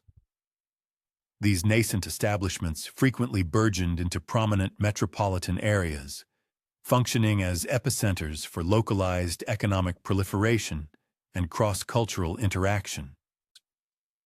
Advancements in maritime technology during this historical juncture significantly enhanced the efficacy and dependability of transporting commodities across the vast expanses of the Mediterranean Sea. Innovations in ship construction methodologies led to the development of vessels possessing superior structural integrity and expanded cargo capacity, concurrently diminishing the necessity for large crews and mitigating operational expenditures. Furthermore, the principal hubs of commerce witnessed the modernization of their harbor infrastructure, which now boasted upgraded facilities designed to streamline the loading and unloading of diverse freight. Sophisticated storage provisions were also implemented, offering secure repositories for valuable merchandise throughout prolonged periods of commercial activity.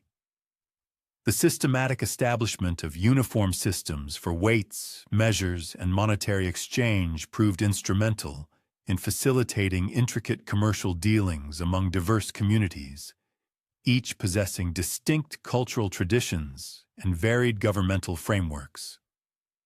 Compelling archaeological findings progressively unveil a heightened degree of standardization across various trade commodities, including pottery vessels, metal ingots, and a myriad of other marketable goods. This burgeoning uniformity strongly indicates the emergence of sophisticated commercial protocols capable of transcending established cultural and political divides. Such concerted standardization initiatives effectively curtailed transaction overheads while simultaneously bolstering the dependability and foresight inherent in commercial engagements. This resurgence of robust trade networks, in turn, catalyzed a profound cultural exchange, contributing substantially to the widespread dissemination of groundbreaking technological innovations, distinctive artistic expressions, and deeply rooted religious practices throughout the entire Mediterranean basin.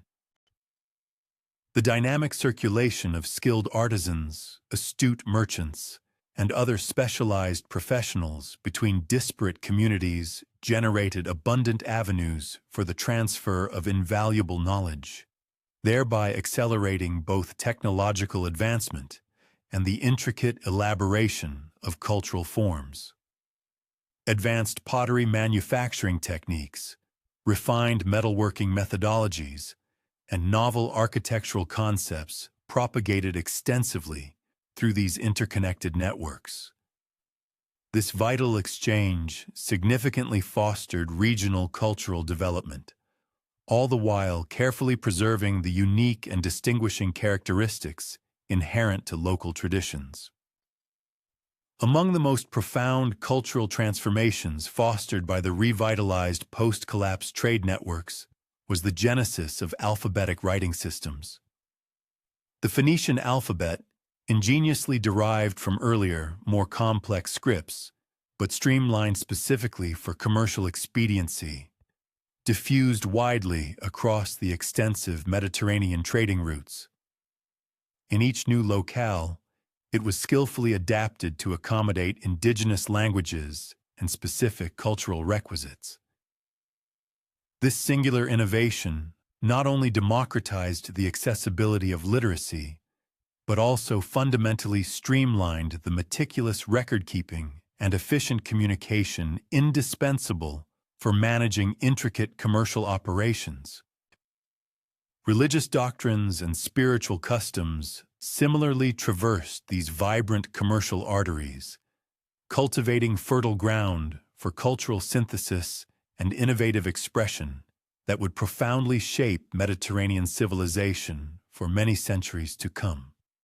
The constant movement of traders, artisans, and other travelers between various societal groups fostered a rich interchange of theological concepts, intricate mythological narratives, and diverse cultic observances. This dynamic cross-pollination played a pivotal role in the emergence of novel forms of religious expression, thoughtfully reconfigured and adapted to resonate with the variegated cultural landscapes of these diverse societies. The rigorous academic investigation into the enigmatic phenomenon known as the Sea Peoples commenced earnestly in the 19th century, spurred by the monumental decipherment of Egyptian hieroglyphic texts and the inaugural archaeological explorations conducted throughout the eastern Mediterranean. A pivotal moment arrived in the 1820s when the French savant Jean-François Champollion achieved his groundbreaking success in interpreting hieroglyphs, thereby rendering accessible for the first time the meticulously detailed Egyptian chronicles of engagements with these mysterious maritime marauders.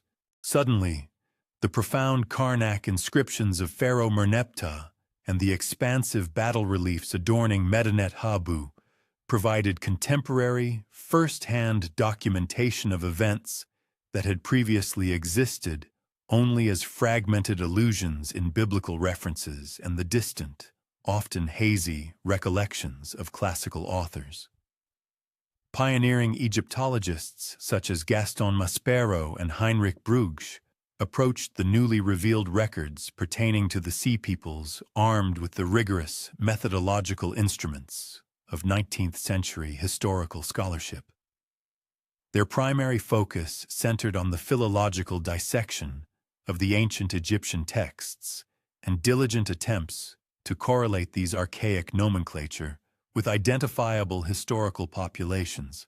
Their seminal contributions established the foundational framework for subsequent Sea Peoples research, meticulously cataloging the various group appellations cited in Egyptian sources, carefully analyzing the chronological sequence of these encounters, and formulating initial hypotheses regarding their probable geographical origins, often predicated on linguistic affinities with later Mediterranean inhabitants. The archaeological dimension of Sea Peoples scholarship progressively materialized as systematic excavations across the eastern Mediterranean began to unearth tangible material evidence that could be directly linked to the extensive population movements meticulously described in the Egyptian textual accounts. William Matthew Flinders. Petrie's seminal excavations in Palestine during the 1890s marked a significant turning point, as he was the first to identify distinct pottery assemblages exhibiting unambiguous connections to Aegean ceramic traditions. This discovery provided concrete material corroboration that substantial population migrations originating from the Aegean region had indeed transpired during the tumultuous Late Bronze Age collapse era. These early archaeological breakthroughs firmly established pottery analysis as an indispensable analytical instrument for meticulously tracing the trajectories of sea peoples' movements and their subsequent settlements. The advent of stratigraphic excavation techniques in the early 20th century fundamentally transformed sea peoples' research, furnishing precise chronological frameworks that enabled the accurate correlation of archaeological findings with extant historical sources. Excavations at significant sites such as Tel el-Hesi and Giza unearthed clear destruction layers, which could be definitively dated to the period coinciding with the Sea People's incursions. Concurrently, associated pottery assemblages yielded concrete material evidence illuminating the profound cultural transformations that invariably accompanied these extensive population shifts. This meticulous integration of archaeological and textual data forged more sophisticated analytical paradigms, moving beyond mere name identification to meticulously scrutinize broader patterns of cultural evolution and adaptation.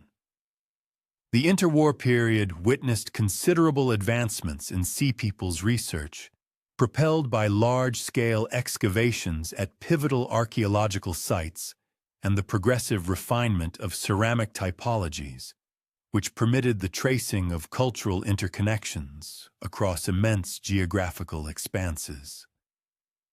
The American excavations at Megiddo, initially directed by Clarence Fisher and subsequently by Gordon Loud, brought to light extensive vestiges of Late Bronze Age destruction and the subsequent Iron Age rebuilding. These findings furnished incredibly detailed evidence regarding the critical transition period during which Sea People's settlements were actively being established. Similarly, British excavations at Tel ed-Duwayr uncovered compelling evidence of destruction that could be directly correlated with Egyptian historical accounts of military campaigns conducted in the Levant. Ceramic analysis during this era achieved unprecedented levels of sophistication, with distinguished scholars like William Foxwell Albright meticulously developing detailed typological sequences capable of tracing the intricate evolution of pottery styles, from their late Bronze Age Mycenaean antecedents through their distinct transformation within Philistine and other Sea Peoples' cultural contexts. These rigorous ceramic studies provided crucial, irrefutable evidence for cultural continuity between Aegean populations and nascent Eastern Mediterranean settlements, thereby laying solid material foundations for theories concerning Sea Peoples' origins that transcended mere linguistic conjecture to embrace concrete archaeological proof. The post-World War II epoch inaugurated a truly revolutionary era in Sea Peoples scholarship, driven by the systematic application of advanced scientific dating methodologies, comprehensive regional surveys, and innovative interdisciplinary approaches that seamlessly integrated insights from diverse fields such as climatology, anthropology, and other pertinent disciplines. Radiocarbon dating, in particular, facilitated the establishment of remarkably precise chronological frameworks, enabling the accurate correlation of destruction events across disparate sites and regions. This capability brilliantly illuminated the synchronous nature of the cataclysmic Late Bronze Age collapse, providing a level of temporal exactitude that had been previously unattainable. Kathleen Kenyon's meticulous excavations at Jericho during the 1950s perfectly exemplified the rigorous new methodological standards that defined post-war archaeology. Her work featured painstaking stratigraphic recording and exhaustive artifact analysis, yielding exceptionally detailed evidence for the profound cultural transitions that characterized the Sea Peoples period. Her pioneering research unequivocally demonstrated how scrupulous excavation could unravel complex sequences of destruction, subsequent abandonment, and eventual resettlement, vividly reflecting the turbulent conditions prevalent during the Late Bronze Age collapse, while simultaneously providing tangible evidence for the material culture alterations that invariably accompanied the establishment of new population settlements. The momentous discovery and subsequent excavation of the Uluburun shipwreck during the 1980s offered unparalleled insights into the intricate Late Bronze Age maritime trade networks and the extensive international connections that defined the Mediterranean world prior to the disruptive incursions of the Sea Peoples.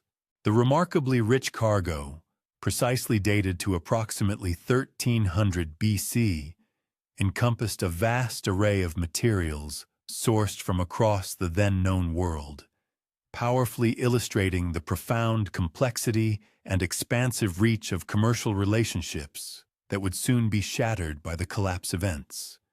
This invaluable archaeological evidence provided crucial contextual understanding, illuminating both the immense scale of the disruption instigated by the Sea Peoples' activities and the robust economic underpinnings that fundamentally supported their formidable maritime capabilities. Contemporary scholarship concerning the Sea Peoples currently embraces a multitude of diverse and often competing theoretical frameworks.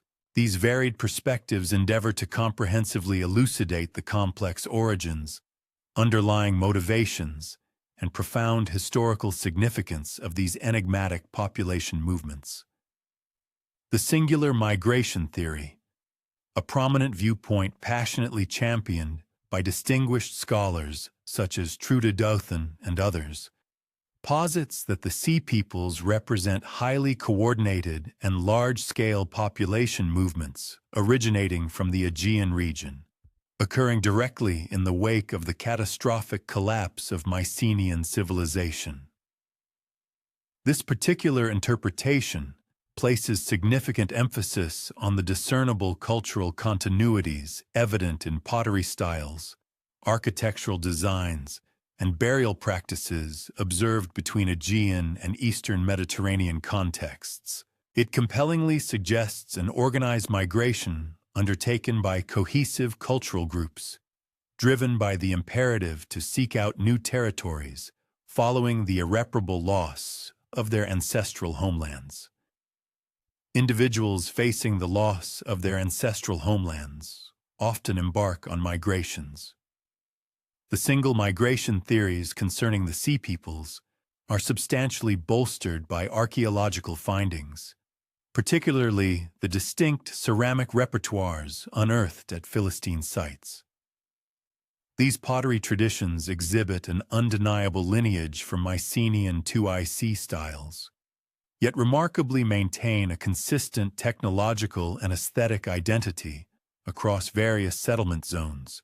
Furthermore, the architectural vestiges discovered at prominent locations, such as Ekron and Ashkelon, reveal sophisticated building methodologies, clearly demonstrating an inherited mastery of Aegean construction principles, meticulously adapted to the unique environmental conditions of the Levant. This strongly implies the presence of communities that diligently preserved their deep-seated cultural knowledge from their original homelands, even while undertaking a profound adjustment to novel ecological circumstances. In contrast, the multiple waves theory, championed by esteemed academics like Itamar Singer and his colleagues, posits that the multifaceted activities attributed to the Sea Peoples actually represent a succession of discrete population movements. These movements, it is argued, unfolded over several generations, rather than being a singular, centrally orchestrated migratory event. This particular interpretation places significant emphasis on the extended chronological span of the Sea People's encounters with Egyptian forces, the remarkable heterogeneity of material culture traditions observed in various settlement contexts, and the diverse political and military organizational structures exhibited by different constituent groups. The multiple waves perspective suggests that a confluence of economic disruption, widespread political instability, and mounting environmental pressures collectively fostered conditions conducive to repeated episodes of mass population displacement and aggressive maritime raiding, persisting over extended historical periods. Supporting the multiple waves theories, evidence includes the chronological distribution of the Sea People's encounters as meticulously documented in ancient Egyptian sources. These records clearly indicate activities spanning several decades and detailing various combinations of groups engaged in successive conflicts. Archaeological investigations of settlement sites further reveal cultural assemblages that display influences from a multiplicity of source regions and distinct phases of cultural evolution, thereby suggesting intricate, complex migration patterns, rather than a series of single, unified movements. The observable diversity in settlement strategies and patterns of cultural adaptation across different sites strongly reinforces interpretations that underscore the heterogeneous character of the Sea People's movements, rather than portraying them as monolithic, unified migration events. Climate change theories have progressively gained considerable traction and prominence within Sea People's research, largely due to the increasing sophistication and comprehensive nature of paleoclimatic data. Scholars such as Brian Fagan and others contend that significant environmental deterioration during the latter part of the 13th century BC created dire conditions that compelled widespread population movements and simultaneously contributed to the precipitous collapse of long-established political systems across the entire eastern Mediterranean basin. This particular analytical approach highlights the pivotal role of prolonged drought, pronounced temperature fluctuations, and severe agricultural disruption in generating the intense economic and social pressures that ultimately served as the primary impetus for the Sea People's activities. Paleoclimatic evidence lending substantial credence to these environmental theories includes highly detailed tree ring data obtained from Anatolian sites. These analyses conclusively reveal prolonged and severe drought conditions prevalent during the late 13th century BC, a period precisely coinciding with the established chronological framework for the Sea People's documented activities. Furthermore, comprehensive pollen analysis from eastern Mediterranean lake sediments clearly demonstrates significant vegetation changes consistent with drastically reduced precipitation levels and a noticeable increase in regional aridity. Isotopic analysis performed on both marine and terrestrial deposits offers additional compelling evidence for a widespread climatic deterioration during this crucial period. Collectively, these various environmental indicators strongly suggest that pervasive agricultural disruption and acute resource scarcity created the critical conditions that not only forced extensive population movements, but also significantly contributed to widespread political instability throughout the entire region. Systems collapse models, meticulously developed by scholars of the caliber of Robert Drews and Eric Klein, advance the argument that the Sea People's activities should be understood as symptoms rather than direct causes of a much broader, pervasive systemic breakdown that profoundly affected late Bronze Age civilization. This comprehensive theoretical framework places considerable emphasis on the intricately interconnected nature of Bronze Age political, economic, and social systems, asserting that a significant disruption in any single component could potentially trigger cascading failures throughout the entire elaborate network. Systems collapse theory therefore suggests that the movements of the Sea Peoples both emerged as a direct consequence of, and simultaneously contributed to, the profound disintegration of established international relationships, vital trade networks, and foundational political institutions. Archaeological evidence that underpins these systems' collapse models includes the striking synchronous destruction of numerous major urban centers spanning diverse geographical regions, indicative of a widespread catastrophe. Further support comes from the demonstrable breakdown of standardized pottery production and distribution systems, which points to a collapse in organized industry. Additionally, the cessation of specialized craft production, a hallmark of robust late Bronze Age economies, further illustrates this systemic failure. The severe disruption of the critical copper and tin trade networks, which were indispensable for supplying bronze production across the entire Mediterranean, vividly exemplifies the deeply interconnected nature of late Bronze Age systems and their inherent fragility.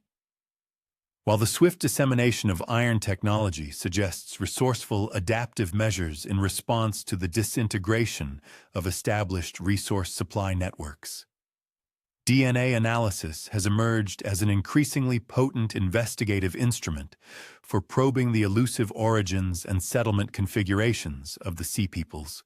Nevertheless, the findings from these genetic studies remain preliminary and, at times, present contradictory interpretations. Specifically, genetic analyses of ancient human remains recovered from Philistine cemetery sites at Ashkelon have successfully identified European ancestry components, thereby lending support to theories postulating Aegean origins. Simultaneously, these studies have unveiled intricate patterns of population admixture that transpired during the settlement process itself. These groundbreaking genetic investigations furnish entirely novel categories of evidence for the rigorous evaluation of competing theories concerning the Sea Peoples' migrations. Despite ongoing technical limitations and sampling constraints that continue to temper their full interpretive potential, advanced dating methodologies, including high-precision radiocarbon analysis and sophisticated Bayesian statistical modeling, have facilitated the establishment of more precise chronological frameworks, enabling a more accurate correlation of Sea Peoples' activities across disparate regions. These advanced techniques have significantly illuminated the remarkably rapid pace of the late Bronze Age collapse events, concurrently furnishing highly detailed temporal sequences that delineate the processes of destruction and subsequent resettlement. This enhanced chronological precision proves invaluable, enabling a more accurate correlation of archaeological evidence with historical sources, thereby either reinforcing or challenging existing theoretical interpretations pertaining to the multifaceted Sea Peoples phenomena.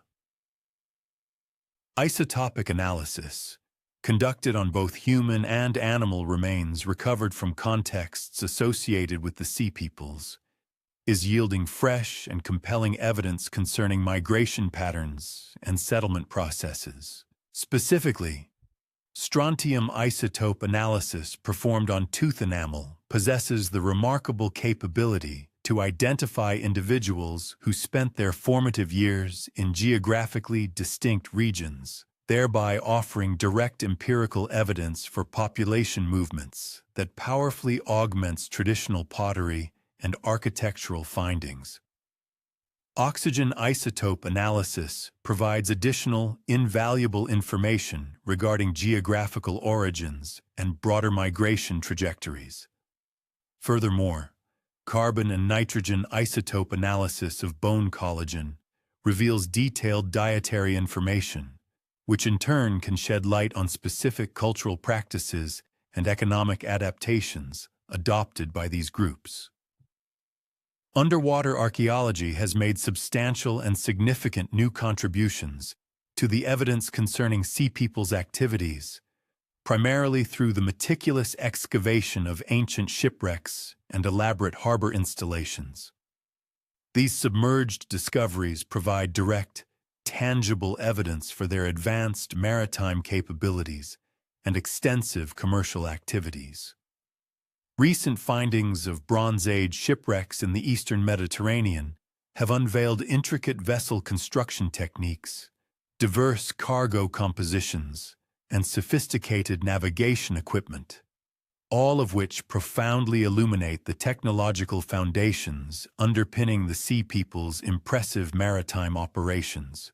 Concurrently, harbor excavations at sites such as Dor and other key coastal centers have uncovered well-preserved port facilities and associated material culture, unequivocally demonstrating the commercial endeavors that sustained and supported the sea people's communities.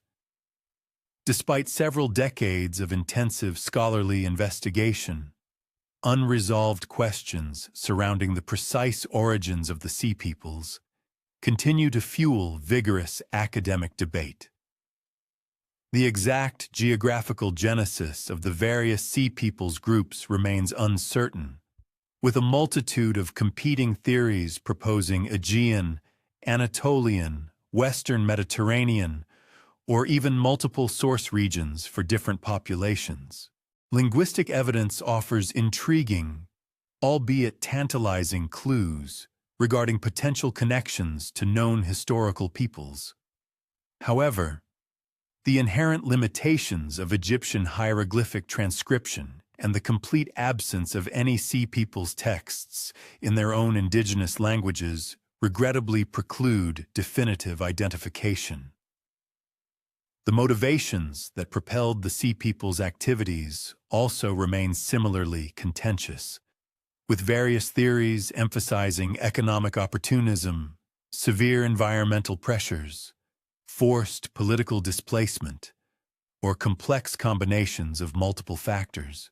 The precise relationship among different sea peoples groups and the extent of coordination in their actions continue to generate competing interpretations, often based on differing readings of both archaeological and textual evidence. The intricate role of individual agency versus collective decision-making in the sea peoples movements represents yet another complex area where the available evidence remains ambiguous and consequently open to divergent theoretical interpretations. Finally, the ultimate fate of the sea peoples' populations following their initial periods of settlement raises profound questions concerning processes of assimilation, cultural persistence, and their long-term demographic impacts on the region. While Philistine communities offer unequivocal archaeological evidence of successful adaptation and sustained cultural development, the historical trajectories of other sea peoples groups remain considerably less thoroughly documented. Archaeological findings suggest a spectrum of diverse outcomes, ranging from their complete and successful integration into existing local populations to a more gradual process of cultural assimilation that, over successive generations, ultimately led to the complete elimination of their distinctive sea peoples' characteristics. Future scholarly endeavors concerning the sea peoples are poised to increasingly prioritize multidisciplinary methodologies, which skillfully integrate conventional archaeological investigations and textual interpretations with cutting-edge scientific analyses and comparative examinations drawn from diverse historical epochs. An amplified scope of DNA profiling of ancient human remains, sourced from a multitude of sites and spanning various chronological strata, promises to yield more definitive insights into the dynamics of population movements and the intricate genetic relationships interconnecting disparate communities.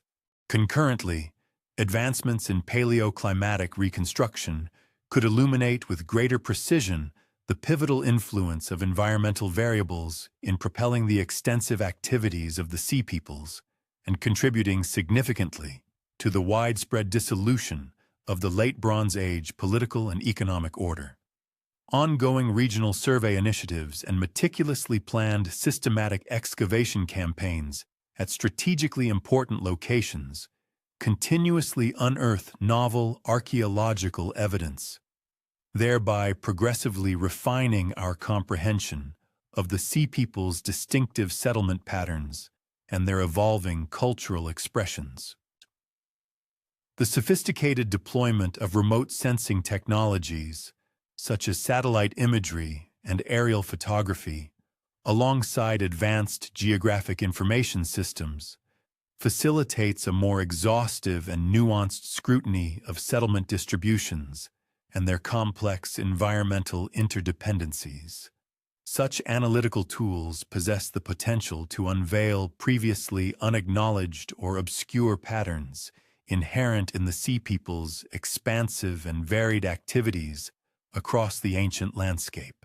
Furthermore, a rigorous comparative analysis with documented population shifts and cultural transformations observed in other historical eras may furnish robust theoretical frameworks essential for contextualizing the sea people's phenomena within the grander tapestry of human migratory trends and the broader dynamics of cultural evolution.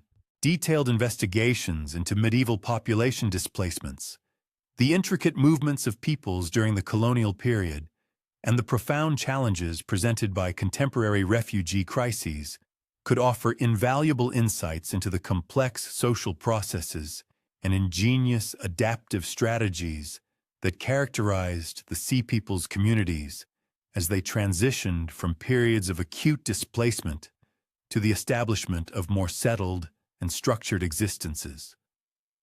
The enduring global fascination with the enigmatic sea peoples profoundly underscores their unparalleled significance at a pivotal juncture in the annals of ancient Mediterranean history. Their far-reaching and often disruptive activities precisely coincided with the cataclysmic collapse of the once mighty Bronze Age civilizations and simultaneously heralded the nascent emergence of the Iron Age's distinct political and cultural paradigms, systems that would subsequently mold the destiny of the ancient world for many centuries to come. A deeper understanding of the sea people's multifaceted phenomena thus provides critical insights into the fundamental processes of profound cultural metamorphosis, extensive population redistribution, and sweeping political reorganization, dynamics that remain profoundly pertinent for grasping the overarching patterns of historical development across human civilization. The persistent aura of mystery enveloping their precise origins and the undeniably dramatic and transformative nature of their impact upon long-established and sophisticated civilizations continue to captivate both the rigorous scholarly community and the broader popular imagination, unequivocally ensuring that research into the sea peoples will persist as a vigorously active and continually evolving domain of historical inquiry. The sea peoples, in their ultimate historical manifestation, stand as one of humanity's most compelling and illustrative narratives, vividly demonstrating how populations uprooted from their homelands can dramatically pivot from being formidable agents of destruction and destabilization to becoming pioneering creators of entirely new and vibrant civilizations. Their remarkable odyssey, tracing a path from their initial guise as elusive and formidable maritime raiders to their eventual establishment as settled, sophisticated urban communities, serves as a powerful testament to the extraordinary adaptability and profound cultural resilience inherent within the human spirit. While numerous profound questions regarding their precise origins and the intricate motivations that propelled their movements may, by their very nature, forever elude definitive resolution, their indelible legacy, meticulously preserved within the archaeological record, and their pervasive influence on the subsequent trajectory of Mediterranean development, collectively provide an enduring and irrefutable testimony to their immense historical significance and lasting impact.